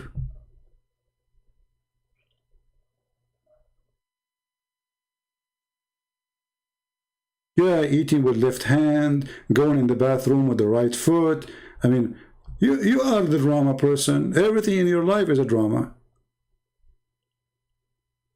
Let us read this story so we can read this drama. This is a very dramatic movie. A woman, she come to Aisha, and she found Aisha, she is holding a stick. She said to her, "Hey, mother of the believers, why you are holding this stick with you?" She said, "We killed the lizard with it. For the Prophet of Allah told us that when Ibrahim was thrown into the fire, there was no beast on earth that did not try to put it out apart from the house lizard that blow in it. So the Prophet of Allah commanded to be killed." Are you there, drama guy? I mean, you can make a movie about it. Especially these days, you know, making cartoons is very good. I wish I have the skills to do it. That would be amazing, actually. Abraham is in the fire. All the animals are coming, all the animals, including pigs, cats, rats, cockroaches, all the creatures in the world, they came to stop the fire, like wee. Ibrahim in fire, call your family, call the chicken, call the ducks, especially the ducks, they can carry water. The chicken can lay their eggs in the top of the fire to stop it.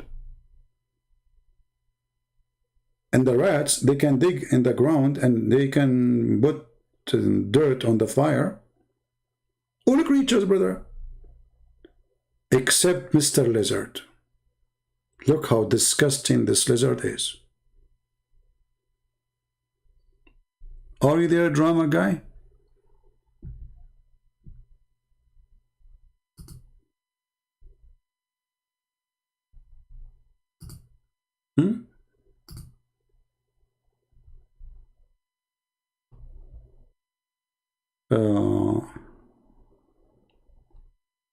You know, I don't have a chat debate. You want to talk to me? We can talk.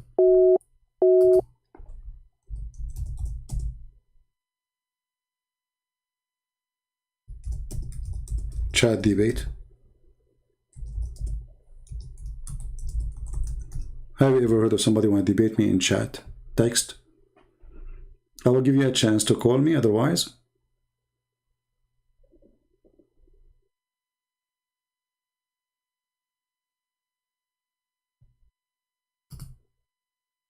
Take your drama with you. And then the Prophet of Allah, he said that those animals, brother, if you kill them, Allah will give you a reward.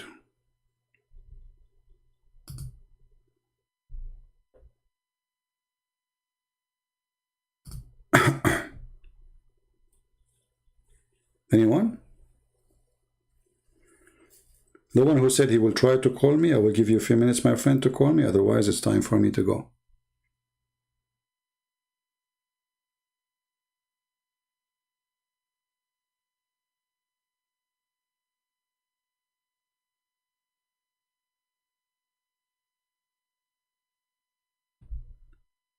Let me try to call you.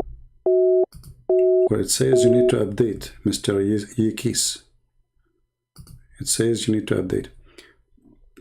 Excuse me. Anyway, guys, with this Nicene story, I have Skype.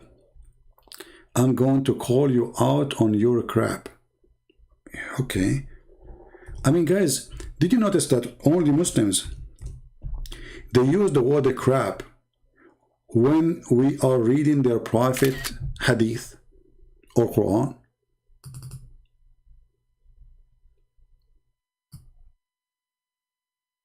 Hey, my friend, I don't use Skype, but if you want, you can call me, you can text me in Paltalk, and I will call you immediately. But I agree with you. This is a crap. The crap of your prophet is so big. And I will be happy if you are going to call me out of my crap, as you said. And by the way, as long as you are talking about crap, sound like you're a crap expert. How you explain to me that your prophet was taking shower with a crap?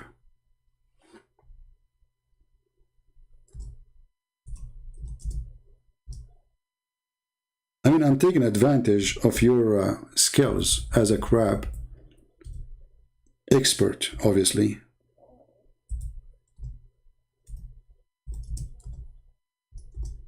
Have you ever heard of a prophet? He'd jump in a jacuzzi full of a crab.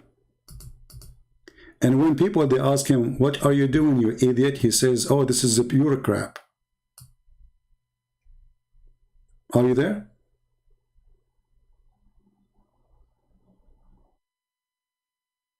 You see, we just chose the topic you mentioned.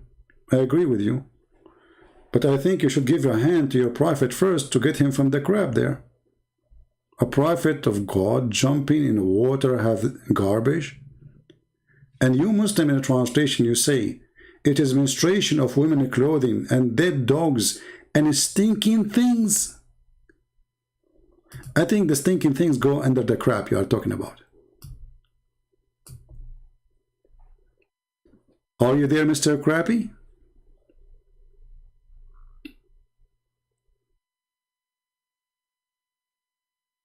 And now he will disappear, he will play victim, he will go to the Muslim, he say, Christian Prince insulted me. Coward, he ran away from me. I challenge him to debate.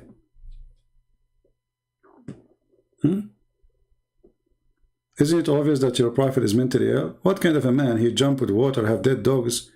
Dead dogs, not one dead dogs. Dead dogs. We don't know how many. And garbage thrown in it. And women blood rags in it. All of this in a small jacuzzi. And yet the prophet is having like la la la la la la la la. I'm taking a shower, I'm taking a shower, I'm a prophet of Allah, I'm very clean, I'm preparing myself to pray for Allah. Are you there, Mr.? Where is the drama guy? What happened to him here? He ran away? I am the drama guy.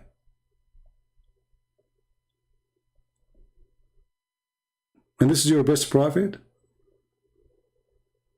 So now if Muhammad, he raised his head above the water, we will find a menstruation rag in his head or in his shoulder, or maybe a plastic bag of a diaper, or maybe a dog tail.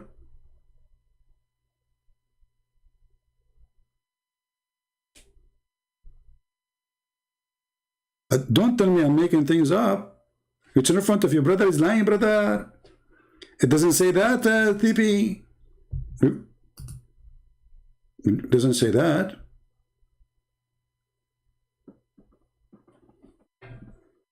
So the prophet, he dive in the jacuzzi. He pull his head up. A woman menstruation rag will be in his right shoulder. A hand of a dead dog or head will be in the right shoulder. A woman menstruation rag will be over his head. Praise be to Allah. And this is supposedly the one who is so clean, brother. They have video says, brother, do you know that if we act like the prophet, how the prophet help us to fight corona? Honestly, they have videos like this. The prophet is the best example to fight corona.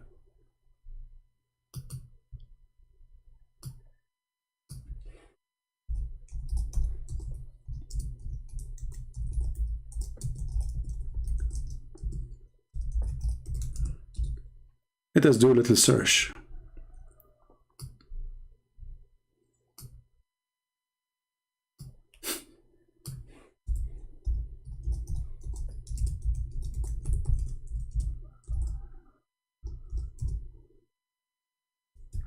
I'm typing in Arabic. We want a video in English.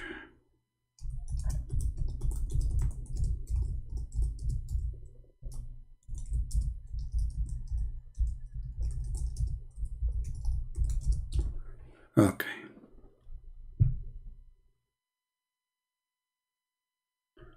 Look how many videos. I mean,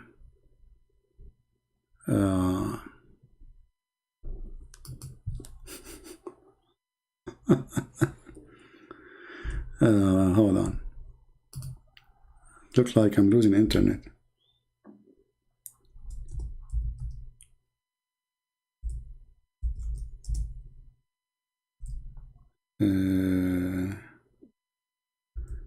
I forget the guy name, Ahmed something. Anyway, you will find tons of videos speaking about how the Prophet, he fight Corona. Brother.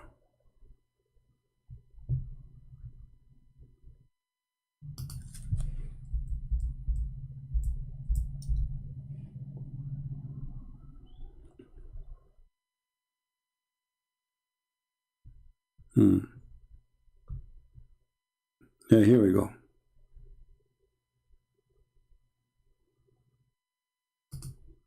I just found it. But if I play it for you, we will have another 2 hours of, I mean, hilarious comedy. Peace be upon him, that the key to paradise is prayer, and the key to prayer is purification. If I ask you this question, that what is the #1 recommendation Center for Disease Control has for individuals, what would you say? It is to wash your hands. Wash your hands. Hand washing, according to CDC, is the single most important means of preventing the spread of infection. This is modern science. We know this. According to the germ theory of infection developed in 1909, this is the recommendation that the best way to prevent the spread of germs from human to human, obviously we have to cover ourselves and we have to make sure we constantly wash our hands. See, that's so this is what Islam says. That's what Islam says. And these are all coming from the Quran, which is the word of Allah, or from the sayings of Muhammad, peace be upon him. That right after we wake up from the sleep, we just don't want to go to the internet and start working. Right. What do you do after you wake up from sleep? You jump in the water, have dead dogs and women blood from period. See, and this cover, by the way, once we have somebody he called, he sound like he have his voice. So somebody told me this is him. So we put a title says Sabil Ahmed calling Christian Prince. Hey, brother, sister, this is not my voice. This is not me. I know if I want to debate, I will debate. Okay, debate me. The coward, he run away. Brother, if you wake up in the morning, you wash yourself. Not even praying. Even before praying, we are supposed to go and wash our hands. So look at this. CDC in the 21st century, Islam, Muhammad, peace be upon him, way back in the 7th century. Allahu Akbar. How the Prophet he used to wash in the 7th century, brother? He jumped with water full of dead dogs and women blood from period and garbage. Brother, you see the hypocrites? So always they try to decorate their corrupt, false, crazy, mental ill prophet and making him the guideline to fight Corona. And I don't want to forget, oh, I'm losing internet for some reason. Let us see this guy. It's not working. I don't want to forget too that Muhammad, he said that Corona will never enter Mecca, neither into Medina, and both of them they have Corona. Additional things to add to the stupidity and the false prophethood of the false prophet Muhammad. So guys, I really apologize. I'm getting tired from speaking for long, and I think we have more than enough. I say to myself, I will not go tomorrow so I can take a break. But how I can trust that tomorrow will come, and God, He will give me the energy, and I will be tempted to do good. See, temptation not always is bad. There's a good temptation. Is to do good. So I don't know if I will be able to do it tomorrow, but I will try. Until then, I want to say thank you, and thank you for those who support us by downloading the videos, by translating the videos, and those who support us in Patreon too. The Lord is great, and the Lord will not leave himself without witnesses. Not the God of Islam who have no witnesses for anything. The God of Islam, he says, Jesus did miracle. I did it to him. I gave it to him, but there's no witnesses. Muhammad, he have 0 miracles. And the Quran is so clear about it. Even when they say that the moon split, the Quran is saying the moon is split and the judgment day is near. But doesn't say that Allah split the moon or Muhammad split the moon. And then a verse after it came and says, nothing made us refrain, or we refrain from sending miracles because of former generation don't believe in them. Not the case with Jesus. The case with Jesus, even in the Islamic stupid stories. We showed you how Jesus, he made a deer, according to Muslims, who was cooked, come back to life. He's even cooked. Not only he is killed, slaughtered, cut pieces, he is cooked. That is the madness of Muhammadan. And yet they want to say to you why you believe that Jesus is God. Thank you all for being here. May the Lord bless you. And I will try to make my videos shorter, so it's going to be easier for those who want to download. Maybe I should make put a timer next to me. Like say I will do it 30 minutes. When the 30 minutes is over, that's it. Maybe I will see if I can make a promise, such a promise to myself, to keep my videos short so you guys can download them easy and you can translate them easy. And maybe we can make more than 1 video a day in case I feel like I did not finish something I want to talk about. So thank you, God bless you, and until we see you soon again, Christ is Lord, Islam is false, and we prove it every day. Take care.